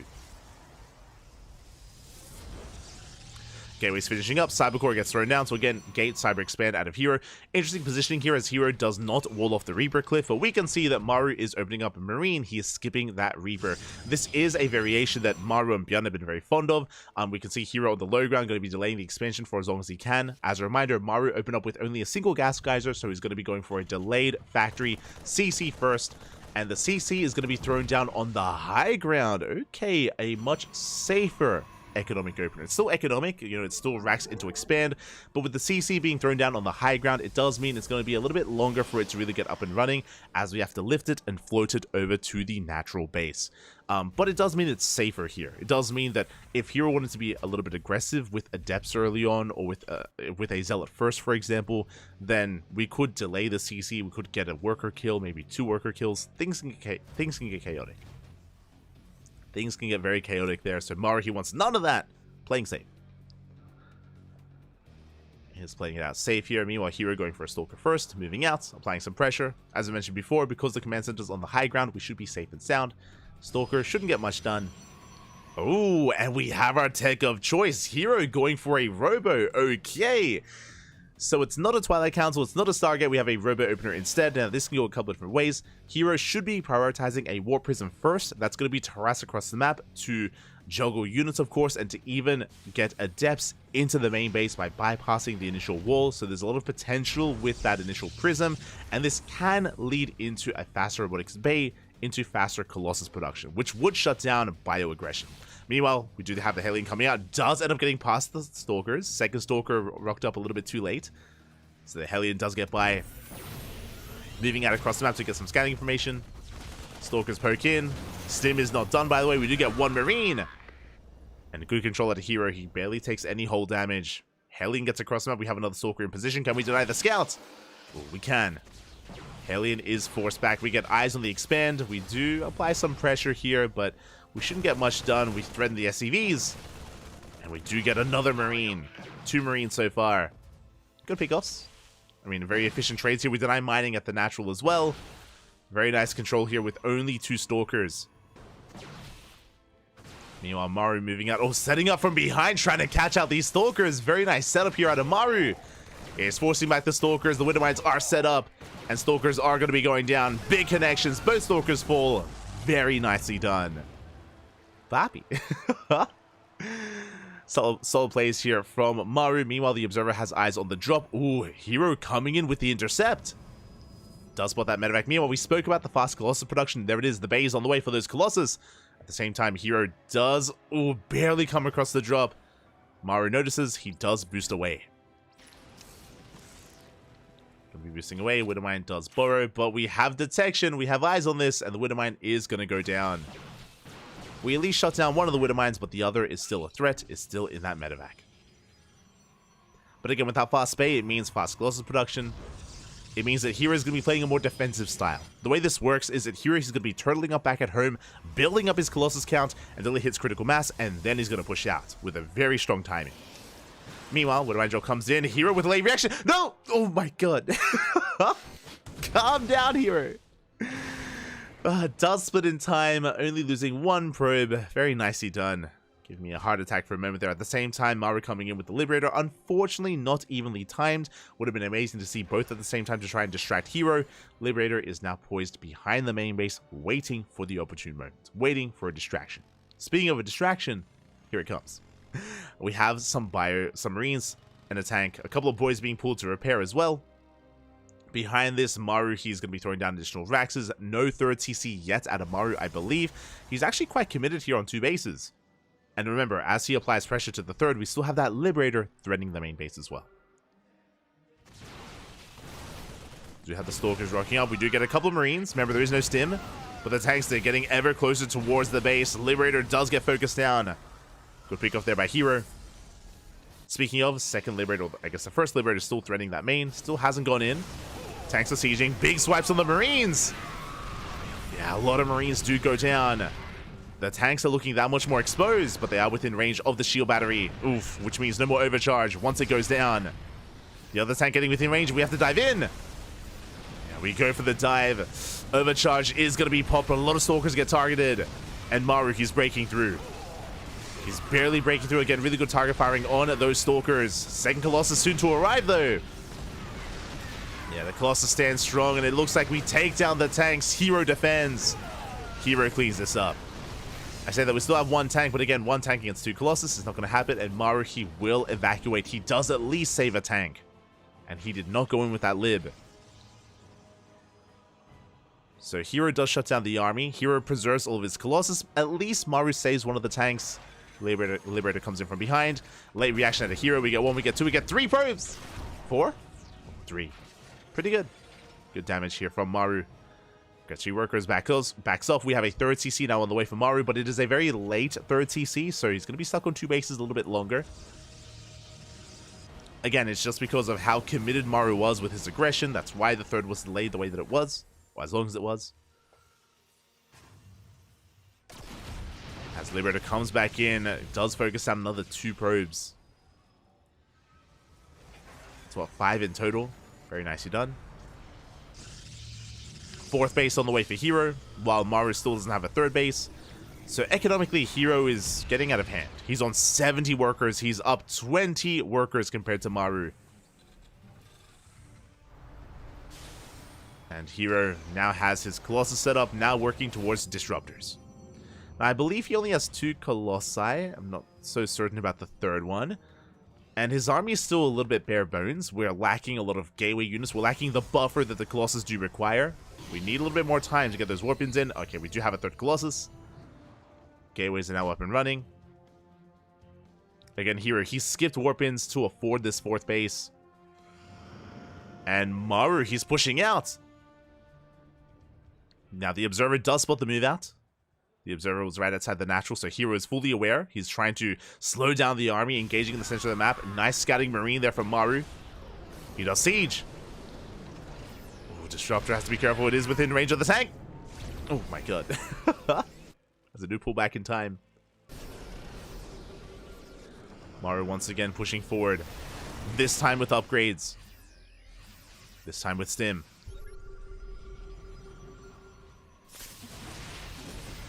They do push forward here. The Colossus once again trying to force the siege. Vikings have arrived. Nova goes off. Good splits out of Maru. The Nova does not connect. Overcharge is going to be popped. Oh, this feels a little bit premature, though. This feels a little bit early here, as the Overcharge is soon to run out, and the fight has yet to begin. Yeah, the Vikings going ham on the Colossus. Liberator coming in from behind as well. And Hero is being pulled apart. Nova goes off. Gets a Marauder, but the base should fall. At the same time, at least the Colossus do stand strong. Vikings putting a lot of work, though. One Colossus does go down. Disruptors as well. We see Hero trying to collapse on this. Charge isn't done, by the way. And down goes the second Colossus. We have one left. And Hero, he's just being forced further and further back. 20 workers go down. And Maru, he can't be stopped. Again, the overcharge was a little bit too early there. We were not able to slow down the army enough. Charge finishes up, but is it too late? The Nova doesn't connect. Disruptor gets targeted down, and we are breaking through. Mari kills the third. From here, he can rotate around to the fourth. He doesn't have to try to break the natural. He can. Does not have to. Headed towards that third base. Well, then our new third. Once again, good target firing. Gets a Disruptor. Gets a Colossus. Only gateway units do remain. There isn't that much bio, but there's no Zealots. Oh, good target firing on the Disruptor. Disruptor falls. Not a single good Nova here from Hero. And Maru, he's snowballing out of control. There's no shield battery. There's no overcharge. Hero dives in, but he barely has anything left. And Maru will take game number one. GG gets called. Maru takes a lead in the series. Whew. GG. Again, a very aggressive game one here out of Maru. His initial push was defended nicely from Hero, is what I will say. We did defend against the first push quite nicely. I don't think Hero realized how greedy he was being. I mentioned at the time how Hero, he was working on a fourth base. He was getting up to 70 workers. He was delaying warp-ins. Meanwhile, Maru didn't even have a third. I mean, he had a third on the way, but it was really late. He was hyper-fixated on his tank count, on his bio army, on his push, on two bases. And Hero was being too greedy. He was just being a little bit too greedy there, didn't realize how aggressive Maru was going to be. Which is why when Maru rocked up, Hero just barely did not have enough to stop him, to slow him down. And on a map like Golden Aura, it's very unforgiving. Rush distance by ground, not too long at all. Things can pop off very, very quickly on Golden Aura. With that, Maru takes the lead, but it's a best of 9, papi. A lot of games ahead of us, a lot of games to come. Hero can bounce back, and I'm sure he will, but is it going to be here in game 2? That is the question. Having a look here at the vetoes, sorry, at the map order. Game 2 is going to be on Site Delta. Site Delta, the rush distance by ground is longer, so it's a bit of a longer rush distance by ground. Has a much more defendable natural base. The third is a little bit more wide open here, but you have more time to respond, to react, to slow down the army. I want to believe that we can have a more back and forth here in game number 2. What's important though is that, again, Maru has a lot of builds up his sleeves. He has a lot of openers up his sleeve as well. I'm sure we're going to be seeing something quite different from him. Likewise, winding it back, it was a robo opener out of Hero. I'm sure we're going to be seeing something more aggressive from him at some point in the series as well. Blink. With Twilight Councils, with Blink, we can be more active. We can be the aggressor instead. We can contain Maru as well and make it more difficult for the Terran player. Depending on the map, depending on the build, depending on the opener. So we've yet to really sink our teeth into the series. We're still kind of surface level here. we're kind of teasing each other out. Is that what I'm testing each other in a way? And we'll see how Hero takes this and where he goes. Oh, hi, Bobby. Meanwhile, for Maru, again, just a really solid execution of his pushes. Even the first push as well was doing quite a lot. We had some really meticulous control out of Maru. More often than not, he was not wasting any shots on the Colossus, which was really smart. When it came to the first push, I'm sure we're going to be seeing some highlights of it. But the first Colossus was ideally trying to tank some of those tank shots, but Maru, he was so meticulous there, shutting down the Gateway Army instead. Getting as much value with this push I'm referring to. As we just skipped, never mind, we just skipped it. Never mind. We just skip all the way to the final fight.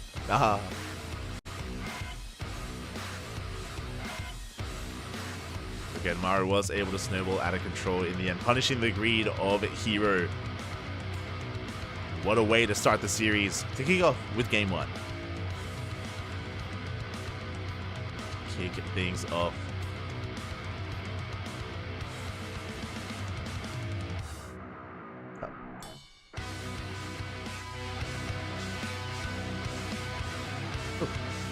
Now, something also to bear in mind as well is Hero was saying earlier that he wasn't feeling too hot here tonight. He was talking about how he has to maybe kind of reset his matching up with his mech replay. Shaking my head.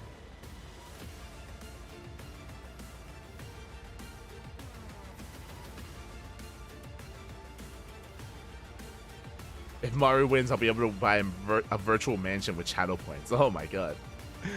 But here we go. We're getting ready for game number 2. Lobby is set. We are going to be diving in.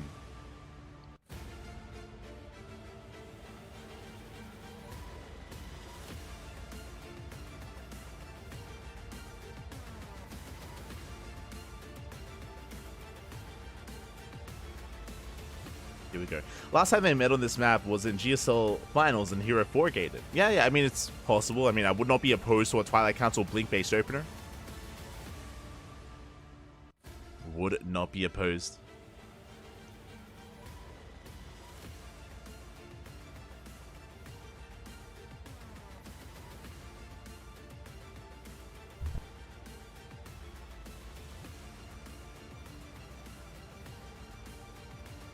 But here we go, we're diving into game number 2 and spawning in the top left-hand corner of side Delta, we have Maru for Team Vitality.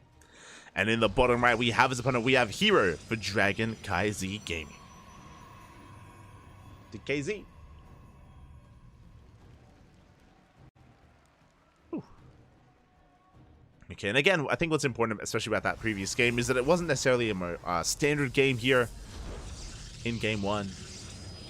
So we've yet to really see too much from what our players have to offer. Have a lot more to reveal in this series, in this grand finals. For now, we should be seeing a... Oh, never mind. Okay, already kind of changing gears here. Maru is going for a double gas opener. As a reminder, in the previous game, Maru did go for a Rax into Command Center. It was a Rax expand from Maru.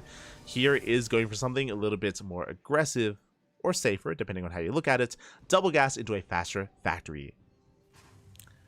Going for the faster factory. This can lead into Reaper Hellion aggression. This can lead into faster Cyclone production, or even just a Cyclone-based opener. It can lead into a faster 1-1-1. We'll see where Maru takes this. Or even into a Mind Drop. Mind Drops are out of favor, to be fair. They're very much so uncommon. We see them every now and then, but not as often as we used to in the last patch. The change to the Widowmine did kind of affect the favor that the Mind Drop build has amongst Terran players.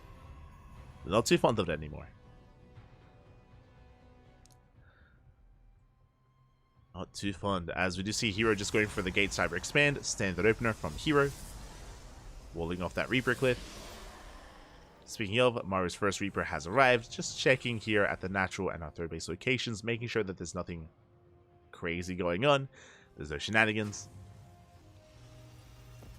Ooh, and Hero's going for a Stargate opener. We were talking about Blink play, whether it's 2-gate Blink, 3-gate, or even 4-gate Blink, but no, it's going to be a Stargate instead.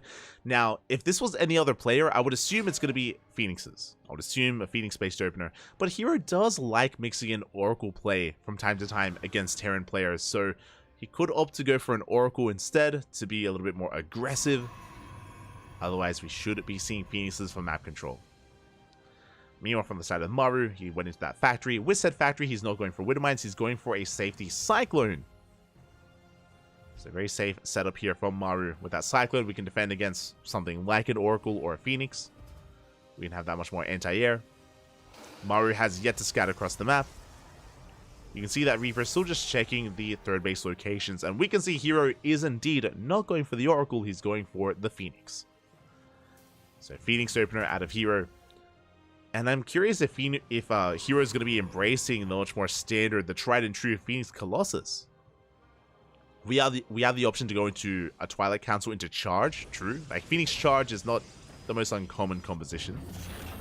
But there's the Robo follow-up.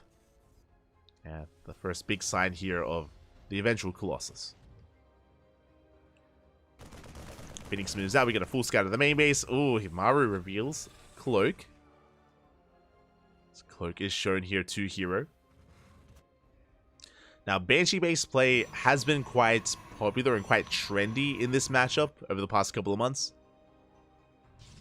So I like that he fakes that out. You can see that Cloak is cancelled. And Maru has no intention, as he does end up knocking himself over the wall as well. We get a full scout. Reaper confirming additional Phoenix production, but not much else. As we do shut down that Reaper. You can see observers on the way, just to be safe.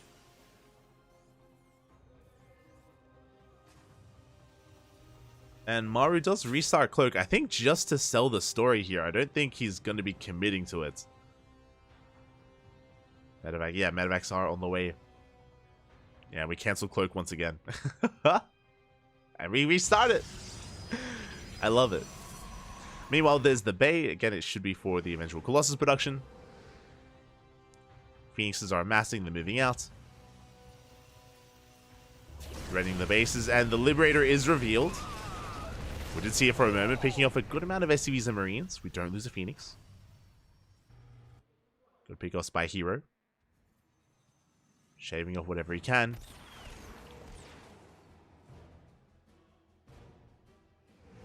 We have a safety Immortal on the way.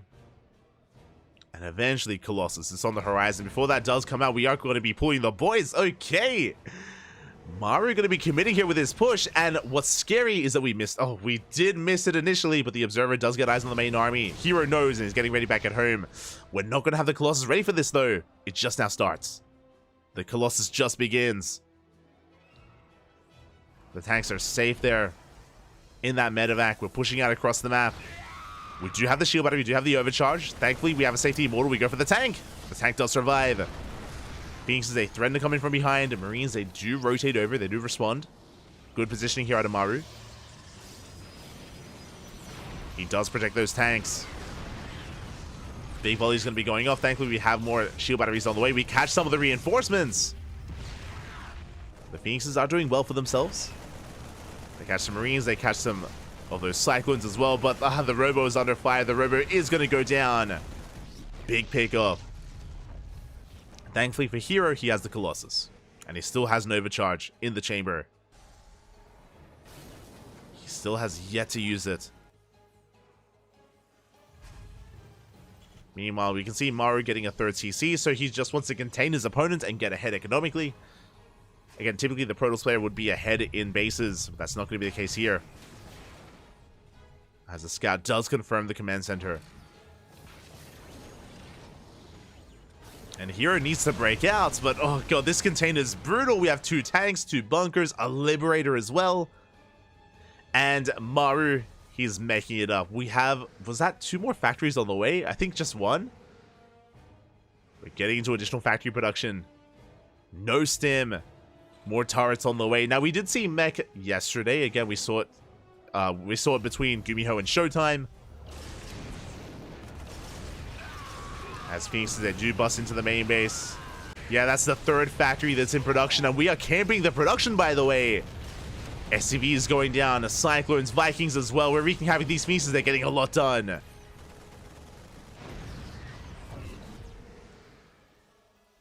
Again, Hero hoping to force Maru back home. As he gets 5 SCVs, and I say 5, 6, 7, 8 SCVs go down. We can see, I said Hurricane Thrusters. A Hurricane Engine's on the way. The new Cyclone upgrade. I mean, I say new name. New in name and icon. Ooh, as we end up bleeding out some of these Phoenixes. Maru is fighting back. Dark Shrine gonna be on the way as well. The Invisible Man, let's go. And this is all well and good, don't get me wrong. Hero, he's getting a lot done, but Hero has yet to break out. And we have charge. Oh, the tank did unsiege for a moment. That was the opportune moment for Hero. Breaks through the first line of bunkers, gets on top of the tanks as well. And Hero is going to clean this up. Did bleed out some units here, but the Zealots, they clean up the ground army. The Liberator doing what they can, but the Phoenix will clean this up as well. And Hero breaks free.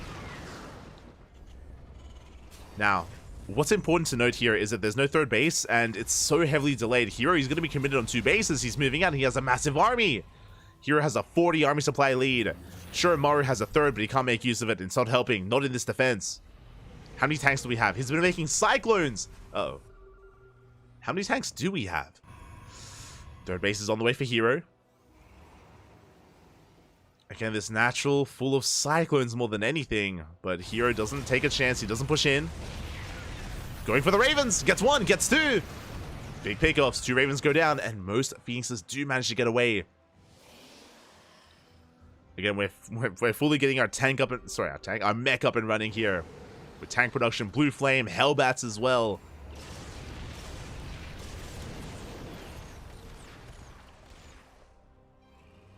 And he will have a more efficient army, true, but he's stuck on 2 bases. Like, he can't expand. The problem right now, especially with Hero's army lead, is that if Maru tries to move out to take a 3rd base, Hero can punish him. He can just collapse on the army, deny the 3rd.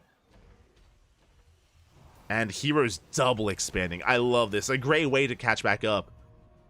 As Hero's been contained to 2 bases for far too long.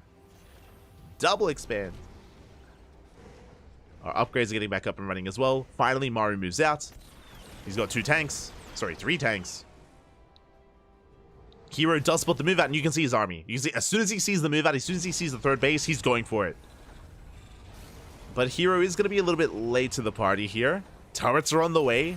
SimCity as well. Maru's so quick to set up. And Hero wasn't quite in position. It looks like he was maybe expecting a drop or some kind of counterattack. But he wasn't here in time. The turrets are done. We're still pushing in. Ooh, we lift up one of the tanks. A lot of these Phoenixes are going to be going down, but we dive on the tanks and they're going to be going down one after the other. There's 2 tanks left. And the Colossus, they reign supreme here. Oh, I say that. We're running out of Zealots, though. Again, we need those Zealots. We need that support. We at least deny the 3rd. We get 10 SCV kills. We deny the 3rd base. The Colossus did live. It did cost us all the Zealots. It did cost us all the Phoenixes as well. We're down to 1 Phoenix.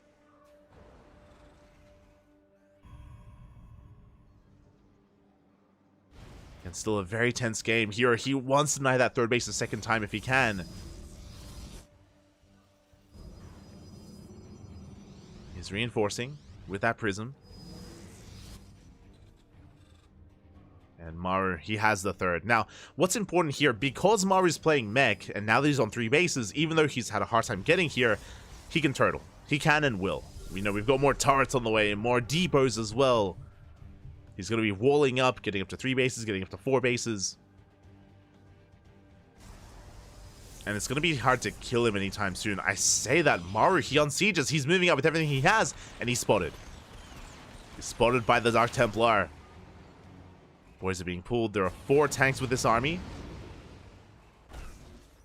Oh, Zealot Runby is going to be punishing that 3rd base, but Maru's committed. Show us a Nova. Nova goes off. When it does connect, big connection on those tanks. Prism does go down, bit of miscontrol out of Hero. DT doing what they can here in the back line. Tanks are going to be a bit late to siege. It looks like Hero, he should be able to collapse on this. Yeah, the Zalsei dive on the tanks. We close the distance. GG gets called. Maru gets completely shut down, and Hero ties things up 1-1. Whew. GG. Bappy.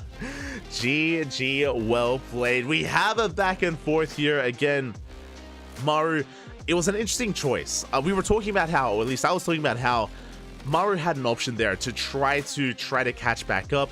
I guess the reality here is that because Hero double expanded and took his third and his fourth base at the same time, it would be a rough road to travel there for Maru to take a slow approach and to try to just turtle up, defend, and take a fourth base. Instead, he essentially went for an all-in. He went for an all-in, especially with the Zealot harass that was happening across the map as he was bleeding out SCVs. He was very committed, and in the end, Hero was able to get eyes on him, was able to slow him down, and able to collapse on that army.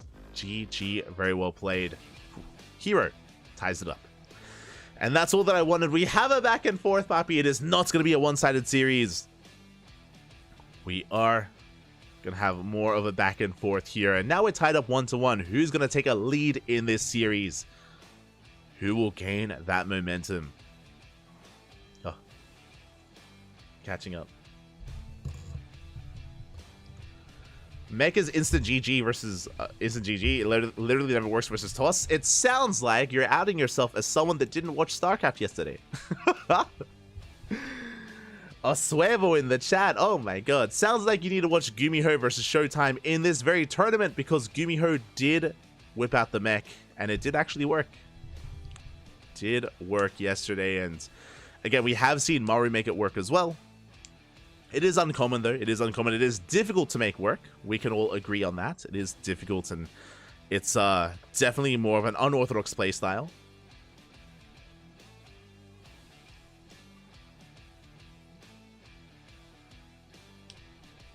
Catching up. Catching up, bad.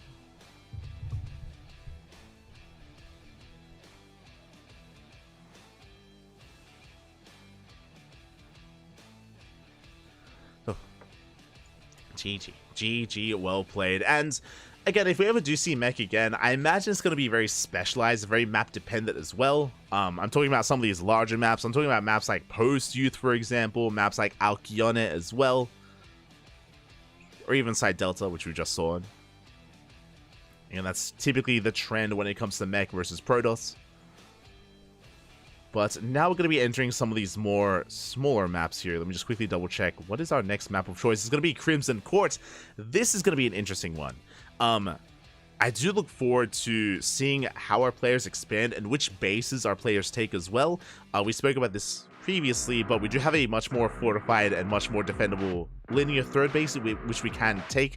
Likewise, you can take the forward base to go for more aggressive of an all-in with that rich vesting gas geyser. We'll see where our players do take us as we go over some of these highlights, some of these replays. Again, this fight from Hero felt a little bit awkward because when he went for the mass lift, he actually missed some of the tanks. I think he lifted 1 out of the 4 tanks that were there. It was like 3 or 4 tanks, and he only got 1 of them. So that was an interesting trade there, and then this was the final fight here.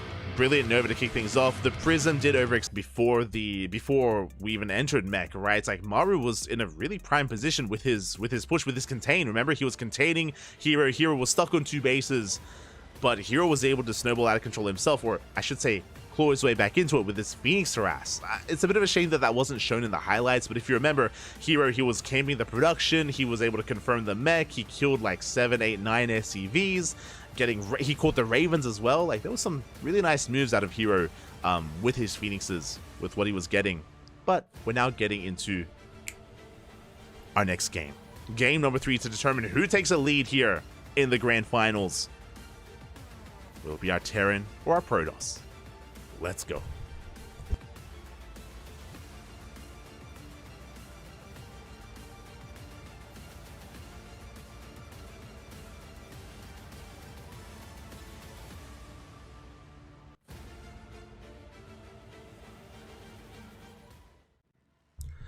And spawning in the bottom left-hand corner of Crimson Core, we have our South Korean Terran player, Maru, for Team Vitality. And in the top right, we have his opponent. We have the red Protoss for Dragon Kai Z Gaming.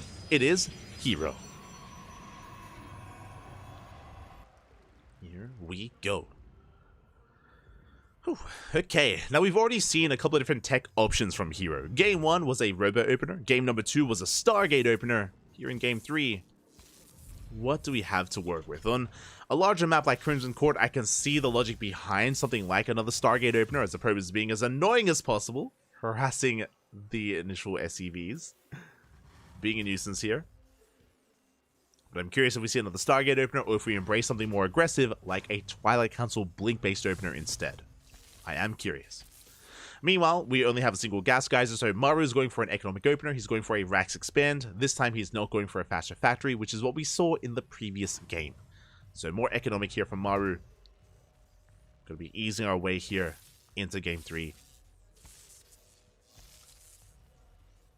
And we'll see if we go for the command center on the high ground or on the low ground. I mean, based on our SimCity and on our setup, I imagine it's going to be on the high ground. We have the Marine first. Of course, Maru did not SCV scout, and Maru skips his Reaper, so there's no scouting whatsoever from Maru. If Hero were to go for something crazy, a more aggressive build, then Maru would not know until his Hellion popped. And there's that CC on the high ground, just to be safe, just to be secure. Very reminiscent of Game 1. Very reminiscent. So it's a safer variation of an economic opener, with the command center on the high ground. Meanwhile, Hero going to be opening up Adept. That does mean that he's going to be able to shade across the map that much faster to apply some pressure. Factory on the way in the main. We're not set up for an add-on swap, I don't believe. Ooh, and there it is. We have the answer to our question. Our tech of choice, once again, Stargate. Now, we could be going for another Phoenix opener, or we could go for that Oracle that we mentioned before. Not unheard of for Hero to open up Oracle instead, to be a little bit more aggressive, especially to coincide with these initial Adepts. Could try to be a little bit more aggressive in the face of Maru. Meanwhile, Maru throws down another Rax. Okay, so specifically what Maru is doing here is that he is delaying his starport. His starport is heavily delayed. I would not be surprised if we throw down a third Rax before the starport as well. And the way this build works is that it's designed to build up a hefty bio army, work towards a stim timing, and hit a very, very strong stim timing as well, with eventually Medivacs. This could even lead into an all-in.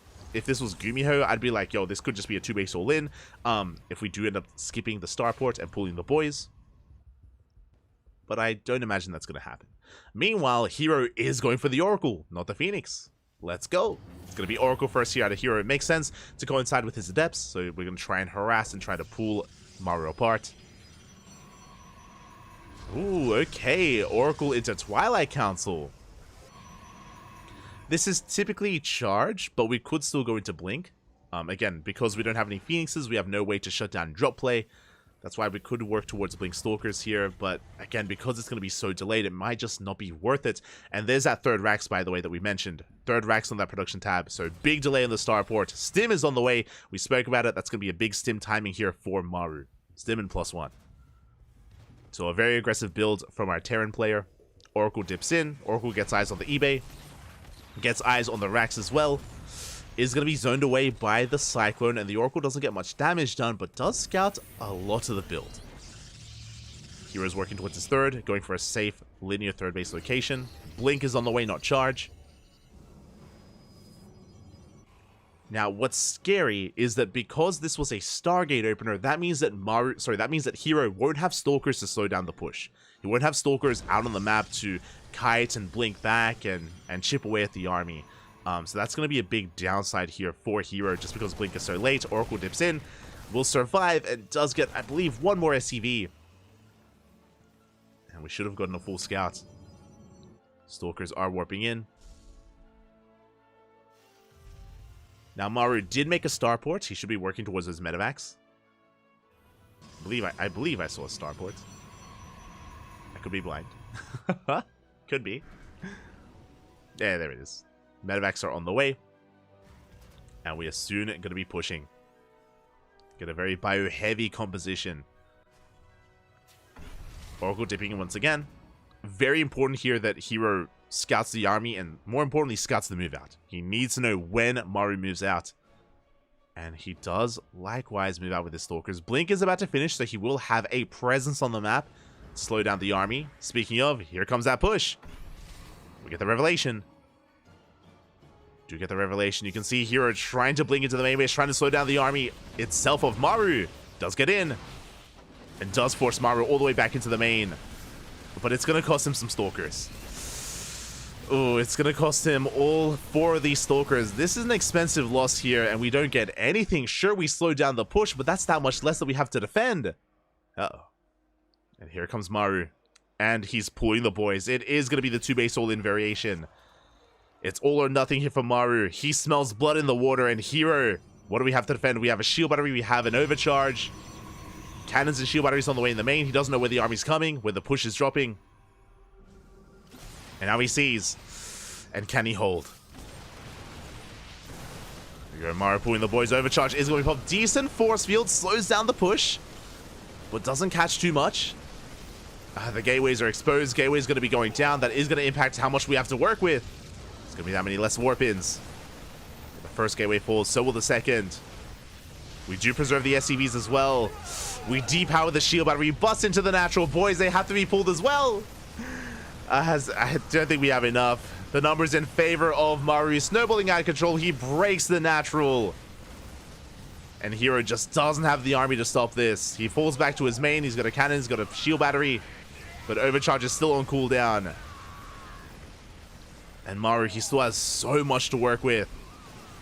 Yeah, Stims on forward. Boys being pulled. But the choke point is brutal here working against Hero. Even the Oracle comes back to help out. But it's not going to be enough. Oh, I say that. Decent blinks here from Hero. He's cleaning up most of these Marines. Again, Maru, he's running out of units. He's running out of energy on these Medivacs as well. We have the overcharge. The second overcharge kicks in. We hold on to the main. But Maru, he's still up heavily here in supply. It was a good effort here by Hero. More boys being pulled. We dodged the mine. We dodged the Widow mine, but the reinforcements come in. Yeah, and Hero, he barely has anything left. He's down to 1 base economy. Down to 4 units, 2 Stalkers, 2 Zealots. That's all he has left. The overcharge did run out. And Maru will take a lead in this series. Is looking to take game 3 as he takes down the final Stalker. GG gets called and Maru takes game 3.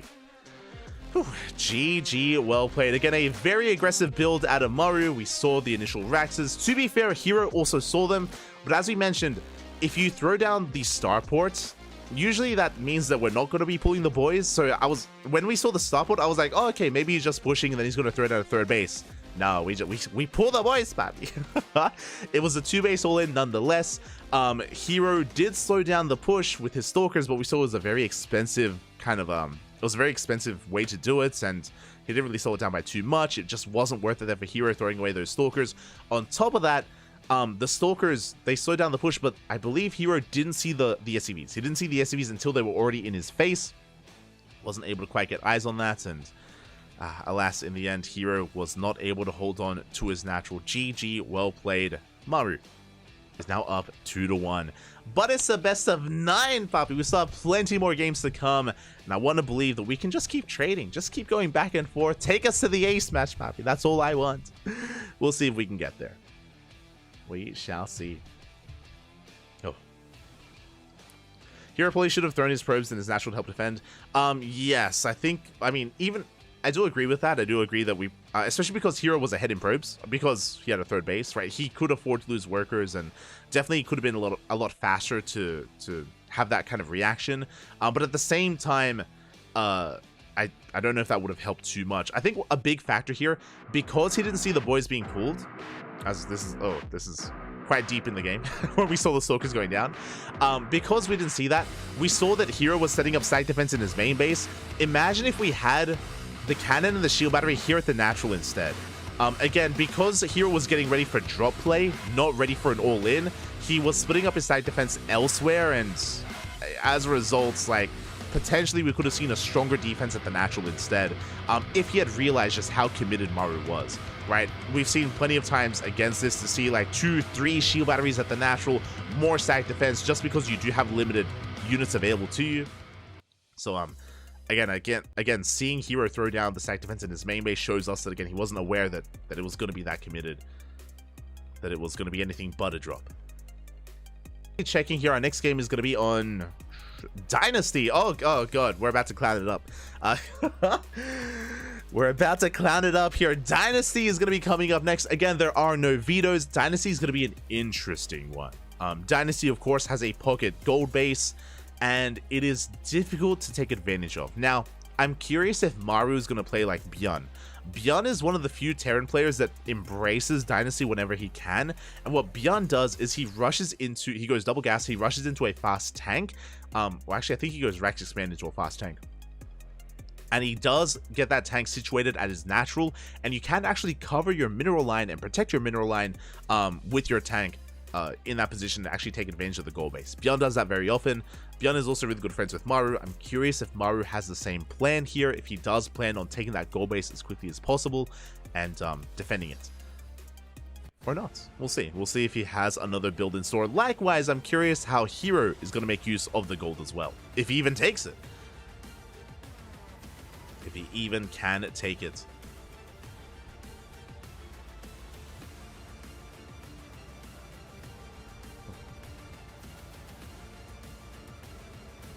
Catching up, man. Catching up.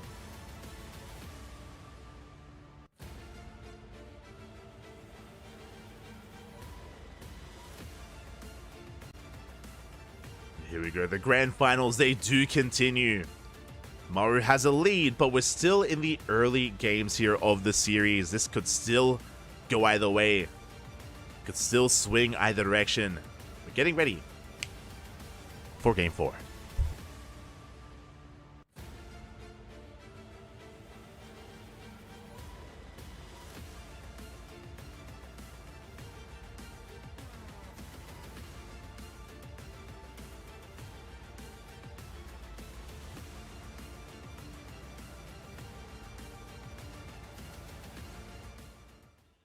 And here we go, spawning in the top right-hand corner of Dynasty, we have, for Team Vitality, Maru.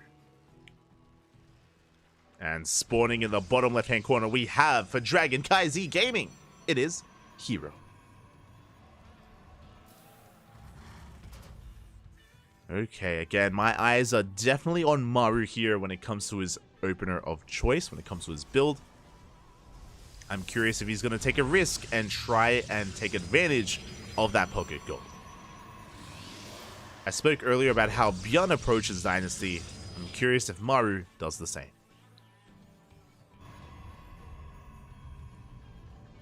So now we're getting into our setups. Should be a Gate Cyber Expand here from Hero. Again, I imagine Hero is going to be avoiding the gold, as it goes both ways. The gold base can be punished quite hard by both the Terran and the Protoss player.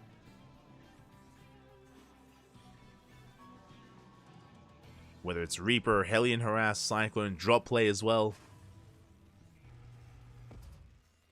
Can deny mining there. Hero setting up his Cyber Core on the low ground. This is to wall off the Reaper Cliff. Cyber Core is thrown down, and Hero, he's taking the gold. Okay, let's go. Hero's taking the gold base. At the same time, Maru's going for a rack expand, and he is also looking to take that gold as well. Gold versus gold. Who's going to get away with it, and who is going to be punished for it?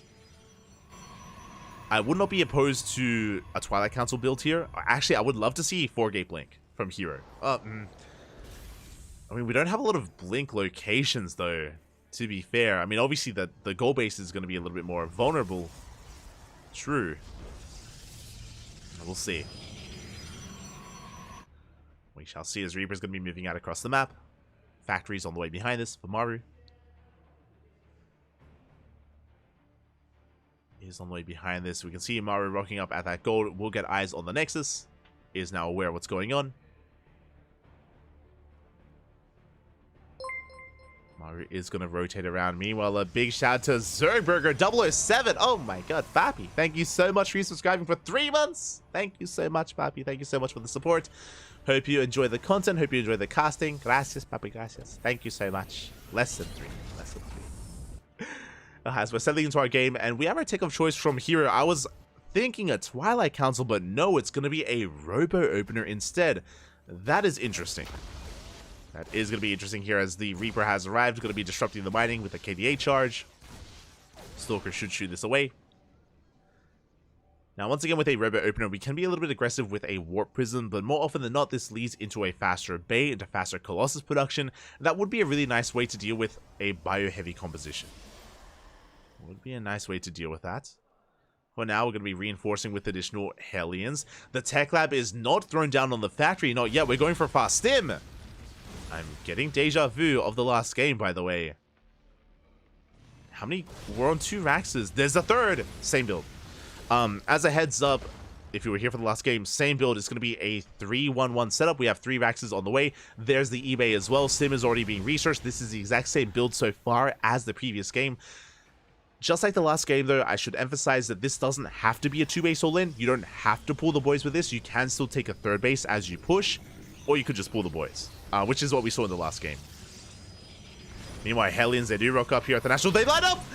Oh, the probes do line up. 4 workers go down. We do clean up the Hellions, but they did quite well for themselves. At the same time, here comes that Prism. We're going to be disrupting some of the mining here at the Natural. We do get 1 SCV, and we do deny mining here, but here comes that tank. We spoke about it. The tank is going to be able to protect the mineral line. Will shoo away those Stalkers. But that tank count is getting higher and higher. Gateways are on the way. Twilight Council in production as well. Okay, so we're not rushing into fast Colossus. We spoke about how this could be for a fast Bay. That is not the case. We're rushing into Charge. Ooh, okay. Charge. I think that's going to be a better way to deal with this kind of army, with this kind of move out. We see Hero warping in. Trading as best he can, shaving off some of those Marines, but big tank shots go up. Oh, we get a Stalker. Stalker does go down. At the same time, we threaten a drop here at the Natural with the Immortal, and we go for the tank, and we do manage to get it. Big pick off. Very nicely done. Hero snipes the tank. Starport is now on the way. Now, from the side of Maru, losing a tank is huge. Like, when it comes to going for a 2-base all in, your tanks, they are the backbone of your army. They're so crucial here to a 2-base all in. So we might end up deviating away from that. As that is a 4th Rax on the way. Getting the 4th Rax, we do pick off a depot. That is going to be supply blocking Maru, going for the 2nd depot as well. Oh, making the supply block even greater. Really nice pickoffs here from Hero, reinforcing on the front lines. Adepts, they do shade past the army into that natural base. Trading with the Marines. They don't quite get too much economic damage done, but we dive off the ramp. And the tank is going to be targeted down. There was only 1 tank left, and now 0 tanks remain. And without any tanks, Hero, he can snowball out of control. Good juggling here. He saves the Immortal. Big warp in into the main base as well. And the Bio Army is standing strong, but what about the SCVs? What about the workers? 18 workers go down. 2 more. Now we get a 2nd Immortal as well. And it's becoming too much. Hero, can he break through? Oh, the Immortal goes down.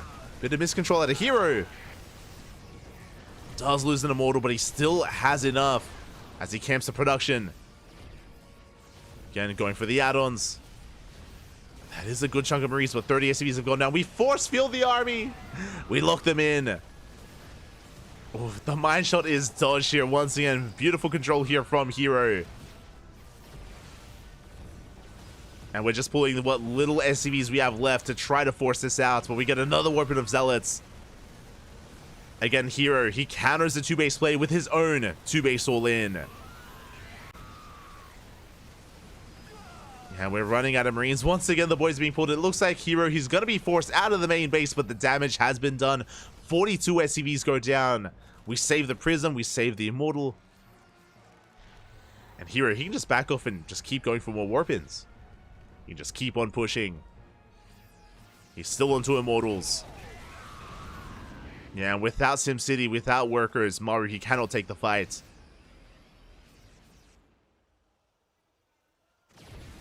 As Hero, he busts forward once again. And Maru, he's down to 10 SCVs. He barely has an economy, and we are bouncing back. GG gets called. Hero ties up the series 2-2. We have a series, Bobby. Let's go. GG, well played. We do have a back and forth here. Going blow for blow, as Hero is able to find an answer to this build of Maru. I mean, I say to this build, it was very reminiscent to the previous game that we just saw. Maru, he was just building up on 2 bases, getting a mass amount of Raxes first, looking to go for a stronger stim timing. But Hero was the first to break through instead. I should emphasize the lead up to that though. For Hero to snipe the initial tank was massive. Like, it was so important there, so crucial that he was able to pick away at those tanks ahead of time before the major engagement. Likewise, able to apply some pressure and gain map control and take advantage of his own goal base as well. GG, well played. Whew. Hero does tie us up 2-2. And is the ace match dream going to become a reality? I mean, we're still early on. That's the crazy thing. Like, we're tied up 2-2. We still have so many more games ahead of us, but this is what we wanted. This is what we wanted here. No one-sided series, no 5-0. No. Melbourne graded the city. I mean, Sydney has the ESL studio, so I mean, I guess that works here.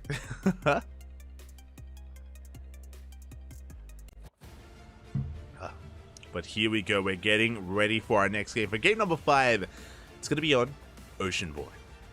Let's go. Oceanborn coming up next here. Not as extravagant or dynamic as, you know, a map like Dynasty, but aggression can still be favored on this map. The third base is that much more vulnerable here on Oceanborn, so that can be a point of contention. But we'll see. Once again, we're here to find out who takes a lead in this series. We're tied up right now, but this game will give one of our 2 players here momentum. Get them that much closer here to that trophy, to that championship.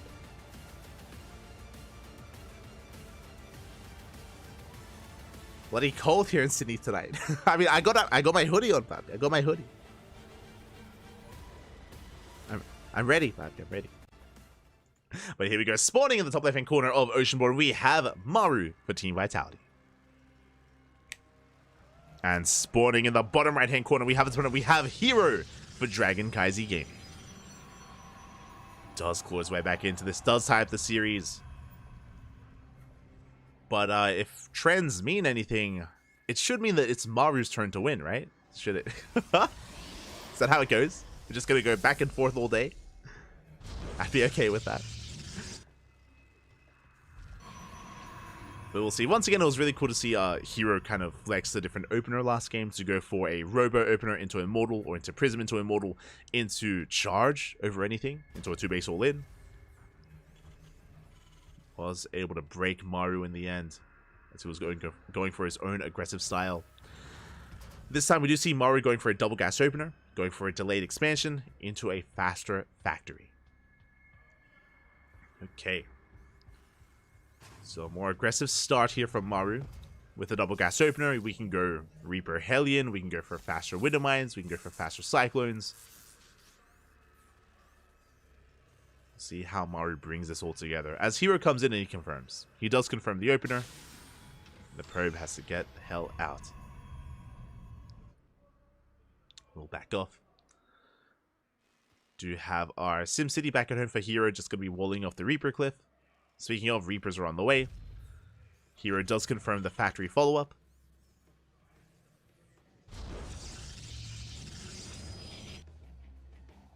And we'll see what kind of tech we have to work with. Now, I'm not too fond of Stargate play on this map. I mean, especially because of how aggressive you can be once it comes to taking a third base here.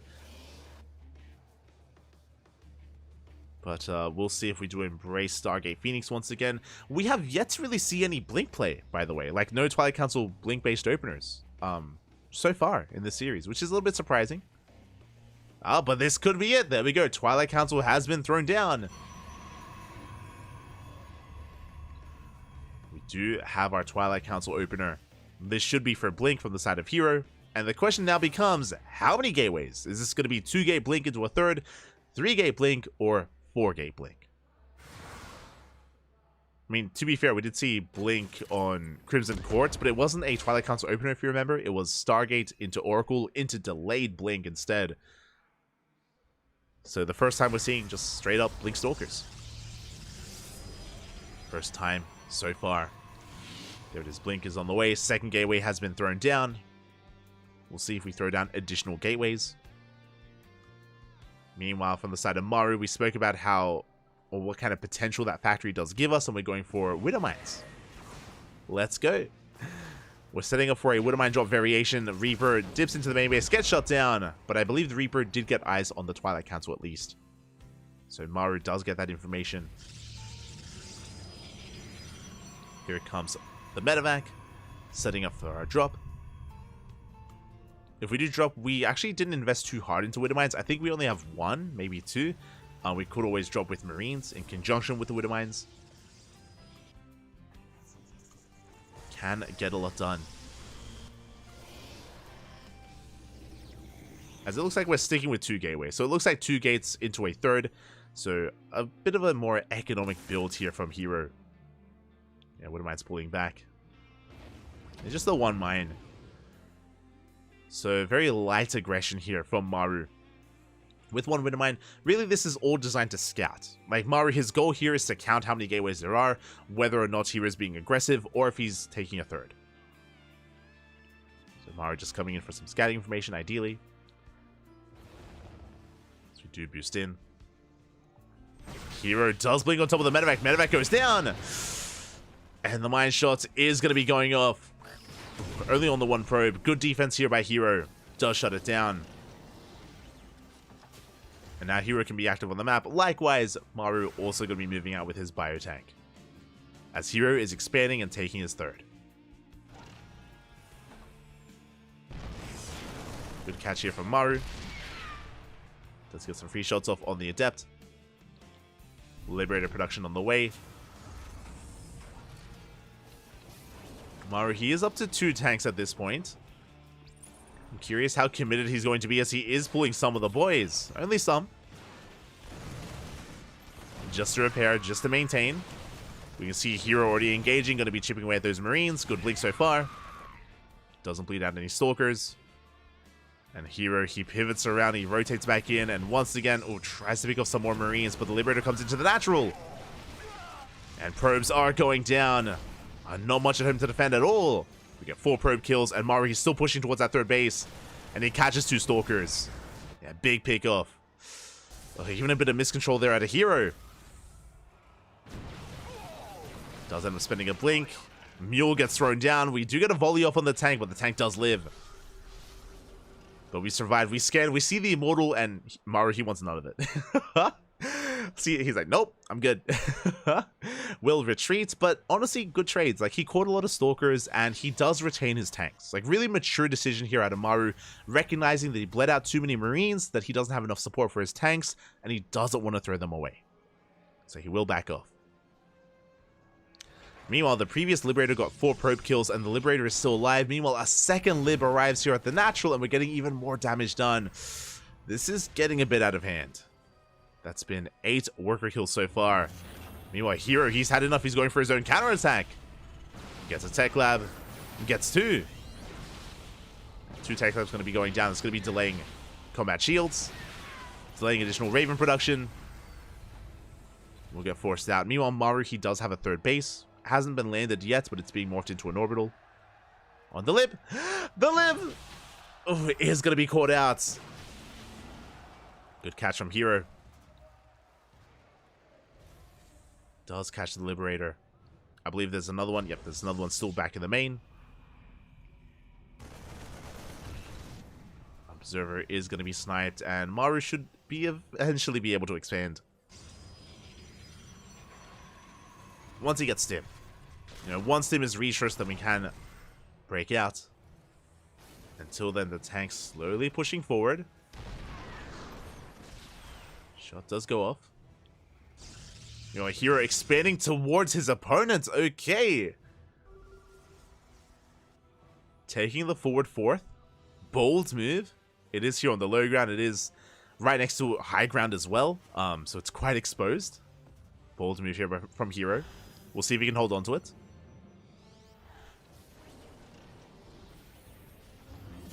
Warp Prism poised to go into the main. Turrets are about to finish up. And Stim is about to finish in a couple of seconds. Maru, he can finally break out. He can finally expand and take a third.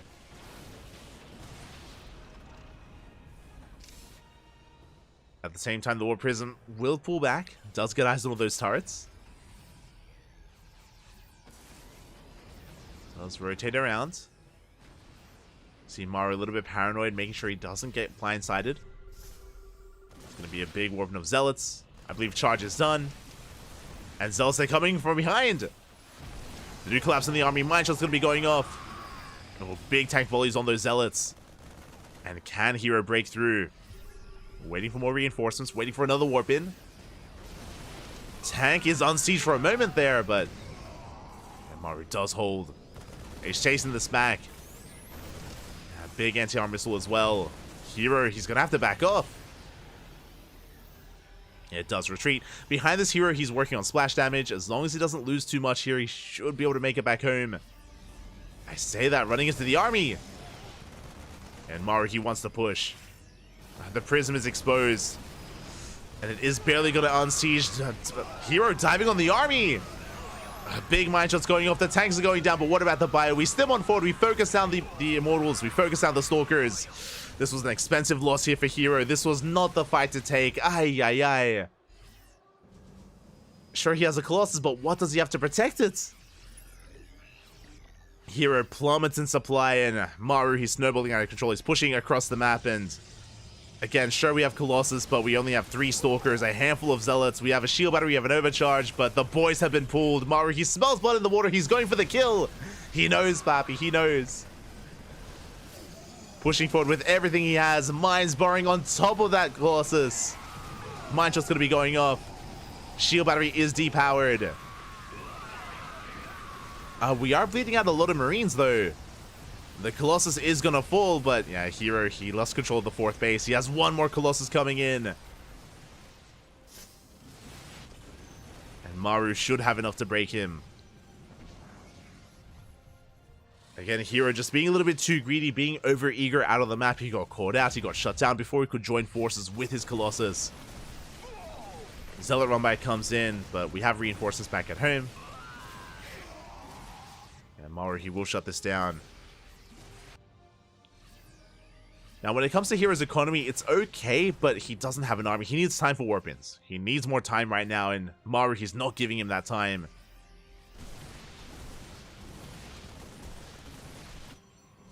Maru scans, he sees the new 4th.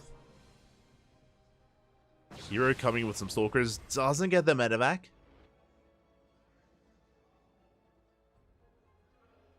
He's going to rotate around once again. Maru just building up his death ball of an army before pushing in. Zealot run-by does hit the 3rd base once again. Gonna distract some of the production, but we have enough. Maru barely loses anything. And he's going to be denying this 4th base once again. That's going to be a cancel. Just containing Hero, starving him out. Diving on the Colossus. Big anti-armor missile as well. Mine shots going off. We barely have any Zealots left. And we can focus on these units one after the other. The Immortal goes down. And I mean, Hero, he's been fighting his heart out. He's been trying to hold on for as long as he can, but there's only so much he can do. Does have a second Colossus, though. God, if only there weren't so many Marauders. Colossus goes down. Prism as well. And Maru, he finally breaks the back here of Hero. No more Robo units. Only a handful of Stalkers and Zealots. And even then, the Zealot warping gets denied. The 3rd base has been broken. We're getting on top of the production. We're getting on top of the Robo. We have a couple of seconds until the Colossus comes out. But GG gets called. And Maru takes game number 5. GG, well played. I mean, we had a pretty dynamic back and forth here. Initially, Hero, it was an impressive defense where he was able to force back the army, he was able to catch some of the tanks, wasn't quite able to bring them down. But yeah, again, Hero did feel like he was just a little bit too overeager, a little bit too confident with his move outs. If you remember when he was being active outside the third base with his Stalkers, with his Immortals, he was kind of flirting with death there. And at a certain point, even Hero realized he had to retreat. And that was the moment he was trying to retreat through the center, but he ran into the army, pushing up a ramp, and then it was kind of forced into a fight that he didn't want to take. It might have been wiser for Hero to earlier have just retreated and recalled instead of just walking back home. As he was trying to make his way back home via the grounds, like, he was caught out. GG, well played. With Hero losing that army, that was essentially game then and there. Like, sure, he had Colossus back at home and he had shield batteries, but again, he just barely had a standing army, and GG. Maru does take it. Maru does take a lead in the series. And that means it's Hero's turn to win. That means that means as we've just been trading back and forth here between Maru and Hero time and time again. A big shout out to Zergburger 007. Thank you so much for the gifted subs in the chat. Oh my god, Papi, thank you so much. Gracias, Papi, gracias. Thank you so much for the subs. Thank you so much for the support. We do appreciate it here on the CranKy Ducklings. I hope everyone enjoys the gifted subs. I see Pikachu got one, Edo War, Resent TV, Poorly Drawn, and Debbie 291. Thank you. Thank you so much. Gracias, papi. Gracias. Do appreciate it.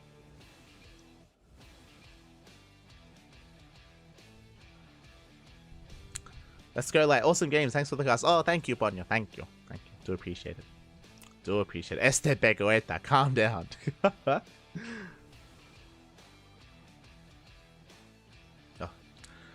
GG, well played. I have to keep looking at the bracket here for the map order, and we just wrapped up with Oceanborn. Up next, game number 6 is going to be on Alcyone.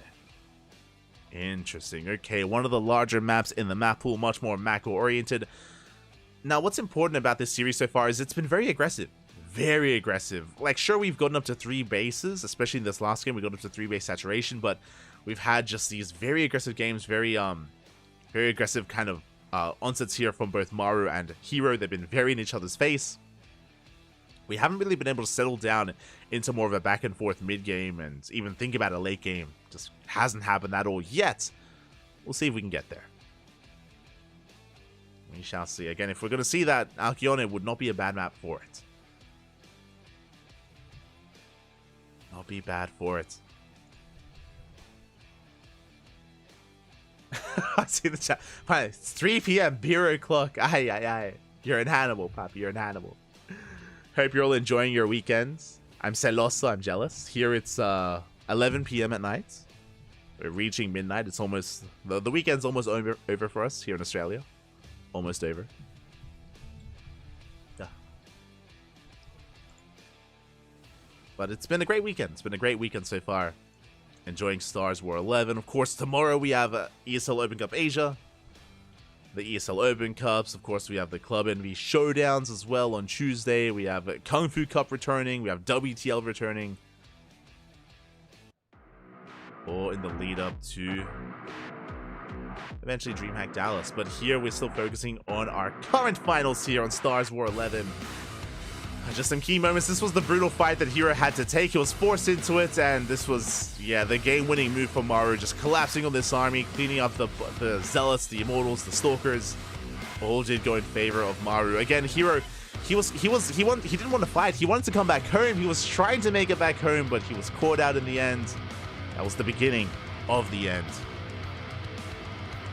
And Maru was in the driver's seat from that moment forward. That moment on. Hero was holding on, he was surviving, but he wasn't really living.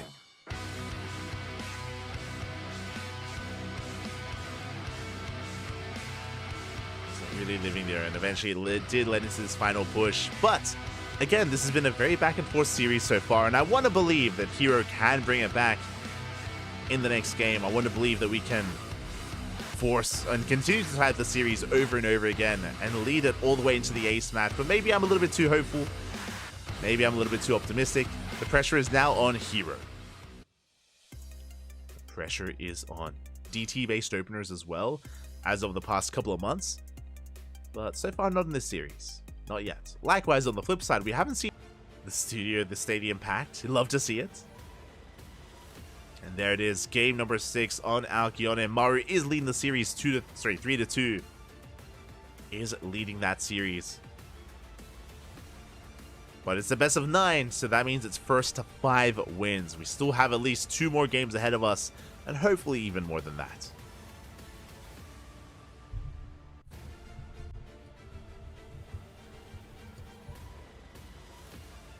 Hopefully.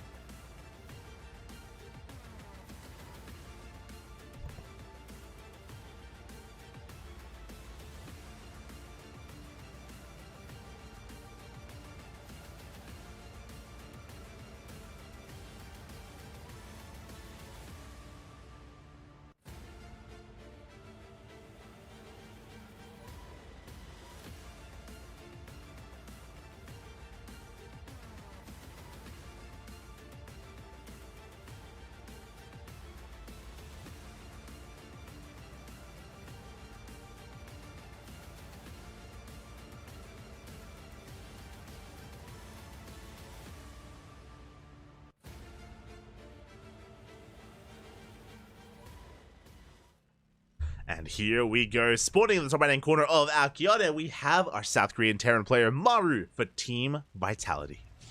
And spawning in the bottom left hand corner, we have Hero for Dragon Kaizi Gaming. Again, Hero is down in this series. The pressure is on Hero to fight back, to tie the series once again. Or will Maru extend his lead and be that much closer to becoming our StarsWar 11 champion? Here we go. But again, we're loading into one of the larger maps in the map pool. A lot of bases to be taken, and we have yet to really embrace the mid to late game here in this series. It's been hyper aggression time and time again from both Maru and from Hero as well. Not like it's only been from one of the players, but from both players have been both very much so in each other's faces. And we do see Maru opening up double gas. Okay, double gas opener out of Maru, going for a faster factory. We saw last game this led into a mine drop, which didn't really lead to too much. We'll see if we embrace another mine drop or if we open up in a different fashion instead. You see Hero just walling up that Reaper cliff, going for his gate cyber expand. Do you have a Zealot on the way? I'm curious if we're going to be cancelling the Zealots or if we do end up sending it across the map, which would be a bit of a gamble here for Hero, as it is double gas. Yeah, Zealot is going to finish up. We're going to be sending the Zealot across the map. Now, if we had a CC on the low ground, then the Zealot can get some damage done, can of course delay the command center. Is going around the left hand side of the map, is going to be avoiding that Reaper, and here comes that command center. Hero, he can get some damage done. In some of the previous games, we saw Maru go for a safety CC on the high ground, but that is not the case here. Not this time, in game 6. Reaper dips in, we have a full wall. It's going to be a Stargate opener out of Hero, which makes sense on a larger map.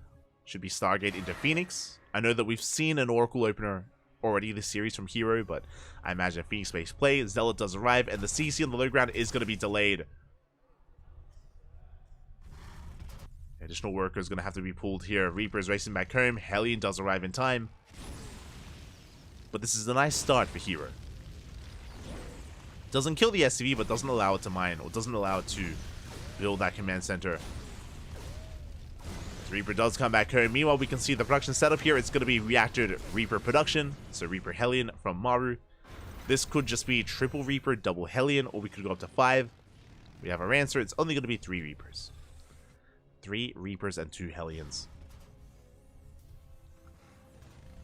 Just some light aggression here from Maru. Meanwhile, Hero is massing up those Phoenixes. As we speak, Hero also has eyes on the map with the Zonaga. Does spot the move out. Spots the army as well. Will shade back home. And we have control of the high ground of the ramp. Maru's pushing in. He dives into the bases. Phoenix, they come out just in time. We pick up one of the Hellions. The other does get in, but barely any HP. It's not going to get any damage done. We get one volley off here on the probes, but only one. Good defense by Hero. Doesn't lose anything, but Maru is aware of the tech. He's aware of the Phoenixes. Behind this, going into Reactor Cyclone production. Vikings as well.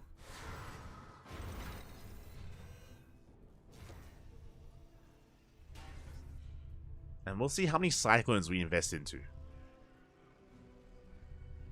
Once again, we do see Maru faking out Cloak. We've seen that before. Adept's going to be threatening the natural. So far, so good. Viking comes out. We can zone the army away. Hero has to retreat.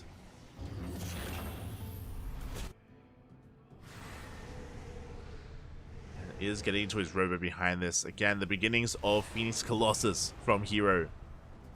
Dives back in, sees Cloak, but I'm sure this time he's aware that it could be a fake out. Phoenixes do take a lot of hits. And Hero is setting up his third. Meanwhile, we are continuing that Cyclone production, by the way. And I'm getting some side Delta vibes here. This could be the beginning of something like Mech. Third CC is thrown down. I'm curious if we are going to be throwing down another factory.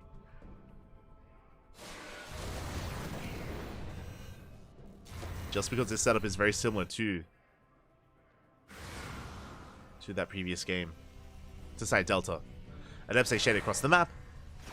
Going to be sipping into the mineral line at the same time. Mori does arrive across the map. We do have a shield battery. And force fields. Here we go. We go for the lifts. A couple of Cyclones going to be going down, but we barely have anything to support the Phoenixes. Yeah, not enough on the ground to support. We have only 2 Stalkers. Adepse do make it back home.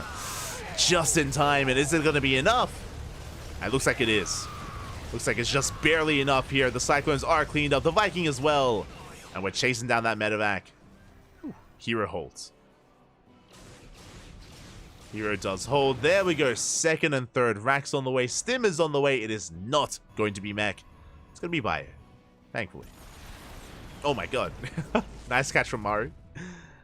Does pick up a Phoenix. Very nice catch. Continuing Cyclone production as well. Top defender against said Phoenixes. Behind this, charge is on the way. Interesting. We're not going Colossus. Going Phoenix into charge lots. We go for the scout. We confirm it is going to be Bio. We catch a Viking. Good pick off, but oh, we trade a Viking for a Phoenix. That not so much for Hero. The best trade. Speaking of though, Hero, he's rushing into his 4th as Maru's still on 2 bases. And that 4th base is going to be the gold. Very greedy here by Hero, but I think he can get away with it. Again, Maru's not going for a 2-base all-in. He's taking a 3rd. He's throwing down more production. He's throwing down double E-base for double upgrades. Maru, he's building himself up, which means he won't be able to deny this Nexus. So we'll see if Hero can get away with it. As these Phoenixes, they still continue to be active. We get another 4. We get another 5 SCV kills at the natural. Rotating back around, getting more SCVs in the main base. The turrets are a little bit too late. Maru being too greedy here. Delaying the turrets, loses 9 workers. And Hero has a massive economic lead. He's on 71 probes, going for a massive gateway explosion. We have Charge Lot, soon to be Charge Lot plus Archon, as Temple Archives is on the way. This can also lead into Charge, as we don't have any splash damage yet. Charge would be a great asset here to Hero. A great way to round out his army. As Phoenixes, they come back in once again, pulling Maru apart. Oh my god.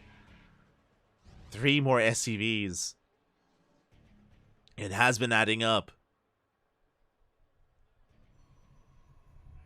Again, a lot of this because of the failed push from Maru. That push, how dedicated he was with all those Cyclones, means late Stim, means later Viking production, later 3rd.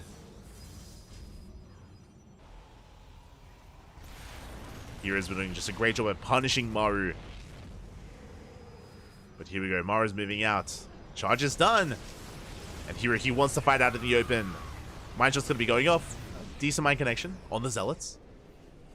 Ah, but there was just the one mine. There we go. 2 more G-Rock up. Hero has to back off. Does back off for now. Rotating around. Trying to bypass those Widow Mines. Will lift them both up. And the Widow Mines are shut down. The Zalze collapsing on the 3rd base. And Maru, he has no backbone to his army again. No tanks, no mines. Just Cyclones more than anything. Good force field here by Hero. A nice pickup from Maru. He does avoid the main bulk of that army. Does avoid the Zealots. Boys are being pulled. Once again, Maru pulling back to that mineral line. Really nice SimCity. Really nice use of the terrain. Maru is holding. Is barely holding on. But the Archons have arrived. Phoenixes are going down. We shut down the Vikings. Big Archon shots here on the SCVs. Ooh, 27 SCVs going to be going down. And even if Maru holds, damage has been done. And I'm not sure he can hold. Now the Prism is going to be shut down. We're cleaning up all the Zealots. Maru will clean this up. Oof, but we lose so many medevacs. And again, 37 SCVs here. He's getting a 5th. We don't need a 5th, but sure, why not? 5th base is on the way. Colossus as well. We did not invest into Storm. Just charge the Archon. Colossus on the way, and from here, Maru, he's committed. He has no economy behind this. It's all in. It's all or nothing for Maru.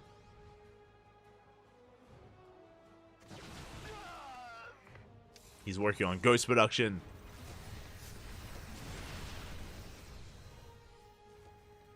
He's working on those Ghosts, and that will help. Don't get us wrong. He's also got triple Mules as well. Mules are good, but they're not that good. Good mine shot. Takes down the Phoenix. Hero pushing forward. I mean, he has a Colossus, but he does not have Extend Thermal Lance. There we go. Just now starts. Working his 2-2 upgrades. Does reinforce. With more charge lots. With a couple of, I think, High Templar for Archons as well.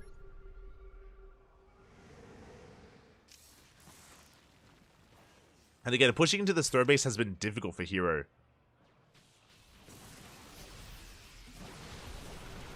Has been difficult, but he's still pushing through. Yeah, there's that High Templar you can feedback. Yeah, Maru trying to make his final stand. Mine shot's going to be going off of the Stalkers. The boys are being pulled, but there are just so many Zealots here. And the Colossus, they're just wreaking havoc on the bio. GG gets called. There's just too much to handle here. And Hero will tie up the series 3-3. And the gold was completely uncontested, untouched, as Maru couldn't really contest against it because of the earlier failed aggression. And now we find ourselves in Game 7. Still not the ace match, by the way. This is not a best of 7, this is a best of 5. And Game 7 is going to be on Ghost River. Oh boy. Let's go, Bobby. Let's go. Ghost River is going to be coming up next. A very aggressive map. We'll see who takes the lead.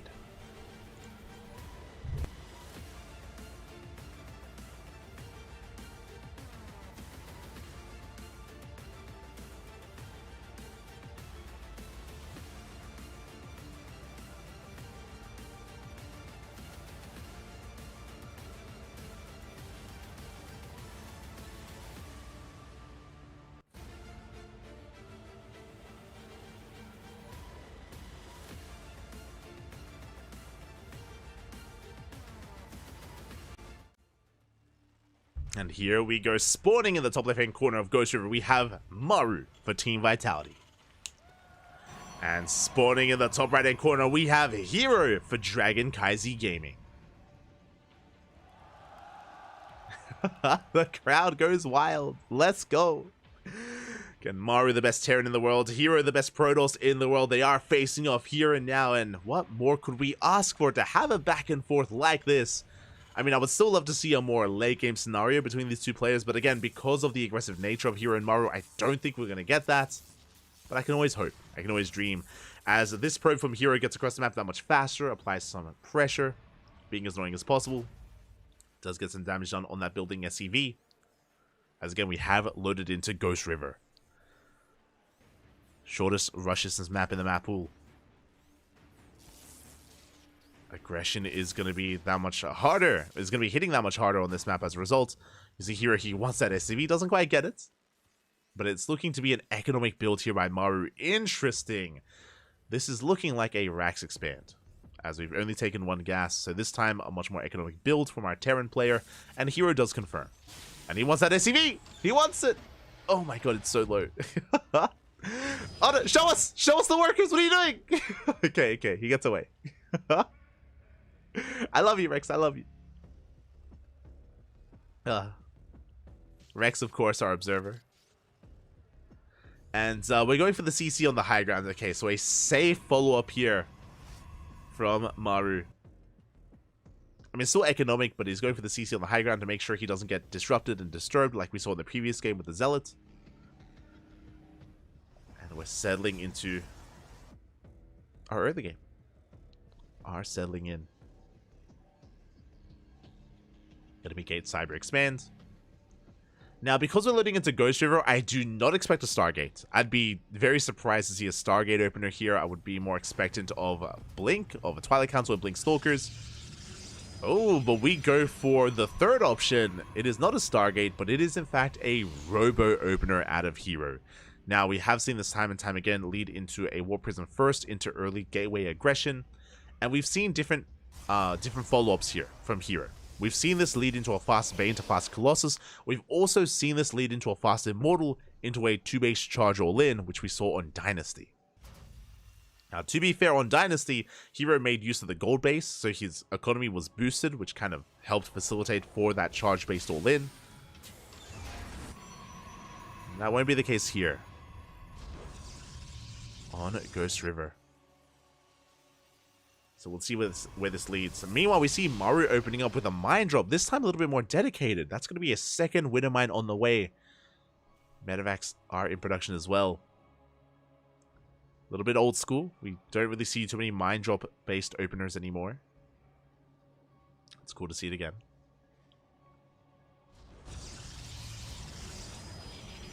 See the initial observers moving out to get some scouting information. There's that Immortal on the way as a follow-up. Interesting. I'm waiting for the Twilight Council. I'm waiting for the charge. There's that Twilight Council on the way. This is looking suspiciously like the build we saw in Dynasty. Observer gets across the map. This is an early tank from Maru, by the way, so early tank production will keep us safe against a Twilight Council based build, but this can also lead into a 2-base all-in from the side of Maru. We'll keep an eye on him as well when it comes to how many tanks he's able to whip out. How he does push. Here comes that mine drop towards the main.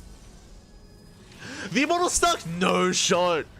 Mine drop comes in, we do react in time, and we're gonna get maybe one probe going down, but the Immortal is trapped in between the building. Wait, is it? It is! No! Not like this. Feels bad, man. I mean, it's like, it's not the biggest of deals, right? Like, we'll break it free with the Prism, but that's unfortunate. As Maru is pushing, by the way, we need that Immortal. Uh-oh. Okay, it's okay. We're chronoing out that Prism. The Immortal will soon be broken free, but this also means that we cannot engage in the center of the map. As Maru's moving out, we have the Liberator towards that natural. Let the Immortal free. Charges on the way. Liberator should be shut down, and Maru doesn't commit with his army. He's coming in with the drop, but we do zone it away. Good cleanup here from Hero. He shuts down the Lib. He does zone away the drop, and Maru pulls back. Whew, okay, we're good. we're okay, we're okay. The Immortal's out of jail. He's been let free. 2 more gates are being thrown down as well. It's going to be 4 gates for the time being, and okay, so it's not going to be a 2-base all-in here out of Hero, at least not yet. It's just going to be 4-gate charge into a 3rd with a Templar Archives for Archon production, and potentially Storm as well. Okay, so it's settling in towards the mid-game. Hero working on his 3rd. And scouting his opponents with that hallucination. Getting eyes on the production. It's going to be a 3-1-1 setup here out of Maru. Oh, did I say 3-1-1? Sorry, that's going to be a 4-1-1 setup. As we do throw down additional Raxes. Yeah, 5th Rax is on the way. So 5 Rax setup here. We do have Storm in production for Hero. That should be up in time for any kind of stim timing from Maru. as Stim is on the way, but those two Raxes, by the way, that are on the production tab, they're hidden in the natural. They're hidden in the natural, and Maru, I'm sure, is hoping that he can keep that away from the prying eyes of Hero. Here he goes in a little bit deeper with that Observer into the main. I believe he hasn't checked the edge of the natural yet, but he's about to. Yeah, there we go. He confirms. He confirms the Rax count. He sees, he knows. There's still no third base from Maru. And Hero, he throws down another shield battery, which I think is a wise move right now. Because Maru, he might decide to commit with this. But now going for a drop. Going for a double drop towards the south. Raven harass here at the third base. We do get the feedback after the auto tower gets thrown down.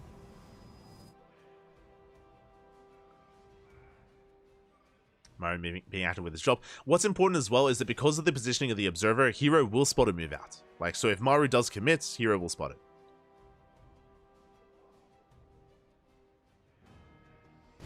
Ooh, as I say that, the Observer is being hunted down. The Observer does fall. You can see Hero fanning out his Zealots to try to catch any kind of army. And Maru, does he pull the boys? He is moving out with everything he has here. Double drop into the main base, and he does pull the boys, by the way. That's the big blob on the map. Wait, does he, though? Big storm! Oh my god! 12 SCVs go down. I mean, Maru, he was already committed anyway. And how many storms do we have? Ooh, just in time. Big storms on the army. On the Marines, on the Marauders, but there's nothing else to support those High Templar. Yeah, the Immortals were out of position. Double drop coming, collapsing in on top of the third base. We deny the warp in as well, but we have more storms. We have more storms available, and here he's shutting this army down. He collapses on top of the tanks. The Raven falls. Oh my god, massive storm on the bio. And Maru, he loses everything. GG gets called. He was committed with the 2-base all-in, and Hero takes a lead. The GSL Finals, and from becoming our StarsWar 11 champion, one more win is all Hero needs. Maru is now up against the wall.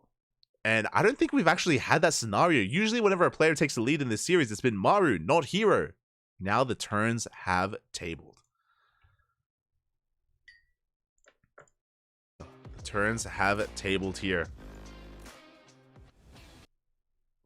As it looks like the clean feed is struggling a little bit. Uh-oh, now is not the time!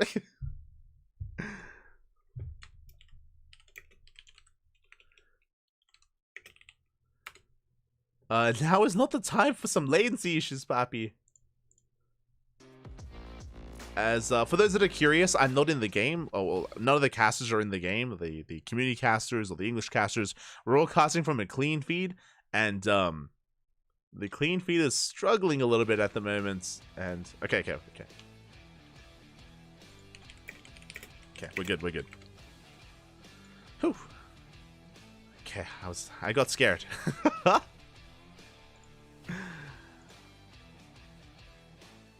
I say that the clean feed is not too stable here. As you can see, we're experiencing a bit of a slideshow.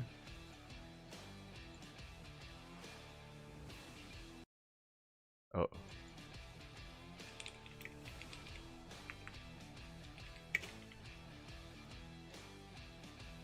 Thankfully, the game hasn't started yet, and we can let the admins know. One moment here. I'm just trying to see if there is a second feed that I can try to use instead.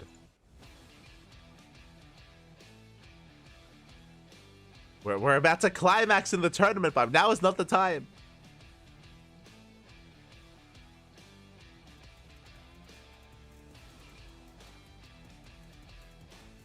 Okay, we're good. Whew. Okay, we're back, Papi. We're back. Sometimes it does occur. For those that are curious as well, whenever it comes to these events from China, usually it's funneled through a VPN. So they funnel it through a VPN first to broadcast it out to the other casters. So sometimes it's not the most stable of things, but we're good. We're back. We're going through the highlights here of the game. Whew. No need to picnic. No need to panic. Thankfully.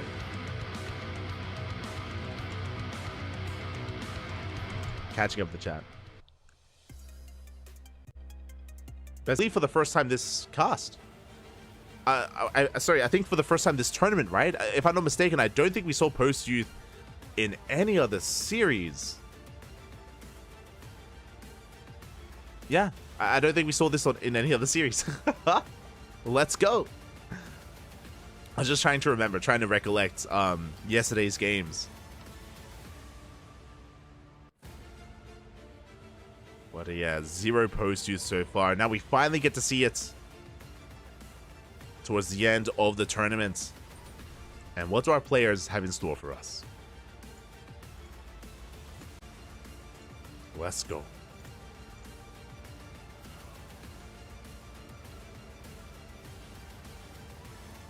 Let us go. Lobby has been made and we are loading in to potentially the final game of the tournament. The pressure is on. Maru has to fight back here. Now, if you want the ace match, then Maru needs your support.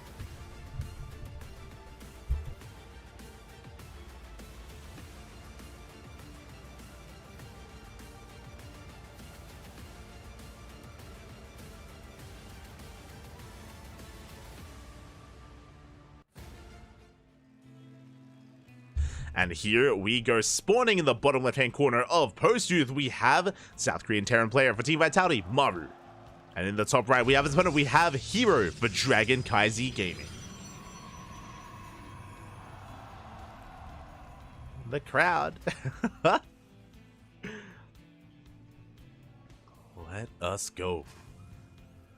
Whew, okay, Hero, for the first time, I believe this series, has a lead. Does take a lead.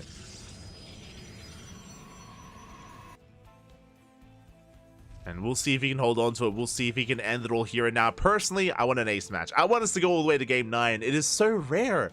I mean, best of 9s are rare. Have we ever had an ace match, best of 9, in a premier tournament in StarCraft? Like, that I'm not so sure about. We can look into it later. We are so close to that. We can see Hero going for a very greedy build. Hero goes for a gate expand. Typically, we would be seeing Gate Cyber expands, but Hero does cut some corners, and this is one of the reasons why this map is so heavily vetoed, because it is a pocket, or it's a in-base natural. It's a free natural base. Not just that, but the natural base is also a hybrid gold base as well. Very valuable, does give you a boosted economy, and it does allow you to be as greedy as possible and cut as many corners as you can. Speaking of, surprisingly, Maru doesn't cut corners. Maru goes double gas. Interesting. So we have Hero being greedy, we have Maru opening up a little bit safer or more aggressive, depending on how you want to approach this. Double gas means delayed command center, means delayed expansion, faster factory. Something I'm a little bit surprised to see here on Post Youth. Considering the features of the map, we can see that Maru, he's checking for a proxy location. I don't blame him, like, honestly, it's not uncommon for a lot of the Korean players, when they take a lead in the series, they cheese. Like, they go for a proxy, so Maru is playing safe. But that safety from Maru is going to work against him a little bit. Now, the Reaper does get across the map. Adept is on the way. Oh, just in time. And Hero is going to be able to maintain his economy. Maru confirms that the base is already up and running. Behind this, Maru getting into the 1-1-1. CC at the natural, on location, of course. And Hero once again opening up Robo. He's been very fond of this. I could be mistaken, but I think Hero has gone for a Robo opener more often than not. Like, it's been his most common tech of choice so far in this series. More often than a Twilight Council, more often than a Stargate. Ooh, as Reaper is going to be shut down, but I believe Maru saw the tech. I believe he did see the Robo. Behind this, Maru opening up with initial medevac drop, and Marines are amassing, Cyclones on the way as well. Now with this Robo-based opener, we could go a couple different ways. As I mentioned before, this could lead into fast Colossus, this could lead into a fast War Prison to harass across the map, can lead into Immortals. First, it's going to be the Observer. Have our Observer to scout across the map.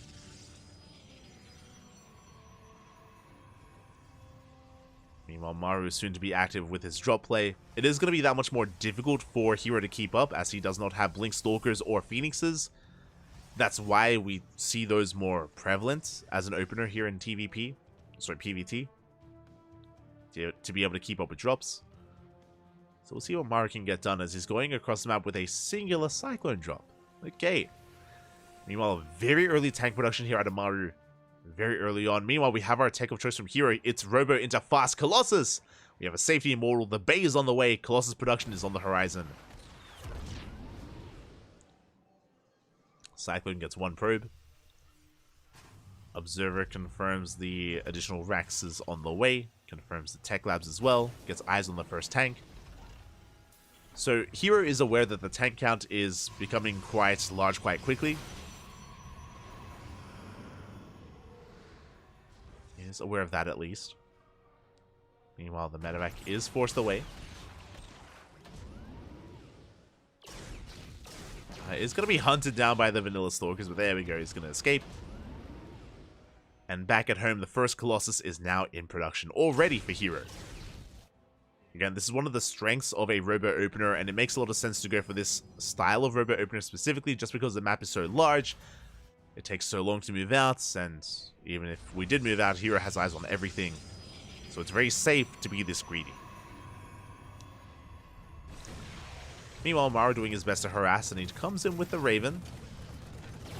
Does deny quite a bit of mining time, but is going to be shut down.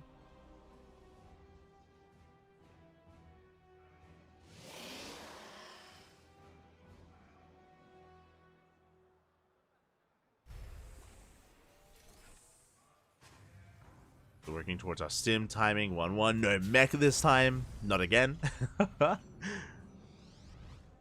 We do have quite a hefty upgrade timing here for Maru, working on stim. Combat shields +1 as well, building up his tank count. Does get eyes on the Observer and will hunt it down. Good pick off here by Maru. Hero's going to have to replace that Observer with either another Observer or move out with some Zealots, fan out some ground units instead. Working on another Colossus. Hallucination gets eyes on the Raven. Again, Maru's being very active with this Raven Cyclone combo just in night vision. And we're moving out. We are going for a massive move out here. The army is spotted. 2 tanks, a massive amount of bio. Stim, combat shields, all is finishing up. Combat shields still a couple of seconds away. +1 as well. We see Hero trying to meet up with that ground army. The tanks are a bit exposed. Hero does miss it. Does catch the tail end. Gets a Marine. But the tanks do siege. Oh, big volleys going off. Nice whole position micro out of Hero. Gets a couple of swipes in. Oh, the Observer goes down. And as the Observer goes down, Maru, he picks up, he goes for a mine drop. Going for a mine drop towards that main base, and Maru does back off for a moment there, rotating around. Okay, he goes back home with his tanks. Mine drop into the main base. And damage is going to be done here. Here, a bit of a late reaction. Oh! Oh my god. 2 mines go off. The 3rd mine shot is going to get a couple more probes. 4 probes go down. And we have 1 mine left in the main. And we do retarget, but Hero does pull away in time. Oh! Ooh, getting 7 probes in total. Not bad. 7 probes for 4 Widow Mines. Not a bad trade for Maru. Meanwhile, Hero has a death ball of an army. There's a reason why Maru backed off. That's because Hero has now reached critical mass of Colossus. He doesn't just have 3, he has 4 Colossus. From here, he can go into Disruptor production or Immortals to support his army. Blink is on the way, +1. Like, a head-on engagement into 4 Colossus is not going to be easy. Not without Vikings. Speaking of, Maru has commenced Viking production. Ghost Academy's on the way. Maru threatens a Doom drop into the main base, but Stalkers are in position. Thankfully, Maru does scan. He sees, he knows. Maru does back off. Hero setting up for his 4th base, looking to take the gold. Hero moves out. Blink is still a ways off. Ooh, those tanks don't have much support though. Thankfully, the drop is racing back home, and can we catch a Colossus? No, not quite. Hero reinforcing. No bunkers, by the way. Very little SimCity. The charge that happened on top of the army. The tank was unsieged. That was not the time. Tank was caught on siege. Colossus wreaking havoc here. One Colossus goes down. The second as well. Good target firing here with the Vikings. But the hallucinations are tanking some shots. And Hero is gaining ground. I say that he's running out of his ground army. Not enough zealots. Yeah, not enough support. And he bleeds out too much. Colossus goes down. Decent juggling, but again, the Colossus should fall. Oh, massive loss there for Hero. He was so committed there. He chose not to throw down the fourth. The goal base was not taken. And now Maru takes a lead. And Hero's in trouble. Hero's in a lot of trouble there. Sure, Maru, he lost he lost around 15 workers in that defense. But he has an army, and Hero has nothing left. Again, he didn't have to push in, Papi. It was tempting, sure. I mean, there was no bunkers or no SimCity protecting the tanks. I understand it, but... Ay. Hero was poised to set up and get into a longer game with a lead. Alas, now Hero, he barely has anything left. Going for a Zealot run by. Does distract some of Maru's forces. Like, Hero needs time. If he can buy like a couple of minutes here to rebuild his Colossus or his Disruptors, then maybe. These Zealots actually brought the entire army back home. Okay. We have a massive Viking advantage as well, which is why Hero isn't making Colossus, making Disruptors. Another Zealot Rabbi is moving out. But Maru, he's looking to tie up this series. Yeah, he denies the fourth base. There's no saving it. Charge ult, they run into some bio, but we have plenty of reinforcements. Maru shuts down the Zealots. Hero desperately trying to take a fourth base, but it's not happening.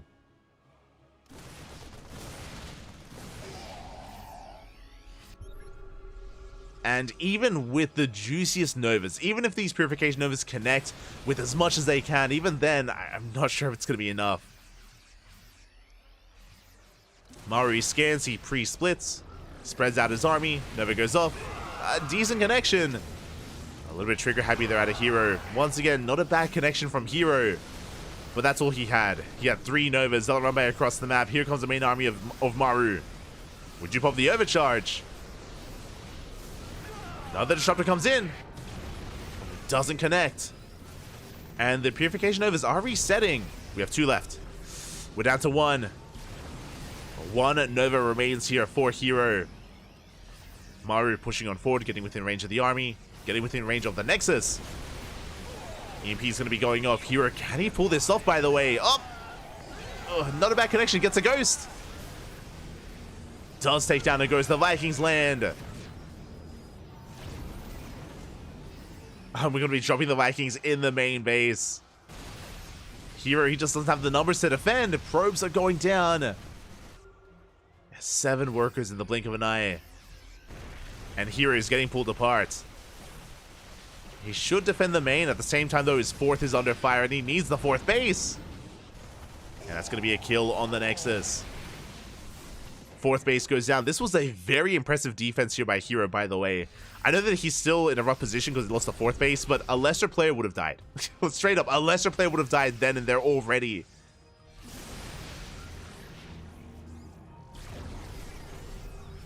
And Hero, he's still on his last legs. Like, Maru doesn't have to break Hero. His win condition can just be to deny the 4th over and over again. Speaking of, he splits up his army. He's going for the 4th base once again. And it is going to be denied. Yeah, there's the cancel on the 4th. That's all Maru has to do.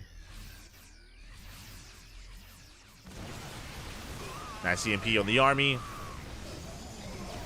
Really rough engage there for Hero. Does connect with an Nova. Gets 2 Ghosts. Not bad. Gets a couple of Ghosts. Goes for a Zealot run by. Gets into the mineral line. Ooh, Disruptor barely does go down. Finally, 1 Disruptor falls. Yeah, and Hero taking a rough fight here. Finally, we break through. The Stalkers go down. Disruptors as well. We need reinforcements. Those they come in just in time. Never not causing any friendly fire. But again, Hero, he's barely holding on. Across the map, his counterattack was cleaned up. And now Maru can focus on the fight. He can focus on the push. Good Nova. Get some decent Novas, but I think we have 2 Novas remaining. Ooh. Good target firing out of Maru. Yeah, once again, it looks like he finally breaks Hero. GG gets called, and Maru ties up the series. We're going to the ace match. GG. Oh my god. It's happening. It's happening, Papi. Let's go. GG, well played. How rare are best of 9s, and how rare are ace matches in best of 9s in StarCraft? Aye, let's go. Maru the GOAT. We're going the distance here, all the way to game 9. 1 game remains here to crown our champion.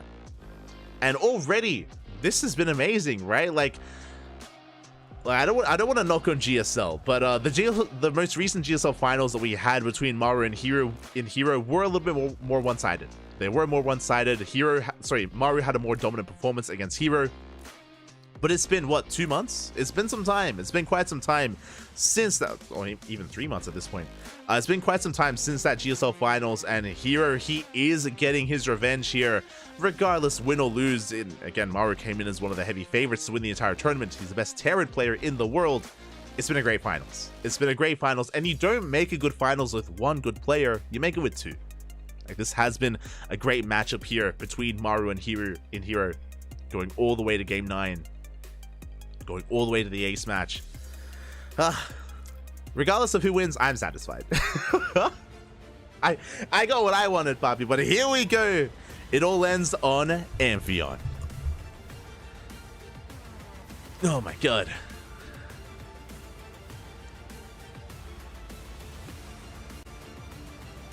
I support the aliens. Let's go. Let us go. One way or another, the tournament ends here on Amphion, the final game, the final map of the series. Both Maru and Hero, they've done so well for themselves, making it this far in the tournament and even making it into the ace match. Again, they are some of the best players in the world. They are the best players in the world. I mean, Maru for Terran, Hero for Protoss, of course, Serral for Zerg. TVP, don't get better than this. And here we go, we're diving into that final game. Let's go.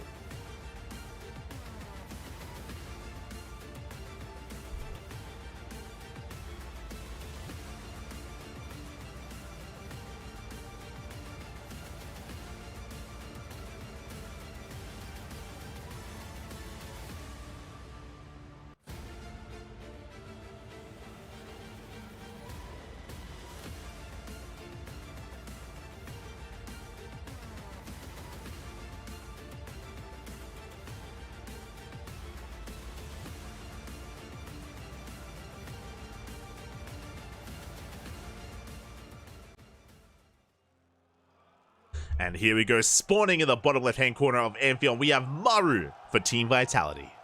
And in the top right, top left, give it up for Hero for Dragon KaiZ Gaming. Let's go. Hero and Maru. Tonight, evenly matched, going all the way to game 9. And it all ends here. Amphion, again, one of the more vetoed maps out there. Has some other unique features here when it comes to expansion patterns. You can expand towards the triangular third base, and it can be quite secure, but specifically in this matchup, when it comes to drop play, it can be difficult to secure, it can be difficult to hold against a Terran player. Likewise, we have a ramp leading into the natural, and a ramp leading into that triangular third as well, so it can be quite defendable against frontal pushes. If we were casting Cure, we've seen Cure take a ninja base quite often on this map. It's been crazy. But I don't expect Maru to embrace that. Especially in a game 9. As we see Maru now embracing a more economic build, it's going to be a Rax expand. Single gas opener out of Maru. He's going for the CC. We're going for the command center. Meanwhile, Hero, he's checking the natural for any kind of proxy rack shenanigans behind the mineral line, behind the gas. Confirms that there's nothing there. is a Gate Cyber expand from Hero. Again, when it came to that last game, we actually barely touched on it. But that last game was wild. Like Hero, he was it felt like he was primed to take it. For Hero to defend against the early aggression, to get up to 4 critical mass Colossus, up to 4 Colossus. And remember, he made a choice. Hero could have taken his gold as his 4th, or pushed. And he decided to push. He decided to push out, decided to try to break the 3rd base of Maru. He was unable to. The Vikings came out just in time. The tanks were able to siege up. The Colossus went down, and Maru had a miracle hold there. So Hero just misjudging the situation a little bit, misjudging the defenses of Maru, committed into a fight that did not go his way. And that was the beginning of the end. The beginning of the end for Hero. And we find ourselves in Game 9. Now, what kind of tech are we going to be working with? I feel like Amphion is not a bad map for Stargate play, Stargate Phoenixes, but we'll see. We'll see what Hero does embrace. It's rough to make Blink Stalkers work, or I should say like 4-gate Blink work on this map, just because of the Reaper cliffs that we have available to us. We have a cliff coming into the natural. It's difficult to actually get access to the main base. So not the best map for Blink Stalkers. And we see it's not going to be Blink, it's going to be a Robo. It's going to be a Robo opener here out of Hero, which confirms that Hero did not go for a single 4-gate Blink build. Just 0 4-gate Blink out of Hero this entire series, which is crazy. Meanwhile, the Hellion bypasses the main army, heads into the main base, gets a full scout of everything, and Maru does confirm the Robo. We're even getting 1 probe as well, not bad. 1 probe and a full scout. With a Robo opener, this could be for fast Colossus, but doesn't have to be. This can always transition into a Twilight Council, and there it is. Twilight Council is on the way. This should be for Blink. There are charge variations which are more aggressive, but I don't really see that working too much on Amphion, as the mine drop is going across the map and is scouted by Hero. So Hero has a heads up of the mine drop. You can see him repositioning his Stalkers. Does get eyes on the medevac and should respond. Oh god, the workers do bunch up for a moment there. Oh my god, Hero, calm down. And we get the mine in the main base as well. So far, so good. 2 probes go down. Again, that could have been so much worse. Hero playing with fire. Another mine shot going off. We get 3 probes for 2 mines. Good damage dealt here by Mario. On top of that, he gets a full scout. What's important here is he confirms this time it's not going to be a fast Bay. This time it's not going to be fast Colossus. He confirms the tech of the Twilight Council instead. So a very important scout there by Maru. We can see it's not Blink, it's going to be Charge, but it's not going to be a committed Charge build. It's Charge lots and immediately a Templar Archives. I'm curious if Hero is going to rush into Storm. Very curious. I mean, he's going to have a lot of gas available to him because he's going to be warping in Zealots, so should have the gas for Storm once Templar Archives is done. Meanwhile, Maru going for a drop or setting up a drop himself. I say a drop. I think this was a hunting party for an observer.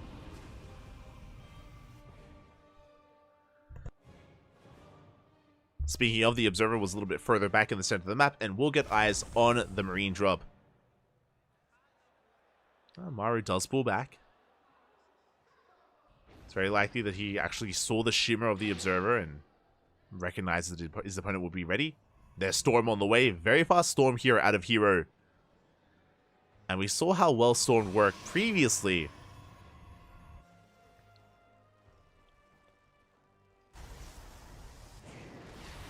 And we saw how well it worked earlier on Ghost River.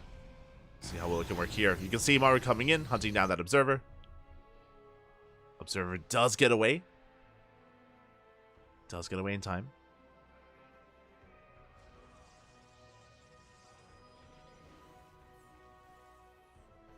Maru moving out on a drop. Once again spotted by Hero. His scouting, I should say his scouting units have been impeccable here. Whether it's Observer, whether it's Probe, at times Zealots or Stalkers.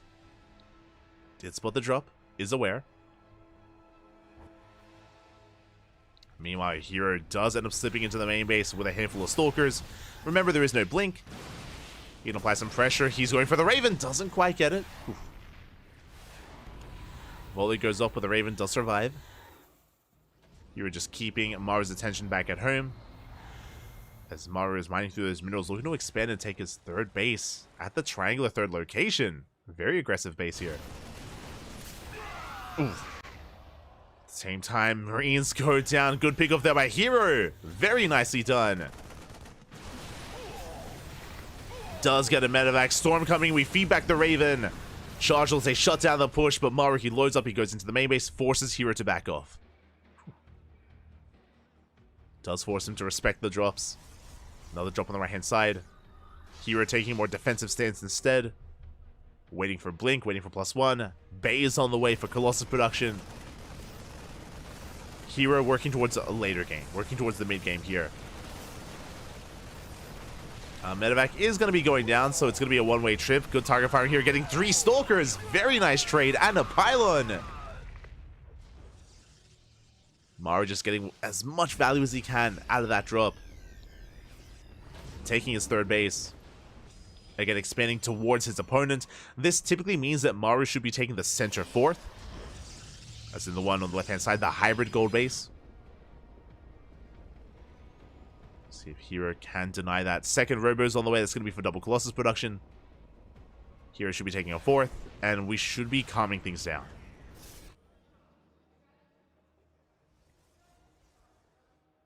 Now, to be fair, it has been quite chaotic leading up to this point, as we do get some storms across the map.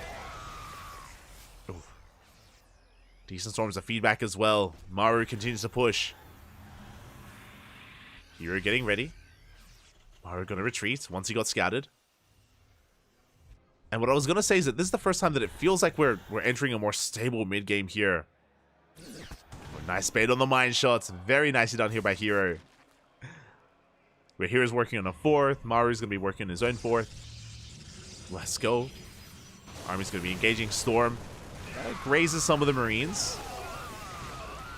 Mainly zoning storms there from Hero. Picking up a Marauder. Retreating. Hero has to be careful not to be too careless with his storms. Doesn't want to get caught without them. As he's going to be committing, he's pushing into the third. Oh, big storm on the arm. Oh my god, massive storms. Good mine shot though, as that takes down the Prism. Oh, the War Prism does go down. Hero has to back off. He has to retreat. Hero in a bit of trouble here. No storms are left. This is what we spoke about. And so important here to have a High Templar in the back line, to have a storm ready just in case. As the army is trade, Hero is double expanding, by the way. He's getting a fourth and a fifth at the same time. He's crazy. And I feel like he's playing with fire right now, pushing in with, I mean, he does have a storm available, true, doesn't have a War Prism. Colossus does reinforce. Scan on the right-hand side reveals the base. Hero throwing down pylons to get vision there. As he picks up a couple of SCVs. And Hero just refusing to back off. Does refuse, does push in. He's pushing into tanks though. Yeah, nice EMP. Good tank shots going off as well. High Templar, they come in for a feedback, but we can't get much more than that. And we force the Archon. I believe those are the final 2 High Templar in the main army. I believe there are no storms remaining. At least not with the main army. Hero does retreat.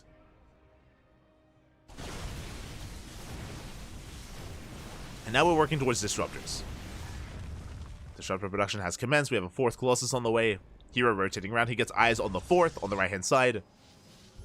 And how does Hero split up his army? Because I'm sure he wants to deny that 4th. He's sending out some Zealots. Keeps 2 Colossus back at home.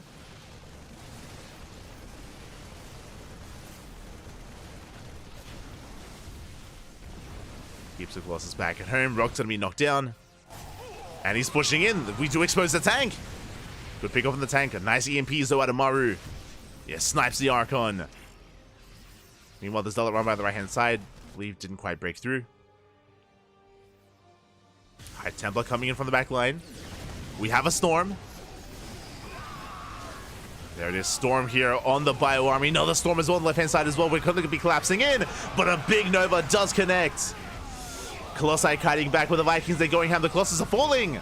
Yeah, one after the other. The Colossus are going down. And Hero, he did overextend. This was not the fight to take. As he bleeds out another Colossus, and Hero, he has almost nothing left. Very quickly, the dominoes, they start falling in favor of Maru. And he's breaking the fourth base. Disruptor goes down, Colossus goes down, and this looks like the beginning of the end here as Maru, he's camping this base. More Zealots trickling in. And Hero, he has almost nothing left. Again, one bad fight is sometimes all it takes here. It takes so long to rebuild that army for Hero. He is making 2 Colossus at a time, but Maru, he's almost maxed out. He's almost maxed out here. We've been here before, even with some juicy Novas, even with the most perfect Purification Novas, we need more than that. And Hero, he's being pulled apart. We push in on the right-hand side. We catch the third base. We catch the Disruptors. 1, 2 Disruptors go down. No Novas available. One comes out just in time. But good target firing, and it looks like Maru, again, he has broken the back of Hero, pushing into the natural. Depowers the Robo, denies +3. The Nova doesn't even connect there. And it would have barely helped to begin with. We have a reinforcing wave of Zealots. Hero trying to muster up any kind of army here to hold on. It's been an intense series. It went all the way to the ace match here. It went the distance. But it looks like it's going to go the way of Maru. GG gets called. Well played. And Maru is going to be your StarsWar 11 champion. GG.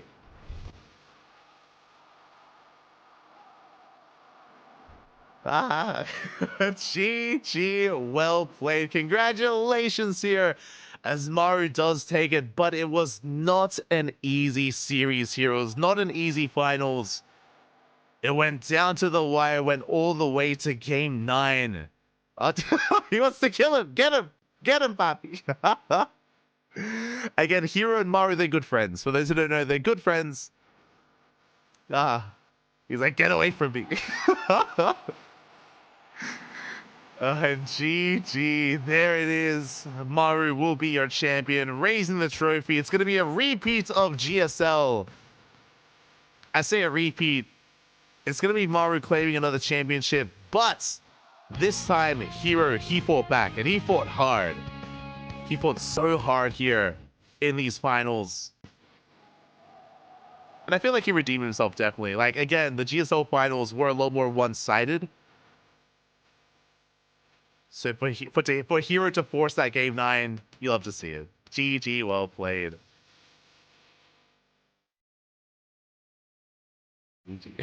This is Mortal Kombat, let's go.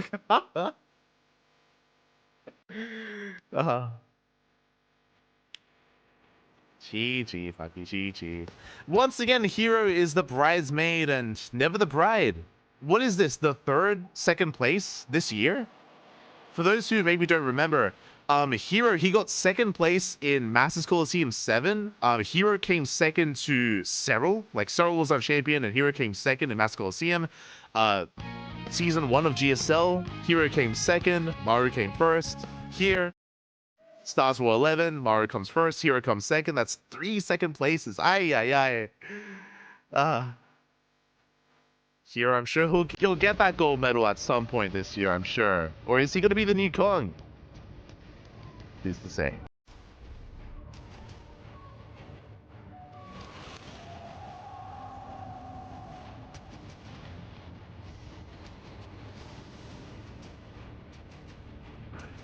Oh, is that Maru? They're playing the Terran intro for it. Let's go.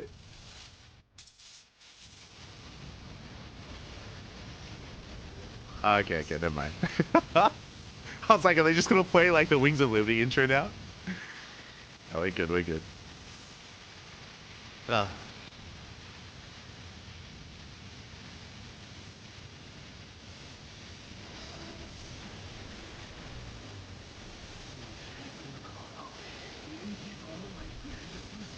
It's like, what's that unit there? What's that creature? There was no Zerg in this tournament. Don't the creators of this cinematic know? Don't they know it's only a 2-race game? It's only Protoss and Terran. Snow.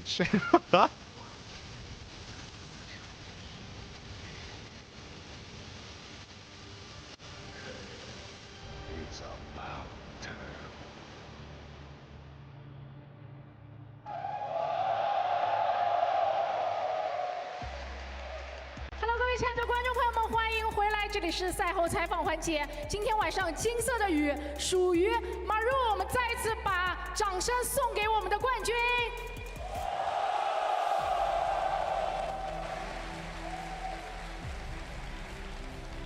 好的，在这里也是进行我们的赛后采访环节。首先想问一下马入，经过了这一场非常激烈的鏖战，最后也是打好打满，想必你现在也有很多的心里话想和我们在场的观众还有屏幕前的观众分享关于这一场决赛，来跟大家说一下吧。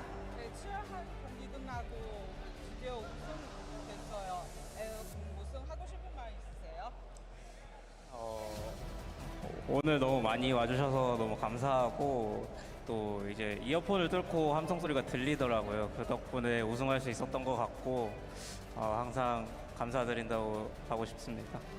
他说今天来了很多热情的粉丝，然后他在那个耳机里面也听到了一些就是大家的欢呼声，他觉得非常感谢大家。我们再欢呼一下他的名字给他听好吗？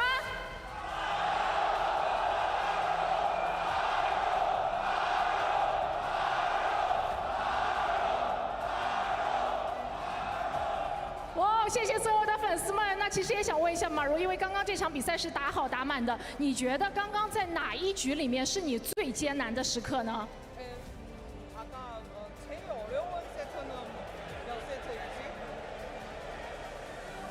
일단 7세트 지고 오늘 안 되겠구나 생각했는데 다음 판 이겨가지고 그 덕분에 우승할 수 있었던 것 같습니다.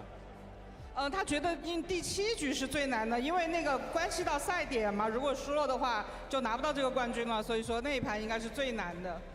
那其实有很多人说，在这个版本里面 P 是比较占优势的，但是你在一场一场的比赛里面战胜了一个又一个的神族选手，在刚刚的决赛里面也战胜了是一批的 hero， 版本似乎没有对你造成任何的影响，对此你是怎么觉得的呢？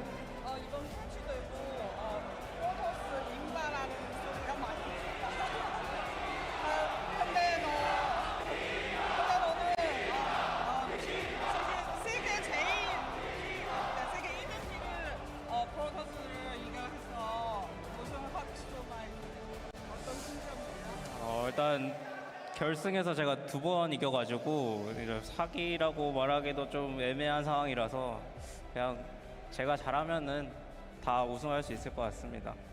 他说他在决赛中已经2次战胜了 Hero， 所以这个东西还不好说拼音吧。他只要觉得他只要自己实力在这儿，就一定能够战胜他。哦。 与其说是踢英霸还是拼音霸，我觉得每一个选手的实力才是最英霸的。在这里，我们可以说马入英霸。好的，那么我们接下来就要有请我们本次在决赛日的所有选手登台来进行我们的颁奖环节，让我们掌声有请今天决赛日的所有选手。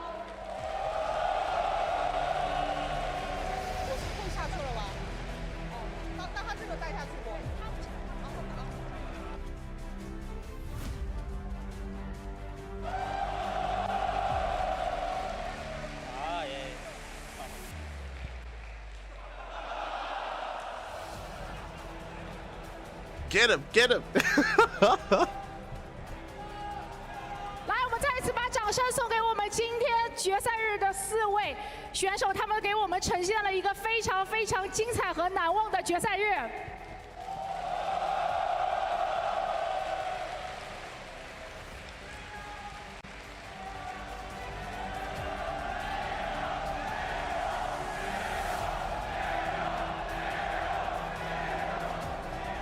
Oh, they're chanting hero.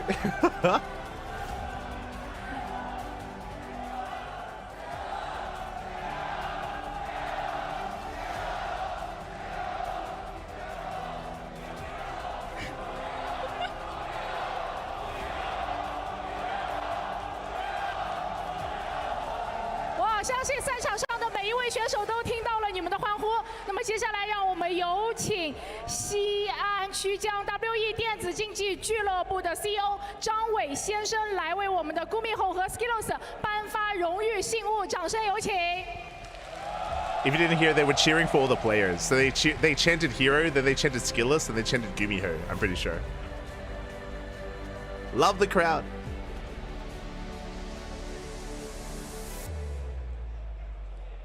好的，那我们一起面向我们的摄像机，一起合影留念，记录这珍贵的一刻。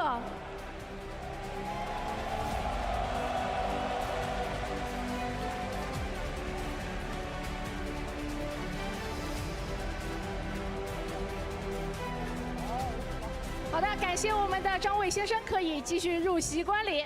那接下来我们要有请达波电竞的王子卫先生为我们的亚军选手 Hero 来颁发他的荣誉奖品。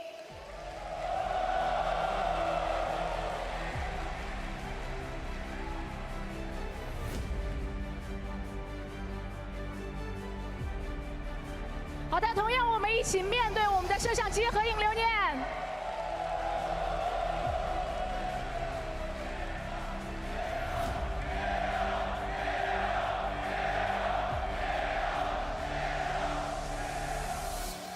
好的，非常感谢王先生，可以入席观礼。好的，那接下来就要为我们的冠军来颁发我们属于他的荣誉信物。我们要有请到的是我们的星际老男孩 SCBoy 的黄旭东先生，欢迎！掌声送给我们的黄哥。Oh, shall say. 有请黄哥为我们的马入颁发冠军奖状。拍照，拍照，拍照。Where's F91? 好的，也是一起合影留念一下，来记录下这个珍贵的一刻。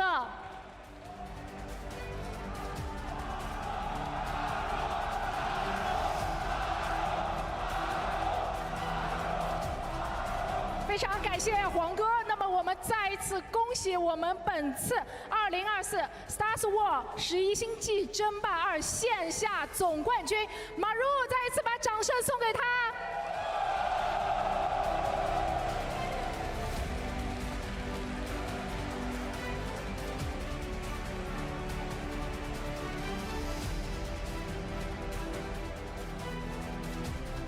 好的，那么我们本次星际争霸2的线下比赛到这里就要全部结束了。时隔5年，我相信在场的每一位都跟我一样，感受到了星际争霸2的魅力。我们都是因为星际争霸2认识，相信大家也是因为星际有了更多共同美好的回忆。在这里要感谢 StarsWar， 让我们在这里可以进行线下的相聚。这一次短暂的相聚，会让我们拾起我们对星际争霸2的热情，也让我们许下我们下一届 StarsWar 12的愿望。那么在这里再一次感谢西安曲江 WE 电子竞技俱乐部、未来电视、达波电竞、星际老男孩 SCBoy， 也要感谢我们本次赛事的赞助商爱工电竞显示器、TCL。雷鸟、斗鱼直播、网易悠悠加速器、奥风电竞椅以及 KK 对战官方平台，感谢我们每一位赞助商的大力支持。同时，我们也要感谢我们的战略合作伙伴Those who don't know, she's listing all the sponsors. 态度电竞外设的鼎力支持。在这 There's 里 a lot 最 of 后还要 sponsors. 特别鸣谢我们西安市曲江新区的管理委员会以及网易雷火工作室对于我们比赛的大力支持。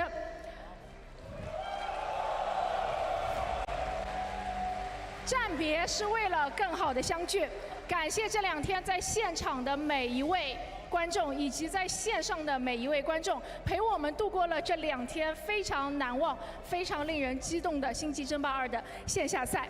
那么我们本届比赛到这里就要全部落幕了，感谢你们这2天以来的支持跟陪伴，我们明年再见，大家不见不散，拜拜，拜拜。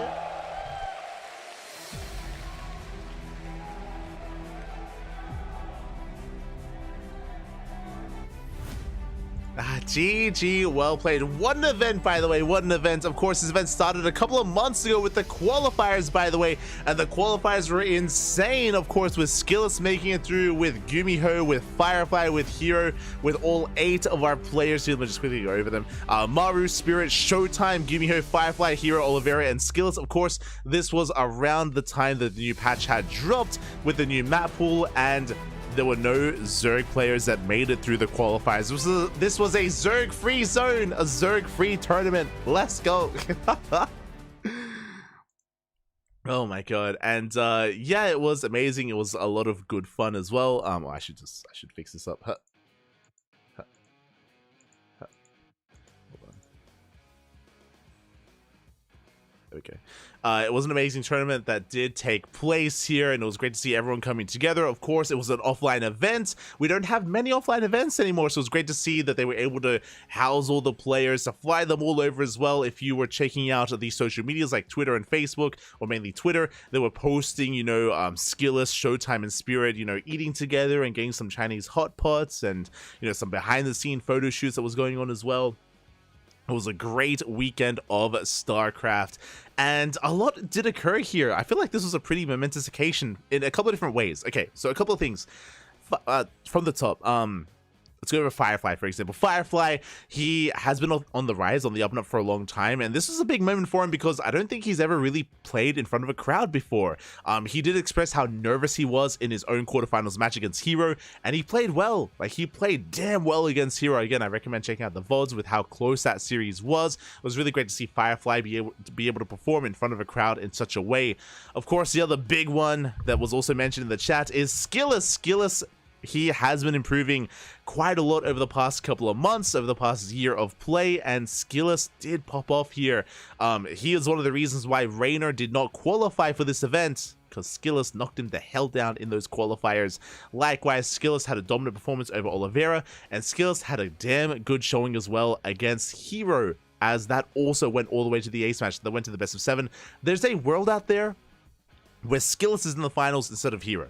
I don't know if that would have made for as good of a finals, I don't know, but like that there's a world that could have occurred. That's just how good Skillous was looking against Hero earlier today. Definitely recommend checking out those VODs. Likewise, Maru looking dominant in the TVT matchup. He didn't drop a single map until the finals, but the finals was beautiful. The finals was amazing. To have a rematch between Maru and Hero, and for it to go all the way to the ace match as well, I was a little bit concerned, especially after the GSL finals. I was concerned that maybe it was going to be a little bit more one-sided, but no, it went the distance, showing, of course, that Hero and Maru are some of the best. And again, I mentioned before, you know, you don't get a good finals without a good contender for the throne, and I do think this was beautiful in that respect, where both Maru and Hero went back and forth, clearly very evenly matched in skill. Went all the way to that final game, and in the end, of course, went the way of Maru. And that's the second big win for Maru here in 2024. I believe he's our GSL champion for Season 1, and of course, now our StarsWar 11 champion. I mentioned before that that Hero is becoming a bit of a Kong here. What that means, it's like a Korean term. It's what you would call someone who gets nothing but second places. Like Su was a Kong with nothing but GSL second places. Jadong, for example, Yellow as well. And this year, Hero, he got second place here in StarsWar 11, he got second place in GSL Season 1, and he got second place in Masters Coliseum at the start of the year as well. So that's a lot of silver medals here for Hero, and I'm hoping he can get a gold medal at some point. I mean, again, he's an amazing player, he's deserving for that kind of title, for that kind of trophy, but of course, there's a lot of competition here in StarCraft. For those who don't remember, in Masters Coliseum 7 at the start of the year, it was Serral who was the champion, and Hero came second to Serral. And I believe, if I remember correctly, Hero, he beat Raynor and Maru to actually make it to those finals. Yeah, so with that, hope you all had a great time. Hope you all had a great time here in over the weekend throughout StarsWar 11. If you're maybe tuning in for the first time, I know that we're having a lot of viewers for the first time as well.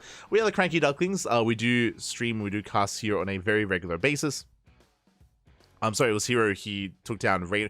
Sorry, I remember now. Masters Coliseum 7, Hero took down all the Zergs. Again, he showed that he had the best PvZ in the world. He took down Solar, Dark, Raynor, and only lost to Serral in the finals. That was Hero's run in Master Coliseum. Solo, Dark, and Rainer. Damn. And even took maps off of Cyril as well.